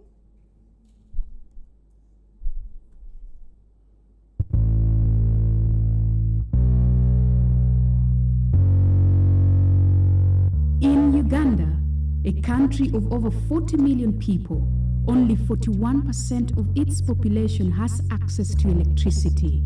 The government of Uganda aims to achieve universal energy access by 2030. But currently, only a fourth of the population is connected to the power grid. This means that Uganda will likely have to connect over 10 million customers to achieve universal access. If grid extension is the sole method of service provision, the required investment would likely be in the range of $7 billion, which is about 20% of the nation's GDP. There is a cheaper and faster way. A coalition of energy sector leaders are creating the utilities of the future by integrating the public and private sectors and centralized and decentralized solutions to provide affordable, reliable, and clean power for all. Utilities 2.0 is actually a global initiative that's focused on bringing centralized and decentralized energy together to catalyze the research, engineering, regulation, and political will to achieve a faster, more affordable approach to ending energy poverty. We have the SDG 7, right, which envisaged by 2030 across the world, everyone or every household should have access to clean energy. So we believe that through this project, the learnings we shall get, we will be able to scale and assist to ensure that we can achieve SDG 7. Working in partnership with the national utility is a must if we want to bring electricity to 100% of the population. Through the Tuake pilot project, the partners aim to achieve faster connections and drive demand stimulation so that more customers productively use their electricity. Our goal is to link energy access and agro-processing, promote economic growth in rural communities. Ekosa amasanyalaze speed mba ngirakosa obudde butono obenga ofuna obuwungabo ebyali byetolodde kiwumu balina kubanga baleeta mu kifo kino kubanga bafuna emmere nnungi babone engendo empangu zibadde batambula mu bifo ebyewa. This project has helped business owners earn more from their investments. Juliet Nabatanzi, one of the many project beneficiaries, is now earning more from her house rentals. Jenagaddemu amasanyalaze bagiwaanira omutali era omupangisa yagenze nti saagala eyo etaliimu era kimpaliriza okukomawo nagino egitaafuna gifune. It has been a journey from customers having a lot of questions and doubts about the power to customers now embracing and more connections coming up and having so many other people wanting to get the opportunity to be connected. One of the project partners, Enagro, is providing appliance financing for fridges, saloons, and restaurant equipment to enable businesses to make more money from their electricity connections. Fridge enyambe mu business yange olw'okuba bakasitoma bajja ne mbawa ebinyogoga ne bafuna kale kye baagala. Appliances and tools that use electricity that can help people earn money can help the energy company earn an income as well. So when the customer is earning more money, the energy company is earning more money, and Enagro is making a business gain as well. The initiative, once scaled, can make a serious contribution to achieving universal energy access. The objectives of the project is to test grid integration, and as such, the customer that we've connected is able to vent off the Umeme system like any other customers. He's been provided with the same meters the Umeme customer has. The learnings from this project will inform significantly policy, especially for Uganda, where mini-grids and integration of mini-grids or offline systems to the grid is still in its infancy stages. It's time to realize that neither centralized nor decentralized energy is purpose-built to solve energy poverty alone. It's only through partnership that we'll be able to solve this global problem. Thank you so much for that. Can you please help me to get the PowerPoint back? Okay, excellent. So the video, I hope it's contextualized things, so it's going to make my life a little bit more easy. I think we've spoken about this in the video. Grid extension alone is not going to help us get where we want to get. And we've already spoken about, the cost, as well as, putting low usage customers onto the network. It just increases the cost to serve, so making the economics really challenging for the utility. Again, the vision for Utilities 2.0, it's to combine centralized and decentralized technologies into an integrated, intelligent, and interactive network that can deliver customer-centric, clean energy solutions to end energy poverty at the lowest cost in the fastest time. So let's talk about the pilot, right? So again, the goal was to test the outcomes of integrating a centralized and decentralized renewable energy companies such as mini-grids and productive use partners to demonstrate the benefits of an integrated energy planning and implementation perspective. We've spoken about the objectives, which was to accelerate energy access, advance productive use, drive demand for the company's bottom lines, and then also to test what smart technologies can enhance and be utilized to reduce losses and improve reliability. So as you can see from a pilot design perspective, we are currently at the proof of concept, and we've looked at it at multiple focus areas. So looking at it from a technology integration, looking at the business models, how does the regulation support this collaboration? How do we need to operationalize all of these different stakeholders, because we are very many, as you will come to realize, and then ultimately, what are those social impacts that we all would want to, celebrate together. So we are at the pilot phase, and let's look at what we've done. So this is the pilot, and again, from a research perspective, you need a baseline or you need a control site. So the yellow little flag on the map is Chiampisi. That was a site that was connected in 2012. You can see that it's already on the grid. And we've done 0 customer development activities because we wanted to have a comparable site. So it's similar in terms of number of customers and also, how the customer's consumption is currently looking at.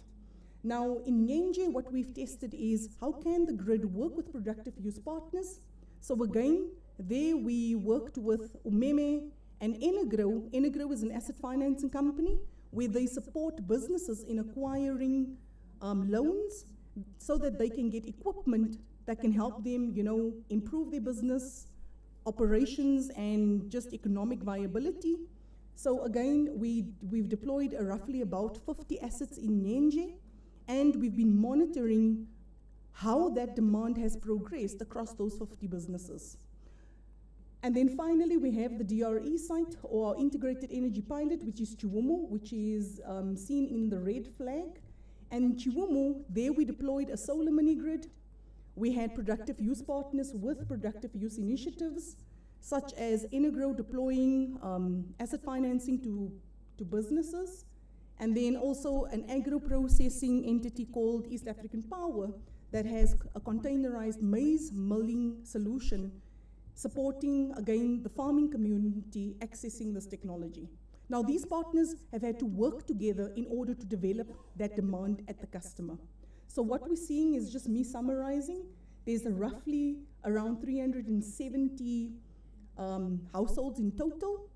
We can see that we've deployed a 40 kilowatt peak mini grid. We've deployed asset financing, and I've just spoken about the containerized drying and milling solution, as well as we've deployed 25 LED street lights along the trading corridor, because again, we noticed that from a safety and security point of view, and also to support additional trading beyond, the daylight hours, those lights, also supported and contributed to the initiatives of the project. Now, the key partners here, Equatorial Power, who is the mini-grid developer, and if you're staying for this afternoon session, you'll hear from their lead design engineer speak about how they've learned how to work with this very complex set of actors to bring this project to life, and especially having to understand how a utility has to be very cautious of, the type of technology that they adopt and how it gets deployed within the regulated framework.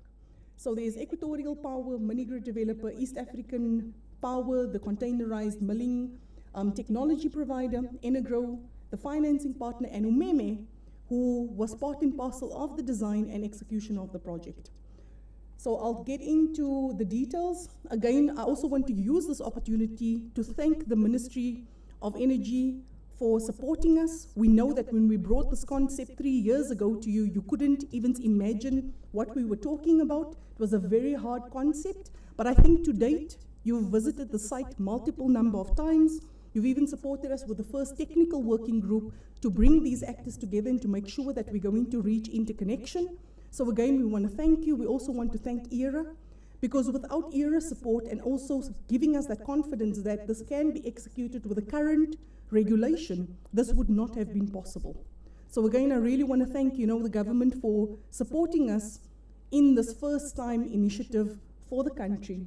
This program has been funded by the Rockefeller Foundation.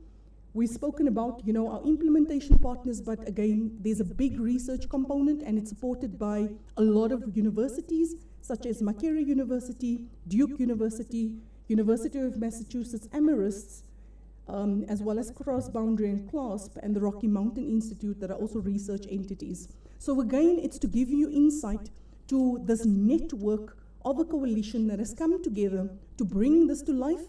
And for those of you who haven't heard of, the partnership economy, this is another example of how collaboration can, lend to one another's strengths so that the customer can be the ultimate winner in this. So let me get into the details. So this is going to help you to contextualize this. So what do we mean by early grid development? We identify a community that sits between 3 and 10 kilometers from the grid. That community gets connected by a mini-grid, and the mini-grid's job is to make maximum number of connections. And I'll explain through the data what we mean with that. Once maximum number of connections are made, we introduce asset financing for businesses, and it's that partner's job to make sure that the businesses get those assets that is needed to drive up their demand, and also so that they can benefit from, their economic livelihoods. Finally, we have the containerized milling solution so that we can bring the technology closer to the farming community, and so that they can also benefit from that additional value add by accessing this. These partners worked together for roughly 12 months to build this community's demand, and we are ready for integration. Now, what does that mean? it has meant that we had to work very closely with the Rural Electrification Program Agency to install a transformer, and then finally receiving ERA's, support in, terminating the license and handing the customer over to the network, right? So whoever the grid operator is. In this instance, it will be Umeme. Now, when we think about scaling up this program, this is where the true innovation comes in the business model. You need to think of this as a buy one, get two free, right? So what do I mean by that? So the innovation comes by decommissioning the mini grid. So that mini grid has been intentionally designed to fit within a container. So we can just pack those modules up, take all of that equipment. That equipment has a shelf life of 20 years, and you go and start the cycle again by identifying a site that is again 3 to 10 kilometers from the grid, give them power with that same mini grid, so you already have cut your costs down by 40%, and you continue with your productive use partners to complete the cycle. So that is ultimately the concept that we've implemented. Now let's look at the data. Sorry, I'm really struggling with this. So this is just to say that we are the monitoring and evaluation stage, and we are at grid integration. Equatorial Power has successfully connected 366 customers, 50 of which are businesses, and roughly 5 institutions, which is mainly schools and clinics. And I would say that we've achieved 98% of the connections in the first 3 months that mini grid was up and running, and the data will show you that. That is a very different trajectory when we compare it to the control site. So again, that customer-centric approach and the job of the mini grid developer to make maximum connections, that is what makes the economics within this model work. Now, we had to work with Umeme from the beginning. Why? We did not want to frustrate the customer at interconnection to re-explain to them how you need to start vending. So we had to adopt the Umeme meter, and that is when we realized, but hang on, Umeme already has a smart meter. You just need to add a DCU, and you convert all of those meters to a smart meter. So from a cost perspective, you're literally adding $5 per customer to a meter cost of $70 right now, and you've got a smart meter. And the other critical thing to emphasize is that we've also noticed that a lot of meters get installed currently on the grid in a shared manner. And that is what is contributing to your high, non-technical losses. We see that because, again, in this pilot, we only observed 7% total distribution losses, and that was because we made sure that every single customer had a meter. So 367 meters were installed, and that was to ensure that there isn't any non-technical, losses cropping up just because we couldn't monitor and manage the customer effectively. So Umeme was contracted to build the LV network, again, for efficiency purposes. We didn't want to come to interconnection and then, they tell us, no, you haven't met the standard, this needs to be swapped out, and create redundancies. So having Umeme build that network gave us confidence that that LV network is built up to the standard, as well as avoiding any, challenges at interconnection, and also Umeme managing the vending of the customer so that when the customer gets placed on the network, they are not even going to know that they've been handed over, because they're going to continue vending the way they've been explained to and how to continue to vend. I'm going to move a little bit quicker. I've spoken about Enagro. We've deployed about 42 assets in Nyenje, 13 in Chiumu. It doesn't sound like much, but when you look at the number of businesses adoption, it translates to roughly 40% of businesses 45% in Nyenje and roughly 30% in Chiumu. So 14 out of the 50 businesses in Chiumu alone received asset financing, and it was mainly freezers. I can also tell you that none of those businesses would have been able to afford an asset if Enagro didn't, provide asset financing. So again, when we talk about productive use, we need to think about how easy is it for that business to acquire, access to financing, and then obviously being correctly serviced. So the Empower Pods has been a huge learning point. We originally thought that this could become an anchor load. It's only been taking up 5% of the mini grid's load. But I think what we've learned, I need to wrap up. Okay. So I'm going to pause after the slide. Ultimately, what we've seen from the results is, one, can this approach accelerate access? The answer is yes. And from the data, we see that we can accelerate access by 5 years, right? So what do I mean by that? When you look at the grid customers, it takes the grid customers 5 years to reach the same number of connections and the same level of demand that we achieve in 1 year, right? So let's just look at the data quickly. Here you can see on this graph, the blue and the green are grid-connected sites. The green site is the control site. The blue on the right, those are the connections that we executed. You can already see 90% of the connections was made in that first 2 months when the mini grid went live.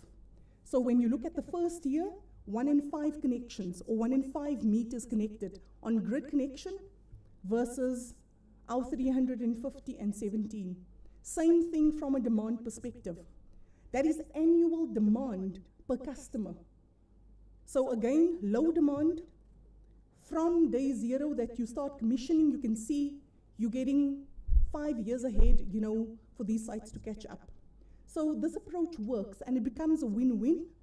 I think I'm going to pause here because I've already spoken about, you know, the importance of productive use.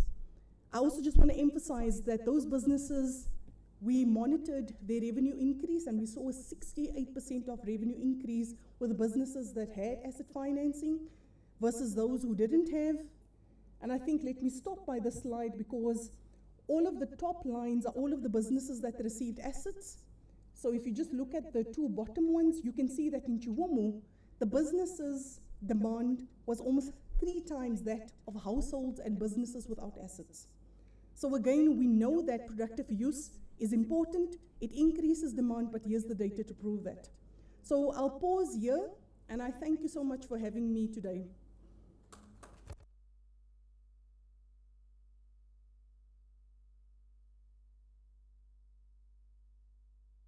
Thank you very much, Powerful. I guess now at this juncture, we come to the end of our session. And maybe we can, if there is an administrative announcement, please come over. Thank you.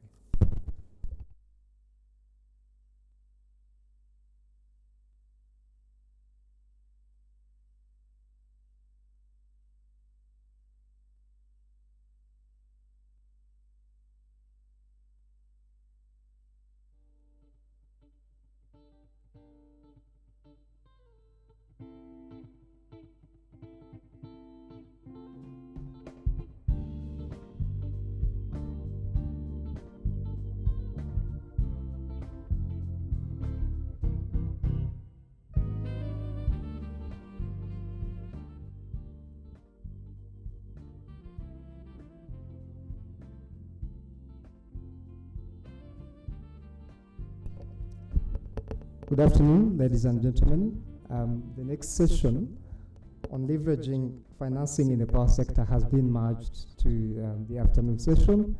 So right now, I would urge all of us to go for lunch and then we return for the afternoon session. Thank you so much.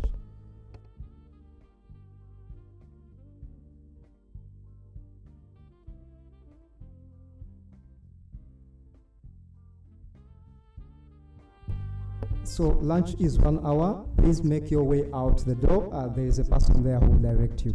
Thank you.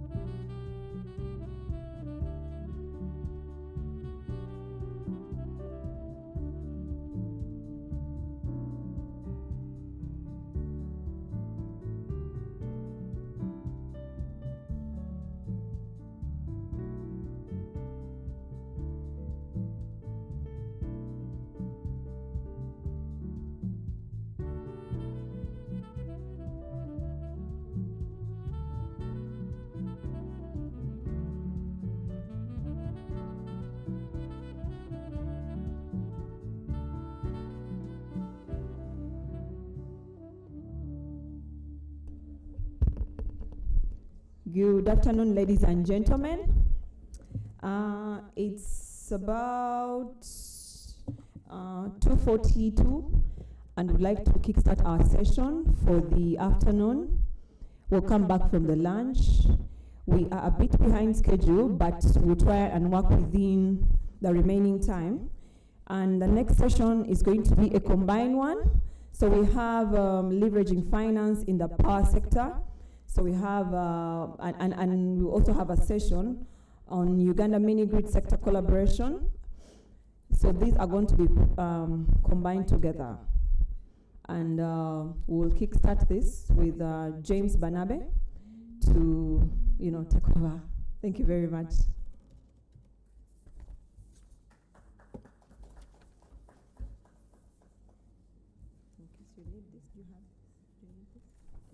Yeah, thank you very much, Eve. Good afternoon, ladies and gentlemen. We are going to have more or less a marathon because we don't have enough time, and many people had already programmed to leave by the time that is provided for on the program. So we going to be looking at this session, strengthening mini-grids sector collaboration, where we've already, I think we have an idea that in providing access to electricity, we can, one, extend the grid, we can have isolated systems, but also we can have these small mini-grids. And I would like now to hear from David Otieno from GIZ, who is going to give us the relevancy of joint mini-grid section collaboration. I don't know whether the speakers would like to take the front seats so that, so that people can see you properly. So if you will allow me to invite David, to invite Olga will also be talking something on productive use of energy. There is someone from Winch Energy as well. Are they available?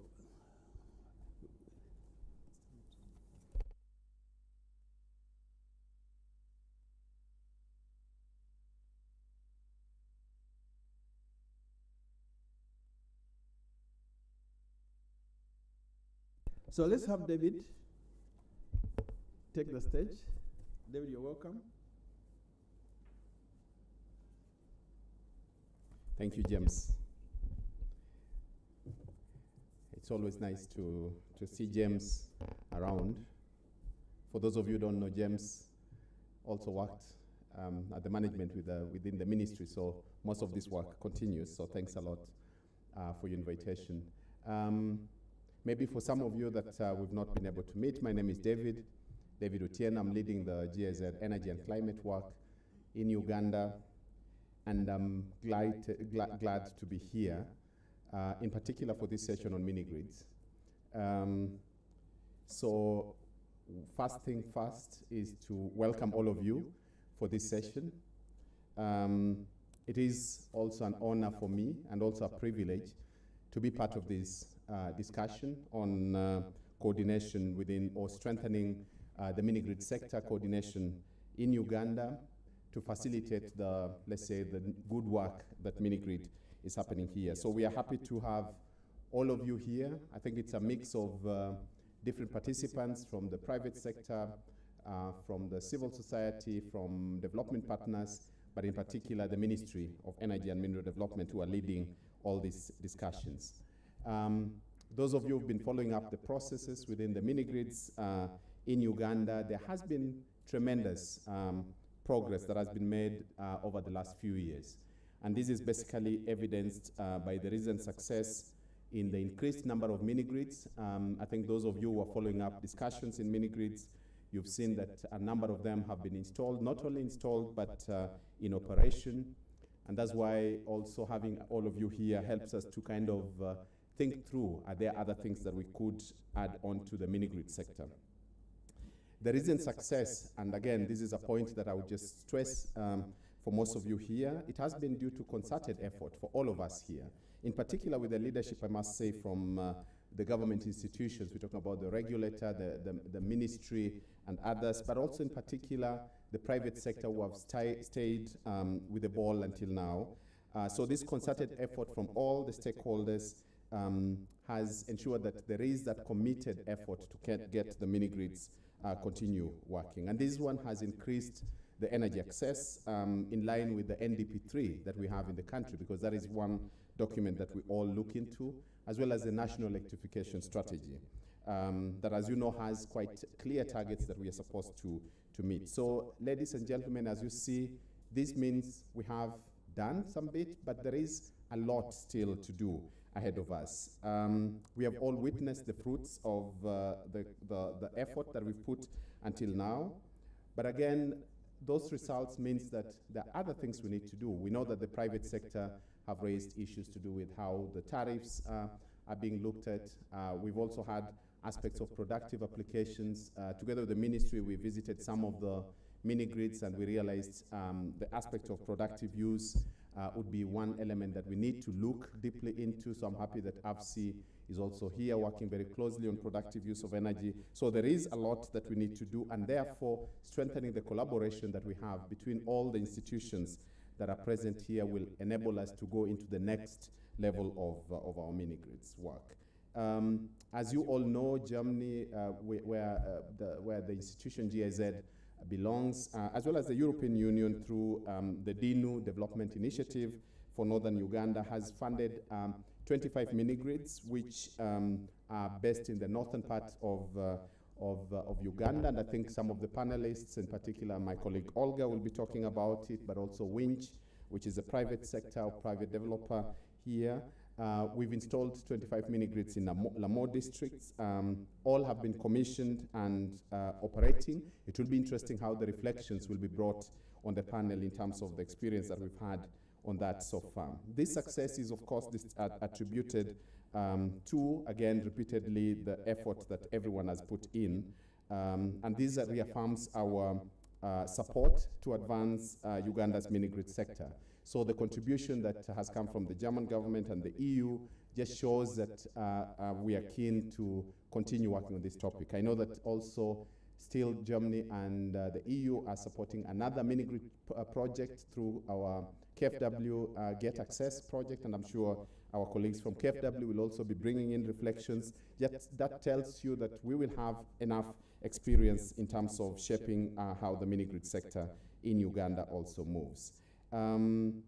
Again, maybe as one of the last points to mention here, Germany further resonates the government of Uganda's ambition to clean energy, and I think this is something that all of us in the whole Energy Week will be talking about: reliable, modern energy to all population in Uganda.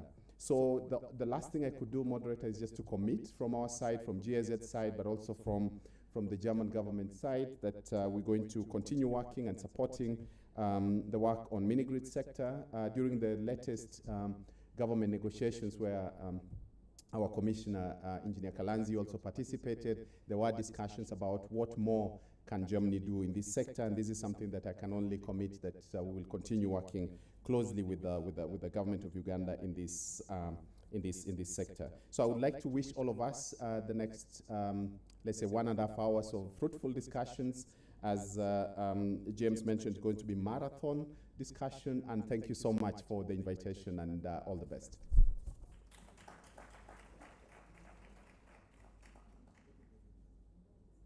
Now, if you didn't know your lunch was paid for by David, you would, I think, have clapped much better. David, thank you so much. Yeah, he's been the main sponsor of this event, and therefore we're very happy about that. But also, GIZ started the whole issue of mini-grids. I remember we didn't have everything in place. It all started from scratch, and finally we can now talk of a number of mini-grids in operation. And therefore, our next speaker is going to be Winch Energy, who are operating 25 mini-grids in Lamore. Now, Mr. Alex Wanume will be taking the stage. We'd like to hear from him what is the experience with mini-grids, what are the challenges, and what are the lessons that we learn, even as we think of scaling that up. So Alex, you're welcome. 10 minutes.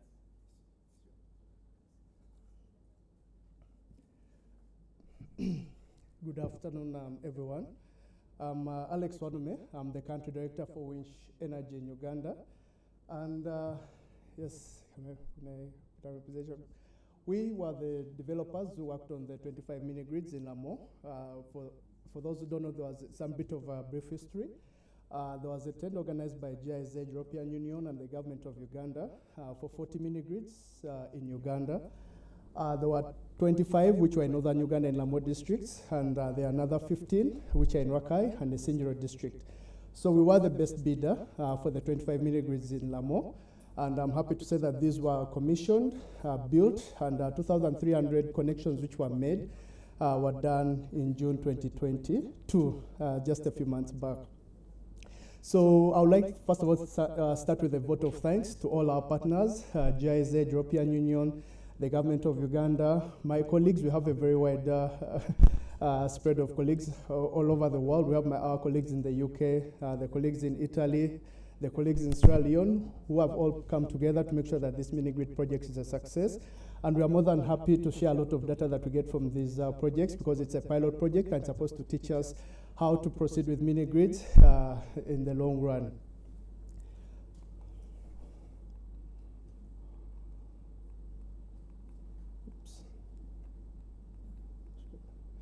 Okay, so I'm going to make a very brief presentation, like that was mentioned. My presentation is going to be mostly about the challenges that we experienced in the Pro Mini-Grids project when we're developing them, and the lessons that we've learned from them going forward. Some of the challenges were solved thanks to the concerted effort from all the partners that we work with, the government, the Ministry of Energy, Electricity Regulatory Authority. So this is just a rundown of what we faced in real time and the solutions which were faced. And for those where the solutions were not gotten, we're going to see the way forward. So this is just a brief about who we are, really just outlining that we have a lot of operations around Africa, Uganda being one of the best markets that we have had so far. And in Uganda so far we have had 27 mini-grids which are now currently operational. Those are the 25 in Lamo, which have 2,300 connections, and then the Bunjako mini-grid, which is made of 3 mini-grids that has around 500 connections. But then in the pipeline, we do have another other projects that we are going to do. We have the Sinjiro Rakai project. This one is 600 kilowatts, and it has 1,000 connections spread over 15 villages in the south. This is another tender. This was the lot 2 of the initial tender, which was done by, again, GIZ and the government of Uganda. And this is, we are at the stage of signing the contracts for this as well. So by September next year, this project should be also up and running. We do have the BGFA project, where we're among the best evaluated bidder as well. This one is also made up of 23 villages, and it has 1,000 connections. We just finalized the due diligence for this, and we should be working on this next year as well. We have the USAID Remanja Refugee Camp project, 120 kilowatts and 300 connections. Then we have the Palabek Refugee Camp, which is also, we're also working on this with the government and the GIZ, 400 kilowatts and 400 connections. Just a brief of who we are.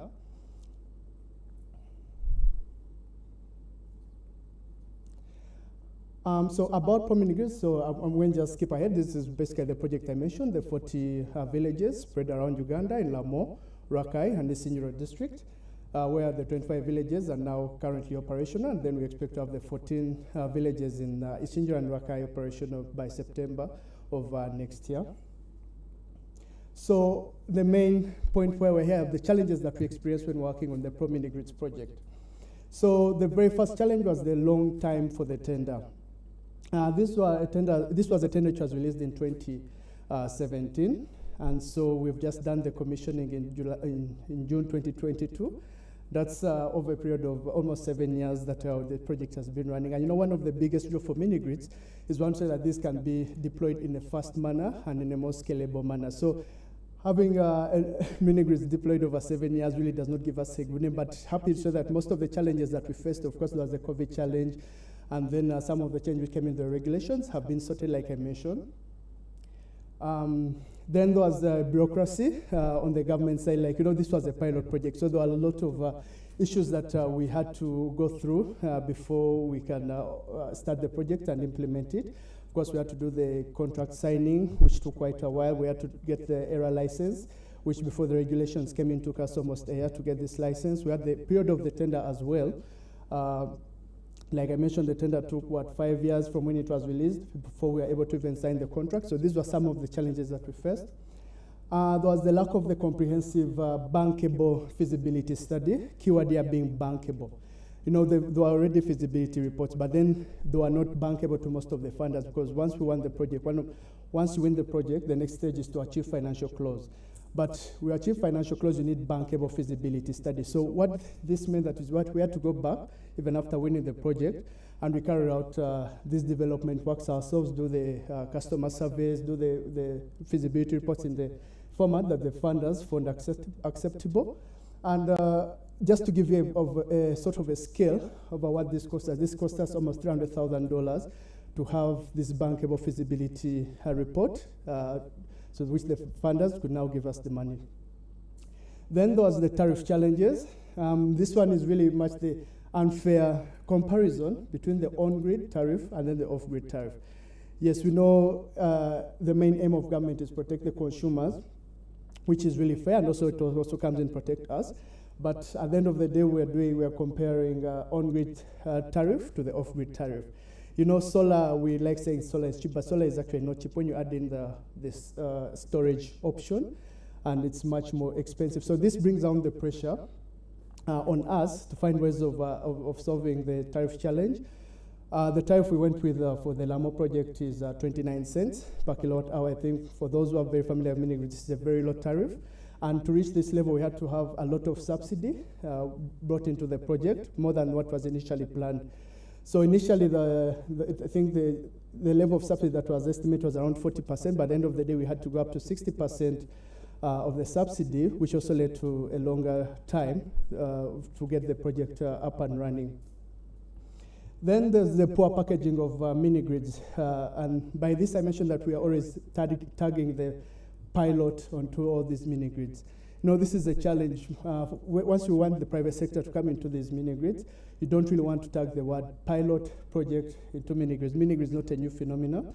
It has been around for quite a while. So to make this bankable, we need to stay away from the word pilot. A funder will not want to give you $5 million, $6 million to go and try a project. They want a project which is bankable, has been tried and tested, and lucky enough, yes, this was a pilot project, but going forward, we need to have this sorted out. We don't need to tag the word pilot onto any of the issues. This may seem like a small issue, but for us who have tried to look for the money, it has been really a problem for us.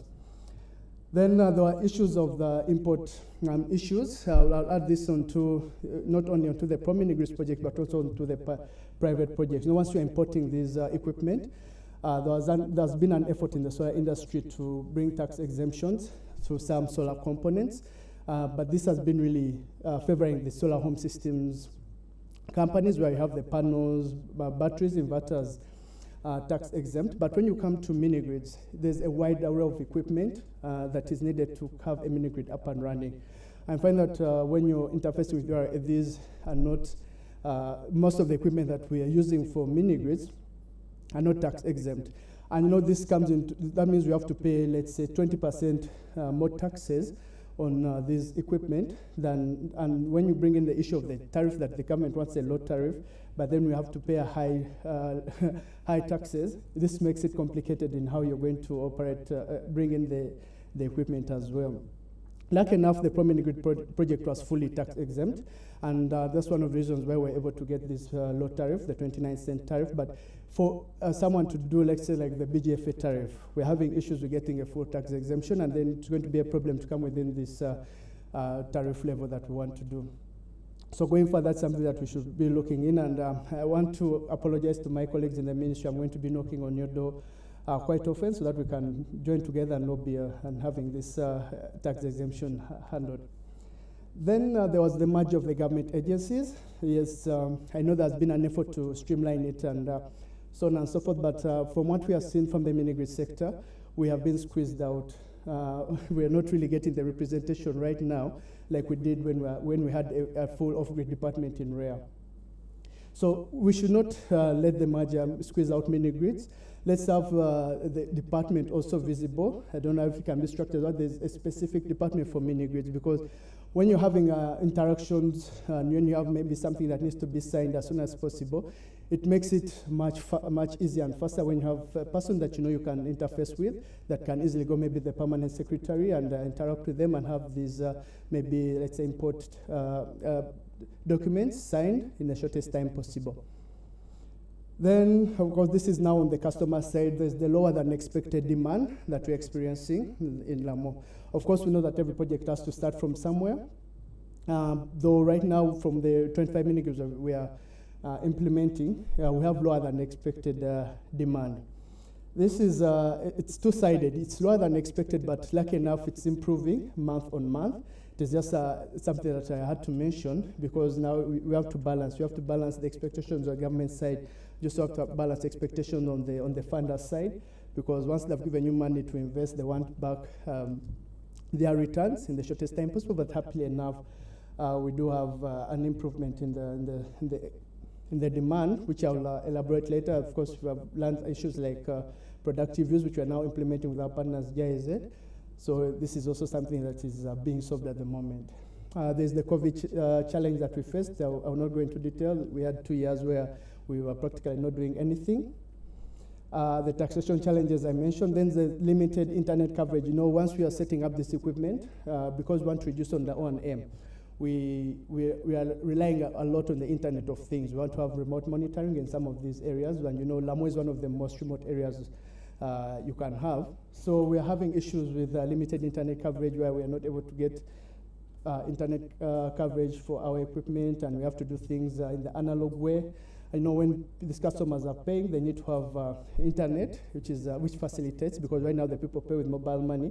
But in order for the meters to communicate back to the main server, we need to have internet connectivity. So this is a really challenge that we're facing right now. Then there's a challenge on the customer side. Of course, these are the customers the first time that they're using electricity. There are quite a few things which they don't understand. You may explain it over and over again, but of course, you know, just as us in Kampala, we have some issues we don't understand. We keep calling Umeme for some of the issues that maybe to them it's obvious, but for Umeme, but for the customers it's not obvious. So we're having a lot of challenges on the customer side. They don't understand some of the issues, like the standing charge. We keep getting complaints that why do we have a pay standing charge here and there. They've sent these complaints up through to the ministry. But of course, the solution here is to do raise the continuous engagement with these customers. So there are other issues, but I mean, these are some of the challenges which I thought are really more notable. But like I mentioned, some of them have been sorted. And just go to the next slide of the lessons. For example, the long time duration that we faced in the tender. So we have seen a number of lessons that we got over the period of time. Number one, when we applied for the license for the southern tender, previously it had taken us almost a year to get the license for the northern mini-grids, but lucky enough now, but good enough with the new regulations that ERA put in place for the southern mini-grids, we got this license in within 1 month from application. So this is a very good sign that things are being worked on the government side. And of course, the regulations say that now it's 3 months. Within a standardized period of 3 months, we'll have gotten the license if everything is okay. So this is a very good lesson that we have also learned. Productive use is taking center stage in our mini-grids. We have realized it's not just a way of you're going to set up the mini-grids and then leave. You have to continuously engage in productive use activities where you can amp the demand for these people. And lucky enough, we still have our partners, GIZ and also AFC, who are assisting us push the productive stage. I have a small case study after this, which I will show, showing that productive use is indeed something that is working for us in these villages. And also I mentioned that we're having an increase in demand over and over again, and this is because of this productive use. Then there's need to streamline mini-grid development at the ministry level. What I want to mention by this is that mini-grids have become sort of obscure, if I would say that right now, because even on my side, when other partners want to come into the mini-grid sector, they keep asking, what's the next step? Where do we start from? Is there a list of mini-grids? And I know, and even for the BGFA, when we were trying to apply for the BGFA, we had to leverage, of course, on personal relationships with people in the ministry in order to get some of the lists to put into our application. But I know this is also something that is being worked on the plan. There's a plan which is coming out, which is going to detail the list of mini-grids. And I think this is a lesson that has been learned. Then the next one is the proper packaging of mini-grids. Like I mentioned, having to leave out the word pilot. Mini-grids have been in existence for 20 years. I mean, 20 years later, you still talk about pilot. That is not going to inspire private sector investment into mini-grids. We need now to know that these are working projects and they're ready for investments. And let's have these bankable feasibility studies in place. Have the meetings with different funders so that we know that once a tender is released, they know that the report is standard, they can look at it and make an informed decision other than having to go back and do everything afresh. Then the next one is, it has to do with the merger. Like I mentioned, we need to have the people we have been working in REA at least stay on the team with the ministry, because there's a lot of experience that they have gathered over the years. You know, there's always this tendency of thinking that mini-grids are solar home systems, but there's a very big difference between these. Not everyone has the experience and knows the expertise in that mini-grids need. So if we can still have this sort of support system, I know it's going to be there in the ministry. This is a very good initiative for mini-grids and shows that they're here to stay and they'll be operable going forward. Then the next is what I talked about, the need for government to interface with funders. Right now, the government is interfacing with us as developers, which is okay. I mean, we're the ones who connect the two sides. We connect the funders and the government, but we also feel that there's a need for the government to understand what exactly the funders need to make the time for financial close as short as possible. For those who have worked in mini-grids before, you know that even after the tender is released, there's now the next tedious phase of financial close, where you need to now look for the money to close the financing. So this is where it goes back into the funders are going to look for the license, they're going to look for the bankable feasibility studies, and in the absence of this, they're going to negotiate them doing development studies again, which can take anywhere from 6 months to 1 year of them verifying that indeed that these projects are bankable, which is really going to take a lot of time. So there's need for the government to also get in touch with the funders so that they can, just like they do with on-grid, you know that if your project is going to be funded by, let's say, African Development Bank, there's already a format by the African Development Bank, the feasibility study that needs to be filled in, and once it's done, African Development Bank will do just a light due diligence, and then you can go to finance it. So this is something that is needed for mini-grids as well. Then there's need for government support in mini-grids, such as the distribution grid and connections. I think also for mini-grids, this has been sort of like not clear. For pro-mini-grids, the government provided the land, the distribution grids, and also provided part of the subsidy that was needed. But for some of these projects, I think because of the merger, it has been a bit unclear whether we shall still get the same level of support for the distribution grid and the connections. But this is something that is really needed, because once you have a certain level of subsidy, it's very hard to now increase beyond that in order to reach the target tariff by the government. So we need to have this support moving forward and with us, such as the distribution grid and the connections, so that we can make mini-grids a success. Then the next is a need for a full tax exemption. This is what I mentioned in my previous slide. We need a full tax exemption for all mini-grid components if we are going to make them feasible and within the level of a tariff that is required by the government. So also I said, this is not a comprehensive list of the lessons, but these are just some of the lessons that are really, prominent for us who have been your partners in these mini-grid projects. And we're happy that a lot has been done on the government side. There's been the government policy. I'm sure, I know that there's a time when mini-grids didn't even have a stage at such a forum, but right now, me being here shows that really the government policy is really favorable for us at this point. The next one is just a short video. You don't have time? Okay, good. So these are the lessons. This is just a comparative for productivity that I mentioned that I wanted to show. So the red line you see, and this is real life data. So the red line you see is what someone who didn't benefit from productive use in Bunjako, this is what GIZ already covered the productive use. So the red line is the demand of someone who didn't benefit from productive use. Then the black line, you see they started at the same level, but then the black line is someone who benefited from productivity. This was a shop which had a fridge. So this is just for, I want to show that how productive use is really important for mini grids, and it's something that works, and we should keep it going for all projects going forward. Thank you. Yeah, so thank you so much, Alex, for being able to pioneer, to start the whole journey of mini grids. I saw the director taking notes seriously. When you talked about the merger, she wrote something. I saw her writing something. And I also saw the regulator taking notes when you talked about the tariff. And so I'm sure government is going to support you. And one of the things that you mentioned is that the productive use is taking center stage.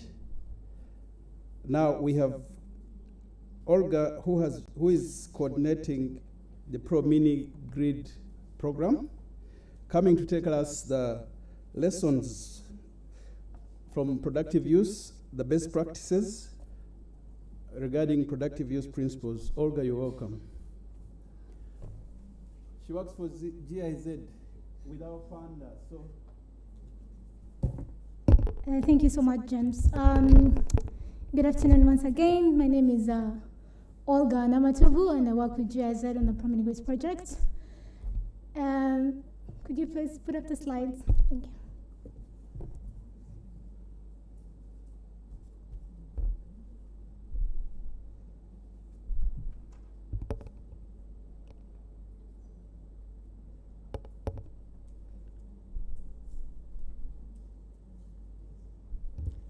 Sorry about that.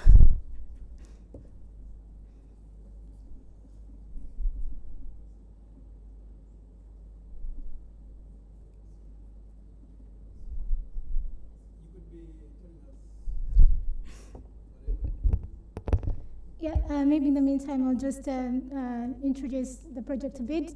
Thank you, Alex, for that excellent presentation on the lessons learned. So for Pro Mini Grids, we are basically supporting the private sector in developing decentralized rural electrification projects. And the goal here is to increase the number of households and businesses that are having access to electricity. With today's presentation, I'll just quickly hint on the best practices we have seen for PUE bankable projects. And I'll base my experience, my presentation on the pilot that Winch just presented, but also on the Get Transform Utility 2.0 study, that Productive Use 2.0 study that has just been launched. I'm sure all of you have a copy of that. Yeah. Next slide, please. Oh, okay. Oh, yeah, perfect. So with this slide, I would like to draw your attention actually to the picture on my left. With that picture, actually, you can see at least 14 out of the 25 mini grids that have been commissioned up in northern Uganda. This same picture here, you can also see it shows the potential market that can be addressed by productive use. Clearly, you can see that the potential market is growing, it's large. And also, if you look at it from a broader sector perspective, we are looking at, by the end of September 2023, we shall have at least 50 mini grids installed and operational. So the challenge we are facing today is basically, how do we ensure that these projects are sustainable, bankable, and replicable at the same time? Maybe just to give a bit of more context, in each of these different villages, we have been able to assess the market and identify at least 3 productive user cases around agro-processing and commercial industrialization or commercial services in communities. So basically, when you walk into these sites, you'll be able to see productive user cases on small micro businesses. These are small entrepreneurs. You'll also be able to see user cases on irrigation. You'll be able to see user cases on cooling and refrigeration. You'll also be able to see huge user cases on agro-processing. That shows that the market is big and it's just starting. And we also know the sector is planning more mini grids are coming up. At least we're talking 500 to 600 mini grids in the next 5 years. So that's the market, the PE market opportunity that I want us to highlight. And the basis of our discussion today will be on how do we ensure bankability and sustainability of these projects going forward. Yeah, so this slide here, I tried to share some of the hint on some of the best practices. I've been given 10 minutes, so I will not go so much into details. But Winch mentioned bankable visibility studies. That is one of the very first practices we have been implementing in these mini-grids. We have been collecting a lot of data, mainly on ability and willingness to pay, to be able to understand better the affordability of these beneficiaries. We are also using this data actually to model the projects, to assess value propositions for productive user cases. We are also using it to size the systems in these villages.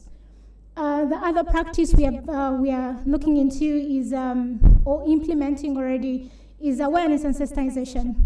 And here we are mostly focusing on integrating the demand-side management aspects around mini-grids, sensitizing communities on aspects of energy efficiency, safety, general load management that comes along with a mini-grid. The whole goal is to ensure that there is indeed community participatory planning in the entire project setup.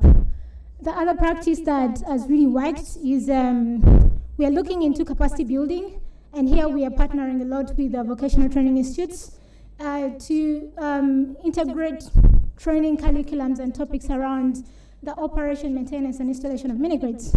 Like I say, the market is expanding. It's important that the local communities also get to participate. We have a project represented here in the room, Employment for Development, a GSA project.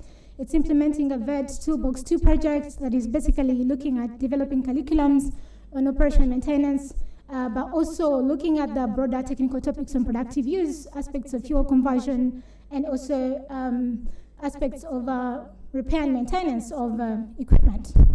We also partner with AFSI on general business development services in the communities.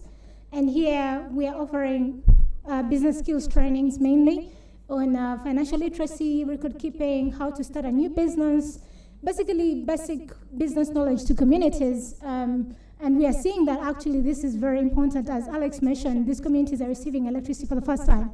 It's important that they're knowledgeable on how to use it and maximize the benefits of and impacts of the project. The last practice that we are now looking into is around cross-sectoral collaborations. And here we are looking at how to partner with private sector on promoting innovative PUE business cases. Those who are here, I think yesterday we did showcase our pilots on e-mobility. We have several projects where we're partnering with the private sector on promoting e-mobility in mini-grids. We are also looking at agricultural value addition as a potential collaboration opportunity. So in brief, those are some of the practices currently we are deploying in our sites. Of course, most of these are still at pilot stage, sorry to use the word, so it's not, at this point, we're not able to share much information on the visibility and impact, but we hope in a year's time, by the end of the year, the mini-grids have been commissioned and operational for 6 months, and after 12 months, we intend to do a proper impact assessment to see, are these approaches viable, are they working in the first place? But when you look at the Utility 2.0 report, it does offer a detailed analysis of similar approaches, and in there they share a lot of lessons and a lot of information on what the barriers and limitations for some of these practices are.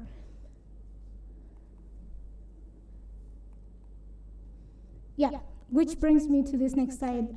Going forward, how do we leverage and take advantage of this PE market opportunity? We see value in collaborating with private sector. We have seen this with our mini-grids pilots. Initially, we had mini-grids operated by the community-based business models, and we found gaps with that. The conceptualization of pro-mini-grids is really based on integrating private sector and leveraging private sector participation in terms of course, their knowledge and also financing at the same time. long term, we hope to leverage the same for productive use. So these mini grids currently going to be operational for 10 years.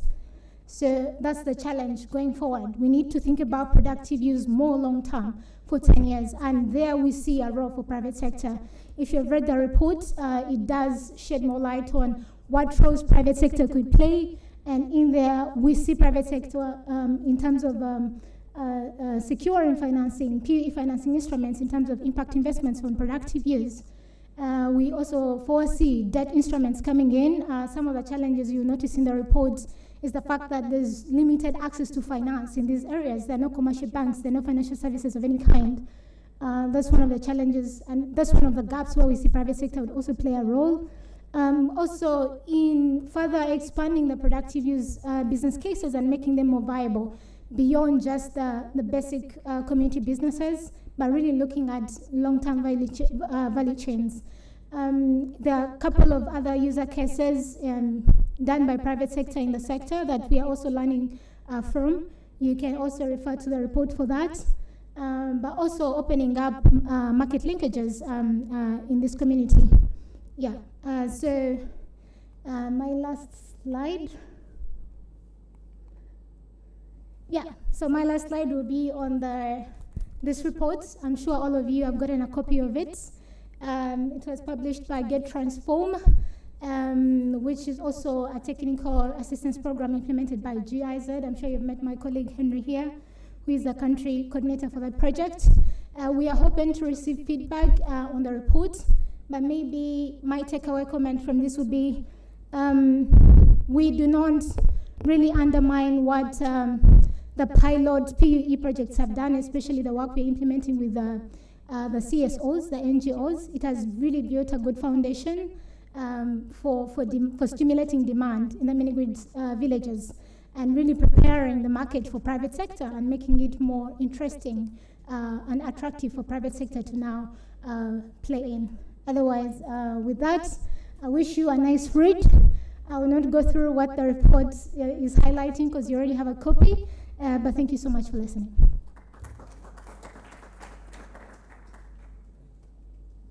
Yeah, thank you very much, Olga. I think we're all realizing the importance of productive use. Even Umeme mentioned that a reasonable share of their income comes from productive use.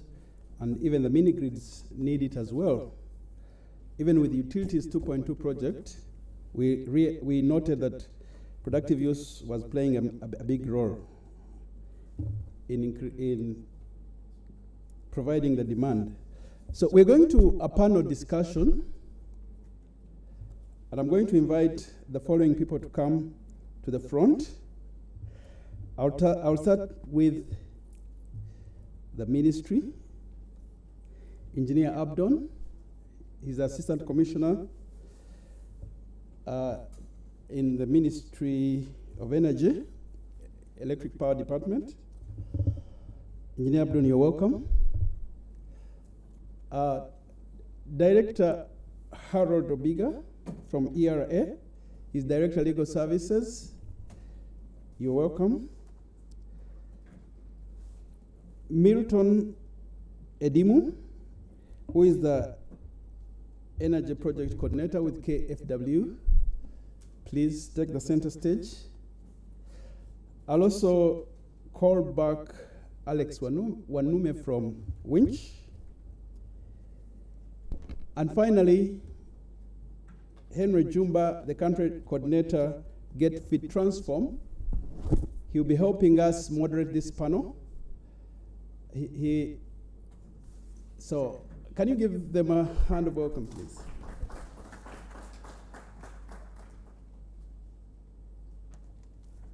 Thank you so much, Mr. Banabe. Good afternoon, ladies and gentlemen. Allow me to add a colleague to the panel, Mrs. Sumaya Mohammed from Power for All. Please kindly join the panel as well.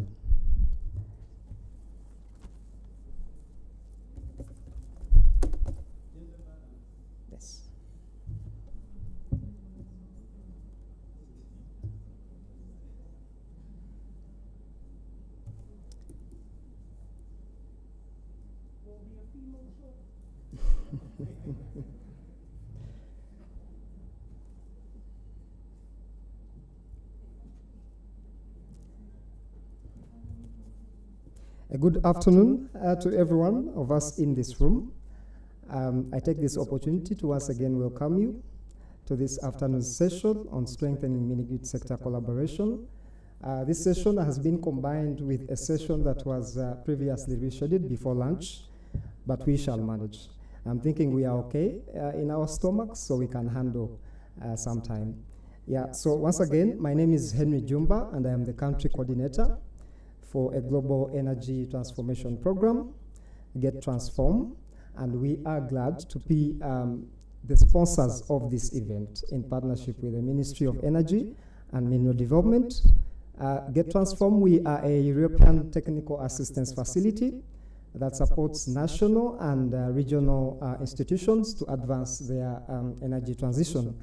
So we are supported or funded by the EU, Germany, Netherlands, Sweden, and Austria. First and foremost, allow me to congratulate each and every individual and every institution represented in this room on the tremendous effort that has gone into achieving the recent success in Uganda's mini-grid sector.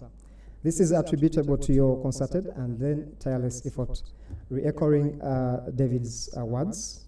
However, as we all know, this sector is still emerging with so many challenges. Policy-wise, financing, regulation, demand, market access, as we will hear from our panelists today, as also reiterated by the PS before in her speech about achieving 230,000 connections through the National Electrification Strategy. Ladies and gentlemen, we have a tough task at our hands. But what a better time to do this than now, because we can even achieve better strides going forward. However, we can only do this in a joint collaboration approach. With that, ladies and gentlemen, allow me to go straight to the panel. And my first question to the panel would be, again, I know most of us in this room have this question in our minds. How can we make mini-grids financially and technically viable? So I'll go to the gentleman on my left, immediate left, Engineer Abdul, and possibly this is for you. Thank you. Yeah, thank you, moderator. Good afternoon, dear participants who are here, and those that are attending virtually. Going straight to your question, there are a number of considerations that we can have these mini grids viable. And the first one is partnership. Partnership between the government and private sector. And that's the mode actually what we are running, where you find that government through its available policies does a segment of these mini grids, and then private sector is called in to top up in terms of financing. If you look at what we are doing now, private sector does the generation units, and government does the distribution network, does the connections through the free connection policy. So that one helps us to support one another to pool resources, but also in a way to bring down the cost of investment that would be realized by the private sector. The other model is, and that we are looking at, definitely the technology is improving, and as technology improves, the cost of these systems come down, and we have seen that And as a government, we're also saying, what if now we allow ourselves time, we package these mini grids, we try to minimize risks and manage risks by the parties that can well manage these risks, and we fear that that one will bring down the cost, and therefore we can do more work around mini grids, and government is considering that if we did feasibility studies, we package these projects, we tender them out competitively, then we will be able, first of all, to reach out to many interested private sector players, but also de-risk these investments, and by that, I think we'll be on the right track to manage financing. I think for now, I can stop there. Thank you so much, Engineer Abdon. You've spoken of reducing the cost of service for these mini grids. I think Mr. Harold Obiga would have something to say about this. Harold, please. Thank you. Okay. Thank you, Henry, and thank you, Abdon, for your comments. If we are to think of the cost of mini grids, really like any other cost, Henry, then I think it's not something that is really critically difficult for us to do, first of all, as a nation.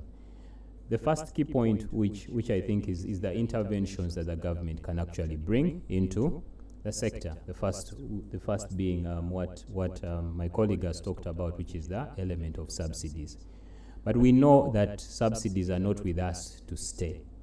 Ultimately, once we put in subsidies as governments, we want to see the private sector be able to take this up. So I think the bigger question we have to ask is, at the end of the day, is how do we make this very attractive to the private sector such that they can run with it? If we borrow the same kind of thinking, and what thinking are we borrowing? We're thinking of what government did for the energy sector, like the generation segment, and later on has leveraged all that expense, and the private sector is running with it in a very attractive manner. So yes, point number one, we do put in the subsidies, as the government has done. Ultimately, a combination of things has to be done. One of the comments that Alex made when he was making his presentation is that, yes, currently we are talking to the developers, but also need to talk to the funders.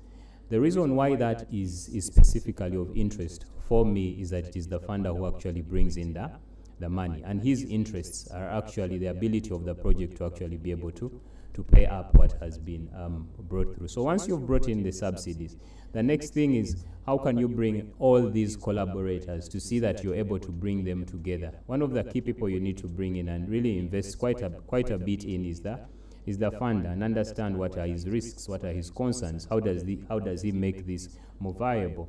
If it is an issue of productive energy use, that is addressed. If it is an issue of licensing, that is addressed. One of the things that I also picked that we also must not discount is the policy framework on the whole, and how, for instance, it has been improved to actually make this attractive. If you look at the increase that we've had over a period of time, and you have the private sector significantly participating, it does point to actually to this becoming more attractive. And if it is becoming more attractive and we're getting more participants, it's more likely that it's becoming more cost effective. So the question then that we ask is how we actually keep repeating those same benefits and replicating them across the board. Key things, we start with the subsidies and we open up the market. Once that has been done by the public sector, the private sector begins to take an active role and an interest in this.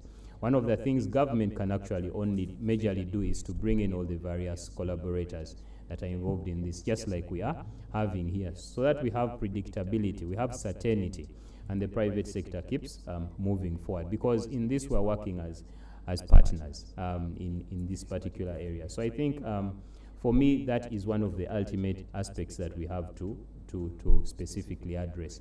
But, and most importantly, I want to think of mini-grids as not isolated from the overall objective of electrification and access, renewable energy, and that climate is very, very important, and we need to be able to leverage from that climate. For instance, if we have benefits on the main grid, in one way or the other, those benefits can be extended to the mini-grid space in one way or the other. Either it is a skills transfer, which makes the skills so prevalent in the market that it's not very expensive to do that, or the main grid provides, say, a wholesale market for a product or larger consumption, into which the actual production that is being done at mini-grid basis is able to feed into the main market. So there we're addressing issues of productivity. We're also addressing the linkages that actually have to be considered.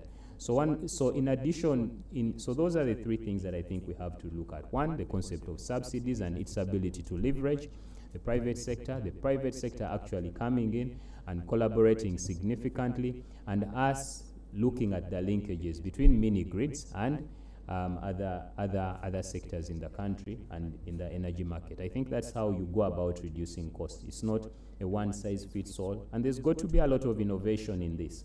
There's got to be a lot of Alex says we shouldn't use the word pilot, so I guess we should move from the word pilot to project or something like that. But we've got to be very innovative about this. So thank you, Henry. Thank you so much, Harold.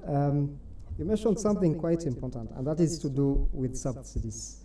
But I want us to hold that thought for a minute and go into this, the next topic with Alex. Because I remember, Alex, you presented about how the bankability of contracts affects your implementation. So I want to relay this question to you.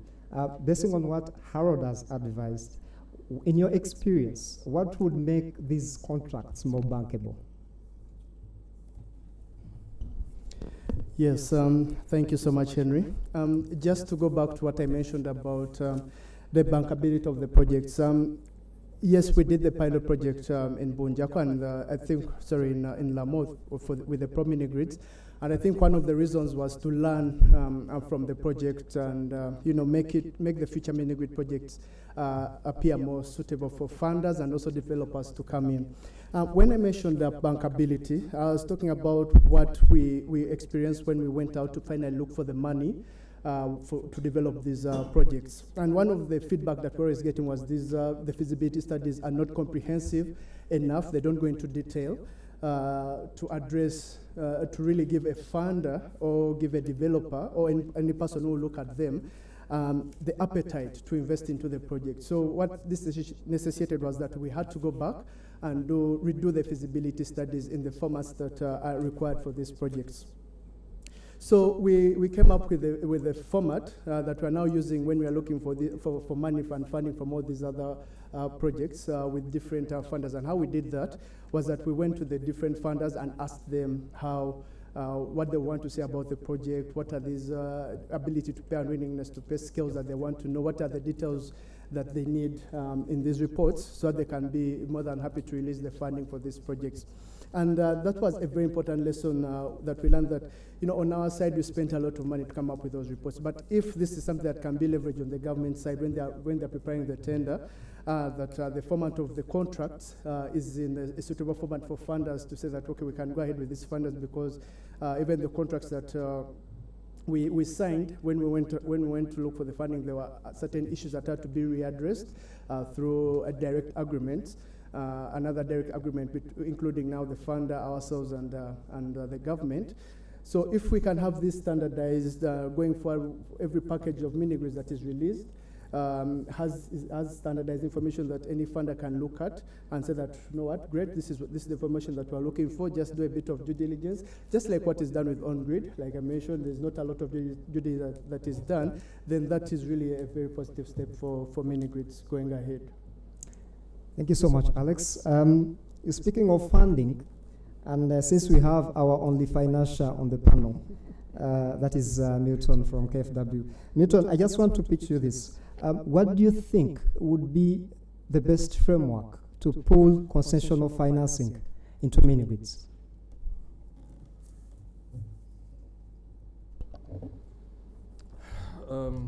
Thank you, Henry.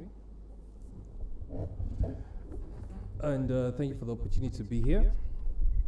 In terms of frameworks, I think, first of all, I want to give you a brief on what KFW does and how we are different from private funders. One, KFW, through the German government, provides financing to government-based initiatives.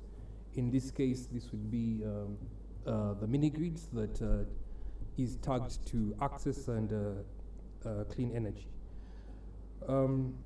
Specifically to the mini-grid, I will relay information specific to one of the projects that we are or that we have packaged, and that is the Get Access mini-grid project. I will not call it a pilot. I have learned that today. So the Get Access mini-grid project, which is basically a project that is looking at putting up 100 to 150 mini-grids. 4 sites were selected around the country based on the master plan by the Ministry of Energy. These are in Buvuma, in Toroko, shores of Lake Victoria, and Palorinia, Maji, which is in the West Nile.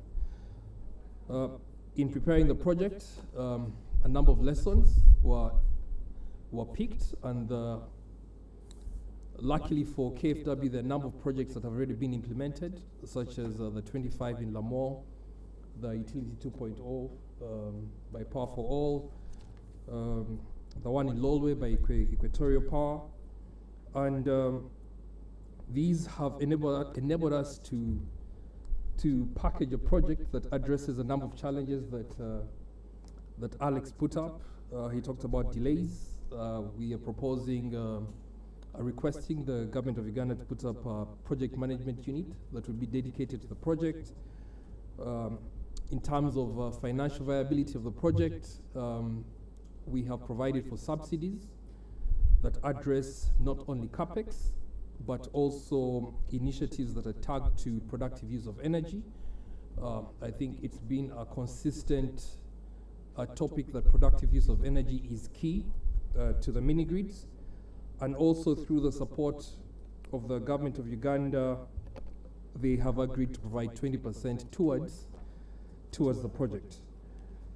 So we are very eager for the project.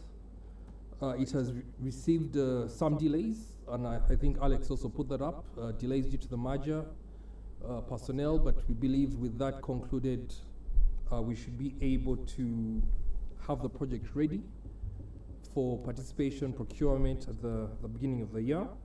So we are very eager for the project, and we are very grateful for our predecessors for the work done in enabling us take part in the mini-grid project. Thank you. Thank you, Milton. We wish you all the luck and the best with your Get Access project.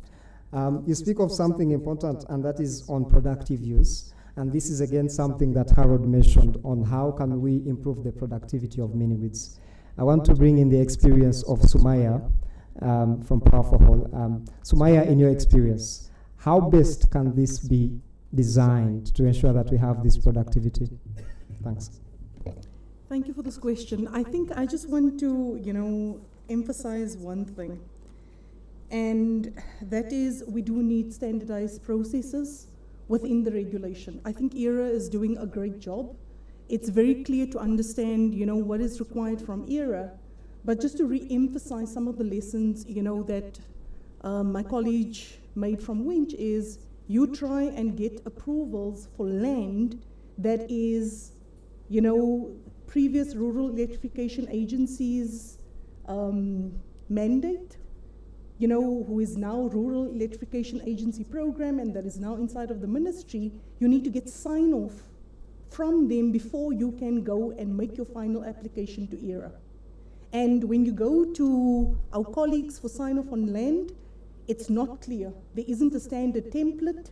You get told, go and draft a letter. You draft a letter, you bring it to the person tells you this letter is wrong.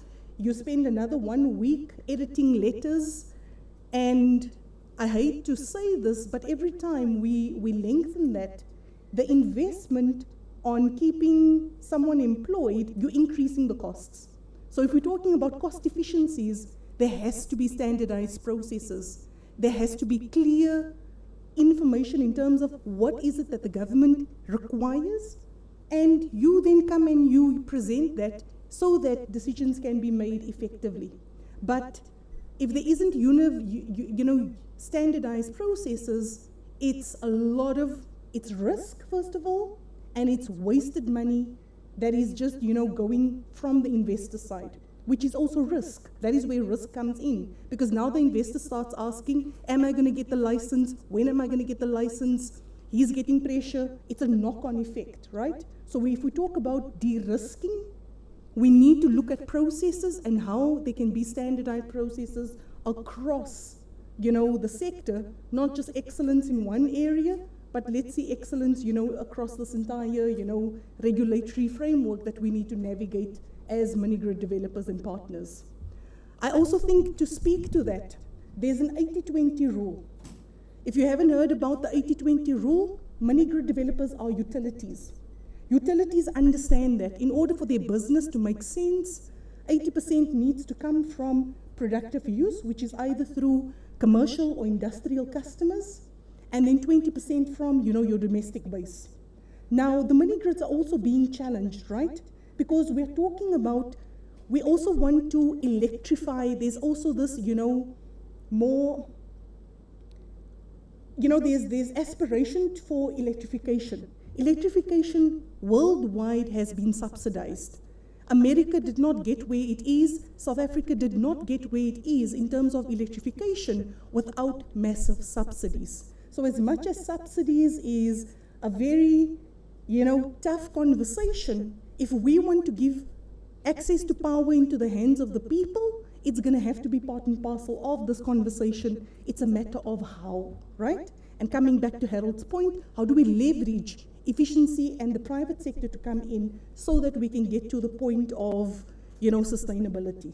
But when we're talking about giving access to people, I do think that subsidy is going to be important, and not just for mini-grids. But let's talk about productive use, because Olga made, some key points about the importance of productive use, but where's the policy? How is this linked to, mini-grids? How is that program going to support, the deployment of mini-grids? So I think that there's a few missing linkages, or maybe the dots needs to be emphasized and made clearer for most of us. But for those of us working in the sector, it's hard because, as I emphasized, as a mini-grid developer, you need to know that you're not just providing power, but you are delivering a service. So what is the service that is needed in the community? Let's take our colleagues, Equatorial Power, and hopefully they can add color to what they have done in both U2.0 and in Lolwe. They realized water. People don't have access to clean drinking water. Can we, put in place a water purification service? Let's use the power and then sell the water, so that we can kind of support the community with that need, right? That's one area of thinking. The maize milling example was another one. And I still think with productive use within the ag sector, there's a lot to unpack. Who are the key stakeholders? How is product being moved? How do you create these kind of areas of synergies where the mini-grids are and certain crops are being grown with the value addition, right? So again, closer conversation with MIFE needs to happen. And we need to kind of have better planning between both the energy sector players and MIFE so that we can unlock and meet, the ag sector's energy requirements. So I'm moving everywhere, but the point is we need standardized processes across the entire sector. When we're talking about, a utility, it's again that 80-20 rule, and that is why productive use is so important. But again, how do we unlock certain sectors when we also need other stakeholders to come, to the conversation and help us understand what is their needs How do we meet them, and what do they bring to the table so that we can unlock those opportunities together? Thank you so much, Maya. You mentioned something important about standardization, and I want to go back to the ministry, and that is Engineer Abdon. Engineer Abdon, how can we achieve efficiency in these standardized processes, especially with, let's say, contracting, with certainty about market information, who does what, the role of each player? How can we achieve this? Thank you very much. We start with contracting, and you will agree with me that when we started the Pro-mini grid, actually we didn't know what kind of agreements we should sign.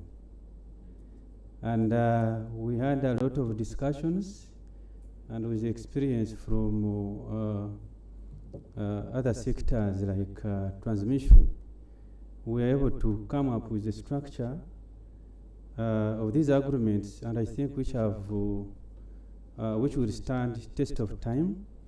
And in terms of contracting now, I should say we should be able to learn from Pro-mini grids going forward. And KFW can testify that they are using the same structure. So in terms of contracting, I'm sure we are there. We need to touch a few things here and there so that the way we have temperate agreements for renewable energy generation projects, we can have similar for many grids. You know, for power purchase agreement, we have standard temperate ones. Implementation agreements, we have standard agreements, and I think that's the same here, and we can twist here and there. That means that the financier, the developer, can easily predict what government wants, which party, which risk is taken by which party. So in terms of standardization, I think we are making headway. In terms of policy, we have communicated that there's a lot going on in the ministry. We have communicated that there is energy policy revision, which has just gone through top management. It is addressing some of these concerns. For instance, what is the policy on productive use? You know, who does what? So that one, I think it is a matter of time so that we resolve that one. But again, I had a discussion in the morning here on national electrification strategy, also which is addressing many grids. When you look at that strategy also, it has a component on productive use. I think it is a matter of now finalizing the processes so that we can disseminate these documents. And the earlier we do this, the better, so that those of us who are cooking in the kitchen, I don't think some people who are waiting in the sitting room to eat are aware actually that we have a very delicious meal. I think we will quickly work on that, and we should be able to move. Thank you. Thank you, Engineer Abdon. I just want to go back to Harold, and this is with regards to what you mentioned on subsidies. To what extent should mini-grids be subsidized to ensure that we not only distort the market, but we ensure sustainability? So basing on your submission, how do you think we should go about this? Thank you. If the question is to what extent by number, it is to the extent that is most efficient, because you see, all mini-grids, as Sumaya said, they're in essence subsidized, okay? And how are they subsidized? The question is not really whether for me, whether to what extent they should be subsidized or not, but where should that subsidy be best allocated? It can be allocated in connections, it can be allocated in productive use through, for instance, collaborations with MAIF, can be allocated through, energy charges and that kind of thing. So should mini-grids be subsidized? Yes, mini-grids actually have to be subsidized. What you want to subsidize is what you want the energy charge to cover, majorly on your part as a regulator, is to give them certainty on certain basic costs such that they can pay their debt, which they have obtained, such that they can have a reasonable equity rate of return. Then the other charges that accrue thereafter can be subsidized indirectly by having, for instance, the government of Uganda doing the lines, doing the connections, doing the ready boards, productive use, and that kind of thing. Why is that critical? That is critical because for the financier, what they are looking at is a predictable stream of revenue. But the equity investor is looking at actually growing his base. He's looking at the product being sellable and being accessible. So if you can come with, if you can work out that ratio, I think what should be guaranteed, because what we have in the energy charge is that guarantee that, as a financier, I have lent, I'm giving you this predictability. That makes them come. Then the government of Uganda subsidizes a certain portion of it. But that's not to say that it should be subsidized forever. We've actually realized that some of these communities are actually capable of paying. It's just an issue of they have not yet probably had access and that kind of thing. And surprisingly, they actually pick up and begin paying. Like the two that have been cited are key instrumental in us thinking that actually we underestimate the issue of affordability. For some of these people, if you look at what has happened at Galway, if you look at what has happened at Kiwumu, there's a concept there to be retweaked and be revisited so that you can have an effective method of subsidization. The other way, which I think we have to think of subsidizing this, is not so much in terms of where the allocation is, but in terms of structure. What is the role of the utility that is closest to the microgrid? That is a very important aspect, because in a way it can carry certain costs. It's also the most likely person in future to take over that. So if this concept is not thought of as really mini grids and that kind of thing, think of it just as electricity business. What is the best way to make it most efficient? Then that can be achieved, and that kind of subsidization can actually work. So thank you. Yeah, thank you so much, the panel, on this really insightful remarks that you've given us. At this point in time, I just wanted to open up this session to now the audience for questions, and then we'll have feedback from the panel. So in case around 5 questions, or maybe you can take that.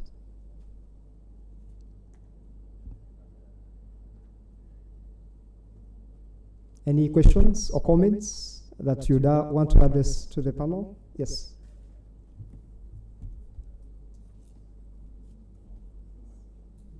Anyone with the mic? Thanks.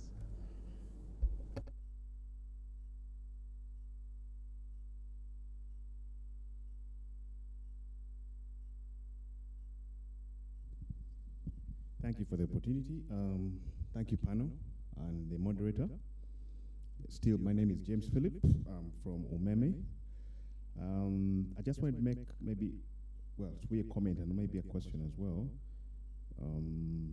For example, when you talk about subsidies, we know there's a history of subsidies in our sector for different reasons.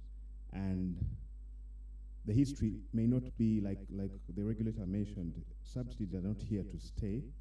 However, they can be tweaked to make sense. And of course, one of the developers says subsidies take countries, take sectors ahead. However, we need to also be mindful about our local environment and how we operate here, because subsidies can actually be put in kind.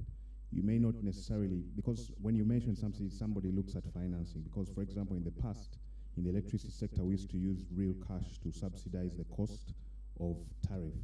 But if you look at things in kind, for example, tax holidays, I know we've got a lot of industrial parks coming up, and when you look at what government offers and I think, Engineer Abdon, you're aware maybe that government, through the Ministry of Trade and Investment Authority, they offer quite big subsidies in kind. They give land, there are tax holidays, there's community mobilization, free publicity, there's one-stop centers where all the information, I think one of the, utilities too all mentioned how it can be difficult to get a letter through, but one-stop centers help you transition. They help somebody who's coming here to actually know, and I think at the regulator at one point there was a bit of a one whole package that would allow a developer to know all the things they need, plus the time they will take to be able to go through. And these were all standardized. So these are some of the things, maybe because productive use and mini-grid development may be a little new, and maybe it's coming up to full policy, this could be something we could think about as the regulator and as the government. The another thing I could talk about is the quality of feasibility studies. Somebody mentioned, I think it was Winch. Yes, demand forecast and willingness to pay studies. Sometimes I think it's not good to reinvent the wheel, because many a time, even electricity developers, they carry out the same. They look at a demand forecast. For example, if you look at Kalangala infrastructure, very good studies were done in the past. They could be updated, because you said, for example, that potential funders may not be interested in banking a project or supporting it because of the quality of the feasibility study. But there are things that are already pre-existing that can be updated and upgraded. So that could be some area where we could also put effort and say, much as we are standardizing, as well, a demand focused study and a willingness to pay study in the local areas of Uganda, the willingness to pay and demand focus is similar. This is not a very differentiated economy.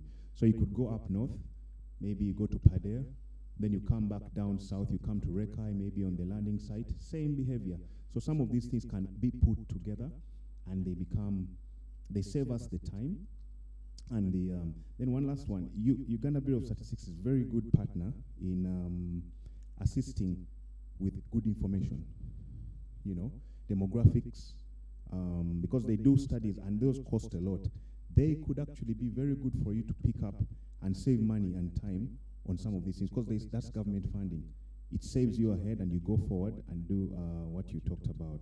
So I don't think mine was a question, but maybe it was just, and I'm interested to know what the regulator would say about all this really, Thank you very much. Thank you. James, any more questions or comments?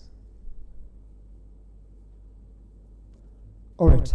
If there is none, I would love to get back to the panel. And James, you mentioned two important aspects on the subsidization mechanism and then also demand-focused studies. I'll get back to Harold shortly on the subsidization mechanism, but I want to go back to Engineer Abdon on this demand-focused study and perhaps your linkages to what you've talked about in the NES. Do you think this is something possibly government can intervene and streamline to provide such studies? Thank you. Yes, as I mentioned, going forward, government has to play a key role in packaging these projects so that the risks are well documented and allocated to parties that can manage them very well. And I'm sure going forward, we should have some resources provided from government or our development partners so that we can do this. We move in a coordinated manner. And when in our previous session, you informed that the law now requires us to have coordinated planning, and this is part of that effort so that we harmonize what we are doing. Thank you. Thank you so much, Engineer Abdon. Harold, over to you on possibly how can these subsidies be harmonized? The different, as you've talked about, the allocation, the categories, And going back to James's question about in-kind subsidies, how best do you think this should be approached? Thank you. So first, the in-kind subsidies are already being provided, as most of us may know. It's really a question of us really determining how much can we allocate to which particular area. Now, the second thing that I would also like to comment on is on the feasibility studies. So government may not always be able to do your feasibilities, but they can do very good pre-feasibilities, such that when the developer comes, they have a very good idea of the resources, of the mapping, and what the government's priorities. And it is what government is actually doing right now in all these policies that are being revised, all the way from productive use to renewable energy, to energy and all that. It is making sure that when you come, there will not be a significant divergence between the pre-feasibility and the actual feasibility that you have done, such that what you're doing is really tweaking your study in that particular area.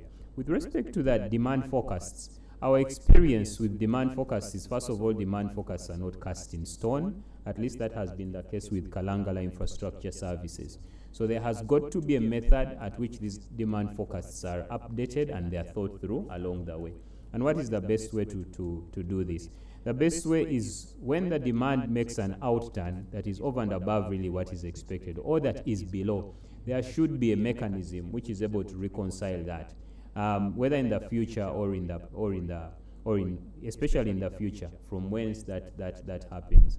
The advantage of that is that you think then of the utility as a long-term business instead of as a one-off business. And this is happening across the board. It's happening in South Africa, it's happening in Cambodia, it's what we need to think about throughout, such that when there are positive benefits, they are taken into account to be able to leverage the business of the utility. And when there is an outturn that is much, much less in terms of demand focus, they are supported across a period of time. And that's what we have seen with Kalangala Infrastructure Services. And that's what we have actually applied. So probably the concept now is, can we pick from what we have learned in Kalangala Infrastructure Services and roll it out to the other entities? Because we have some mini grids which have over or outperformed. You're maybe supposed to connect in 1 year, 3,000 customers or 1,000, and you're doing it in 3 months. That is certainly overperformance. And that kind of compensation has got to be rooted back to that community. We want to think of this more as partnerships and collaborations rather than a one-way relationship. Thank you. Thank you so much, Howard. Ladies and gentlemen, I would want us to give a round of applause to our panel. Thank you so much, panel. At this point, I just want to round up the discussion. But before we do so, I want to put out forward around 3 key points that I've taken away. And here we have 1, information asymmetry, 2, operation in silos. And I think these are critical things that we need to sort as we take the mini-grid sector forward. At this point, maybe I'll then just seek one more objective from you, Engineer Abdon, on how best we can already align within these 3 points or 2 points, such that at least you being on the side of government, we bring all partners together in one room and structure these discussions to have meaningful discussions and achieve better results. So I would want to hear from you, what could we do best? Where can we improve in this regard? Where can we improve in the regard of making sure there is information available on who wants to do what, the role of each institution, and then how the implementation is done. So the information asymmetry and then also the operation in silos, how best can we possibly round this up? Yeah, thank you, moderator. And I don't know how you manage to understand what we are doing in the kitchen there. Because already we are developing guidelines to investors in the energy sector. This is something that has kicked on. We have a very good draft so that we help those who are interested, let it be mini grids, let it be transmission, let it be whatever, so that when you come into the sector, this is the procedure, this is what you need. So that one is already a process that has already been kick-started, and we hope that we'll finish it very, very soon, and we bring it to the public so that we are well harmonized. Thank you. Thank you so much. With that, ladies and gentlemen, I would like to close this session. Thank you.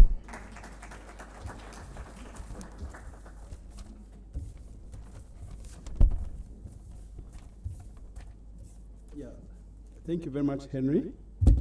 I think they need a hand of applause once again. There's something that has worked in many sectors. There's what they call a multi-sectoral platform.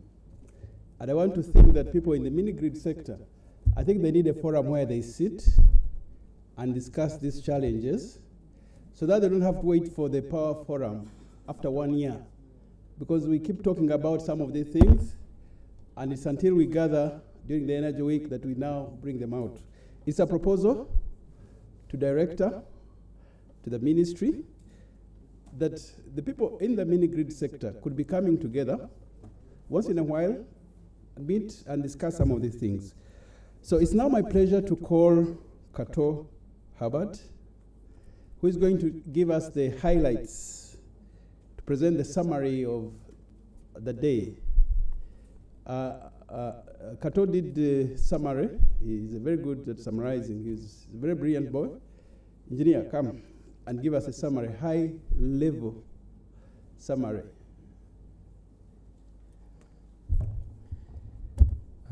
Thank you very much. My name is Herbert from the Ministry of Energy, and I'm here on behalf of the entire Secretariat. It wasn't individual, it's a team that side.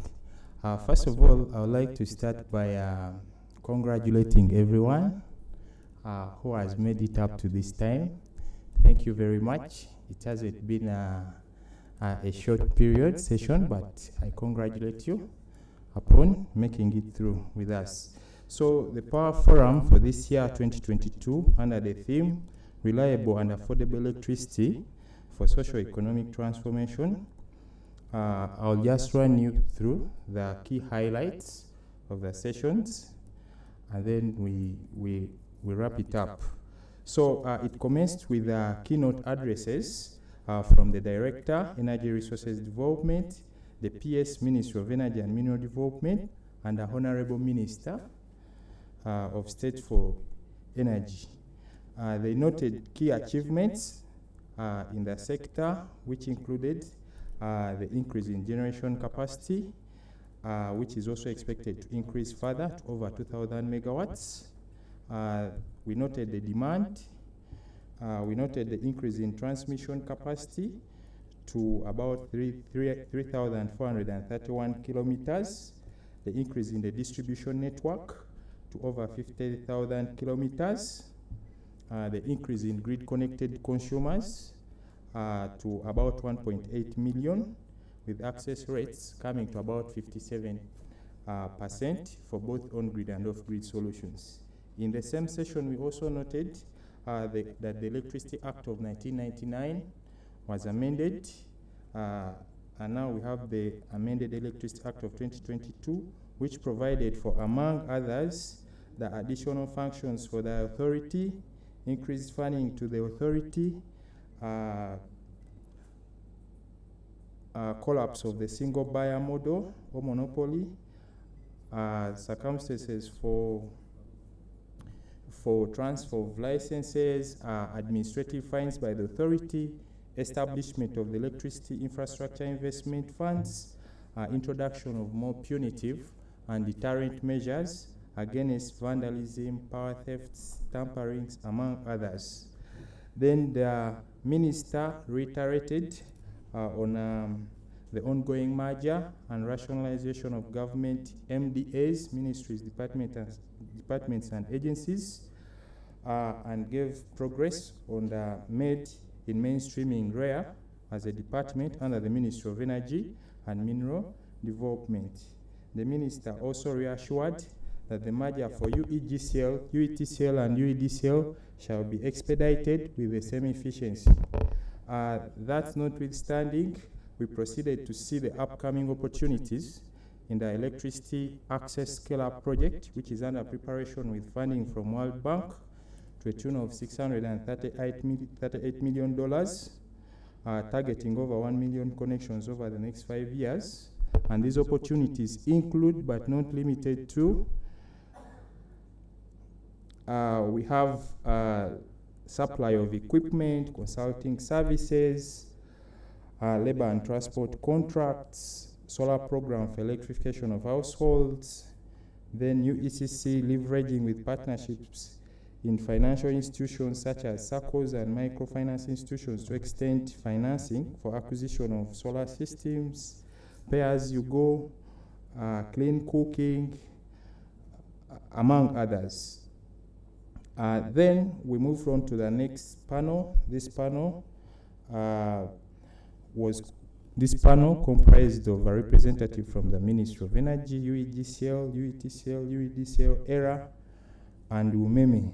The panel handled aspects across the entire chain: generation, transmission, power distribution, and regulations. The key takeaway from the discussions and deliberations were the session noted UEGCL's readiness to take over operations and maintenance of Kiran Narubale complex following the looming expiry of the concession in March 2023. They highlighted the strategy of employing Ugandans and have indicated that this has been done successfully with the Namave thermal power plant.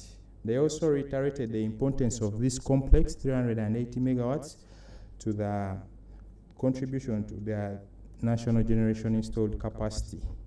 We also noted our government's direction in attaining universal access, in which it was highlighted that distribution network lengths have now increased to over 50,000 kilometers, and consumers can tap and be connected to this. We also noted that the recently concluded National Electrification Strategy has proposed 3 approaches if we are to attain the access targets stipulated in the Sustainable Development Goal number 7, the Vision 2040, among others. These 3 include: 1, extending grid connections, using off-grids and mini-grids, and using standalone solar system. According to the NES, we also learned that this will cost about $4.6 billion if these targets are to be realized. In the same session, we also noted the opening up of private sector participation in the transmission sub-segment, and this is envisaged to increase investment in transmission segment, just like it has been the case in the generation sub-segment, whereby over 984 megawatts have been added. ERA is coming up with regulations on this, and the model shall allow transmission networks to be funded through the tariff. It shall also lead to structuring of financially viable transmission projects that shall stimulate demand. Most of the opportunities in this are outlined in the grid development plan. We also looked at the strategies for reducing power losses to 1 digit.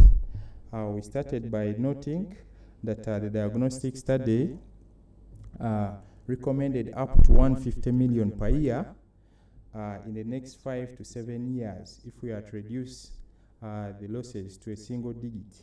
However, we observed that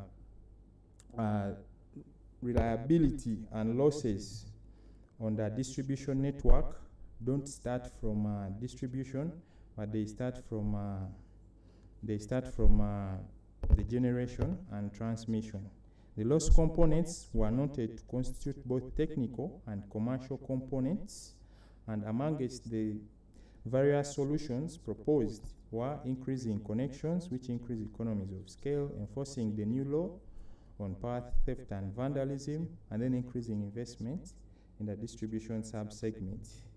In terms of improving power reliability, we noted that over 1.2 trillion shillings that they receive is from productive use.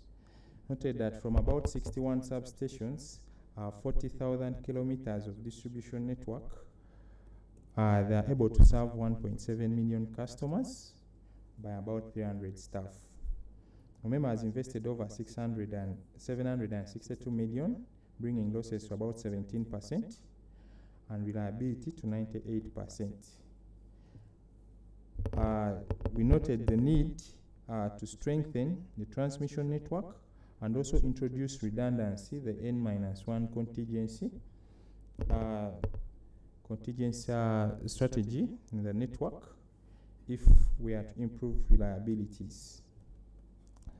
Some proposed solutions were technological innovations like migrating from wooden poles to concrete poles, which are highly affected by weather, substation injections with the right conductor sizes, then adopting new technology like maintenance-free transformers which can last up to 40 years, then the technical staff, industrial parks to promote productive use, increasing connections, consultative engagements by investors with distribution service territory operators, community sensitizing, among others. The same session, we also looked at the benefits of the new act.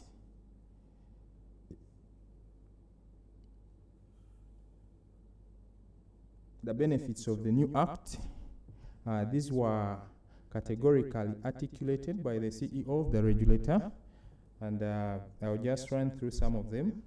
Noted that at a policy level, MEMD has become a majority shareholder of UEGCL, UEGCL, and UEDCL, which is envisaged to increase more effective monitoring and evaluation and supervision of these agencies, which shall improve their efficiency.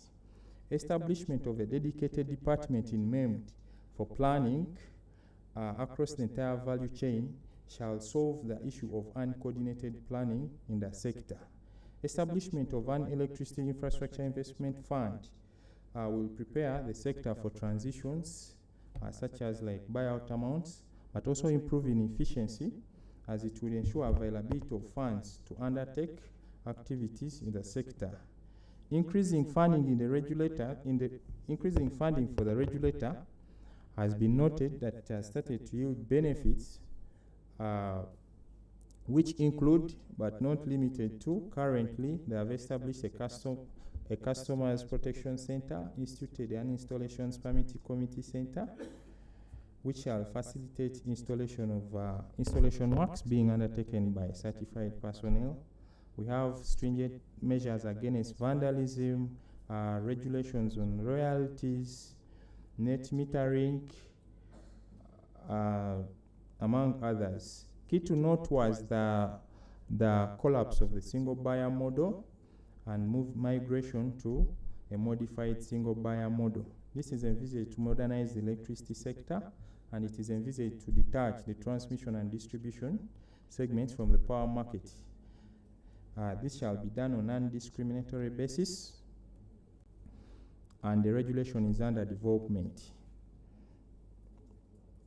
We moved on to look at a case study for the 40 kilowatt peak Chiumu project of mini grids, and the key takeaway was that there is need to have integrated, centralized and decentralized solutions if we are to attain the target set out by SDG number 7.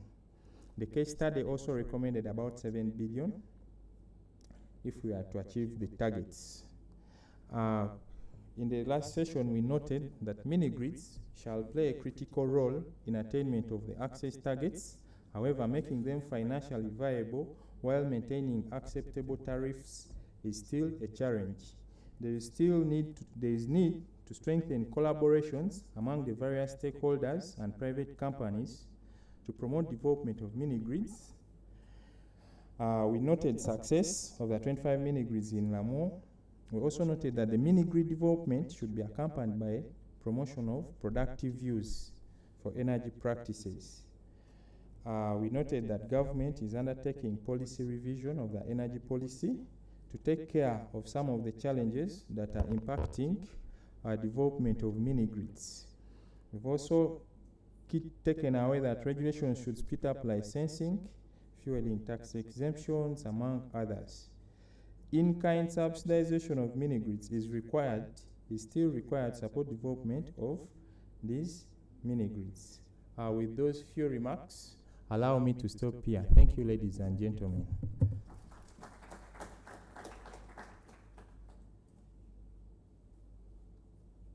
Yeah, thank you so much, Herbert, for that summary. At least now we have an idea of what transpired, especially those of us who missed some sessions. So now we've come to the very end, and I would like to take this opportunity to call Engineer Cecilia. She's actually the one who took over my seat to come and close this meeting officially. Engineer Cecilia, you're welcome. A hand of applause for her.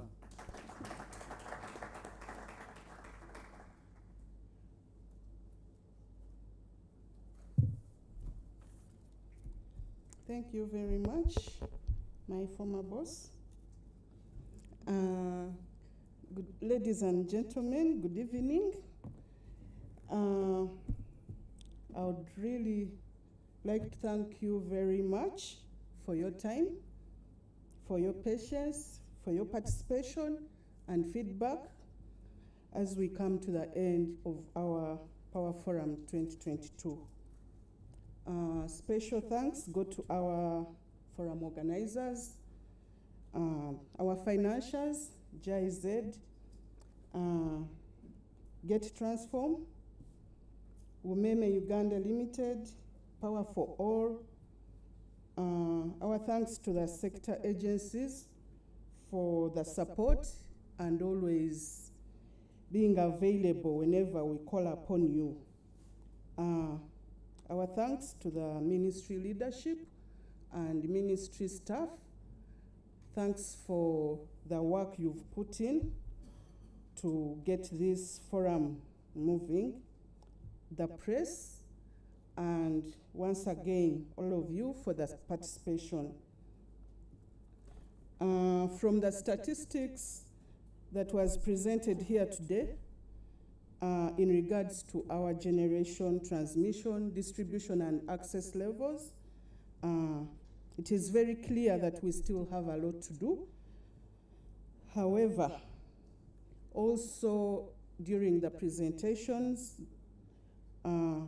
we got presentations on improvements in our policy frameworks.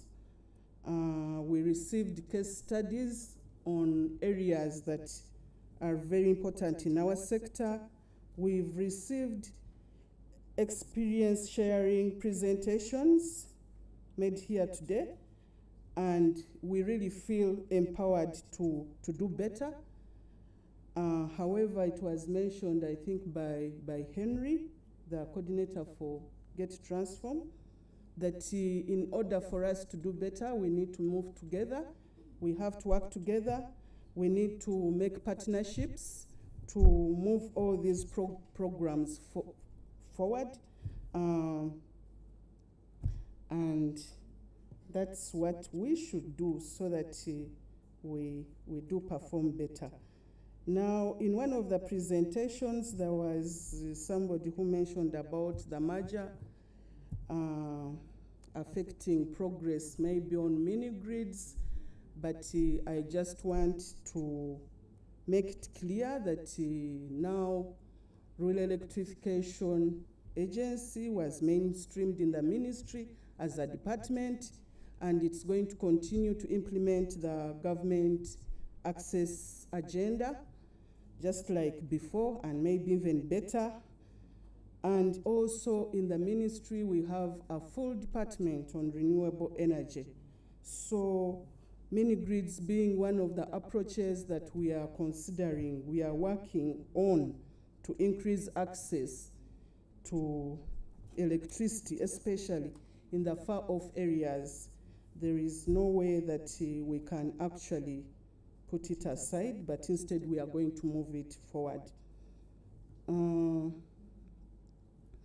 We've received the brief of the day from the Secretariat, and we are going to pull out the action areas, and it's based on these areas that we are going to assess ourselves come Power Forum 2023 to see how far we've gone. We shall be sharing these action areas on the different platforms and the whole report for this Power Forum. As I conclude, at the beginning, we said that our Energy Week is running up to the 5th of November. So I would like to invite you to attend our Renewable Energy Conference that is starting tomorrow. It is in the same place, and along it, there is an exhibition. So you should really come and see, look at the different technologies, different exhibitions that have been set up there. The exhibition will be running along the meeting sessions that are starting tomorrow. With that, I really would like to conclude once again, thanking you for your participation and your time, all this, and your patience. And I really wish you a safe journey back home as you live here. Outside there, we still have a cup of tea, so I encourage you to take before you leave. Thank you very much, and God bless you.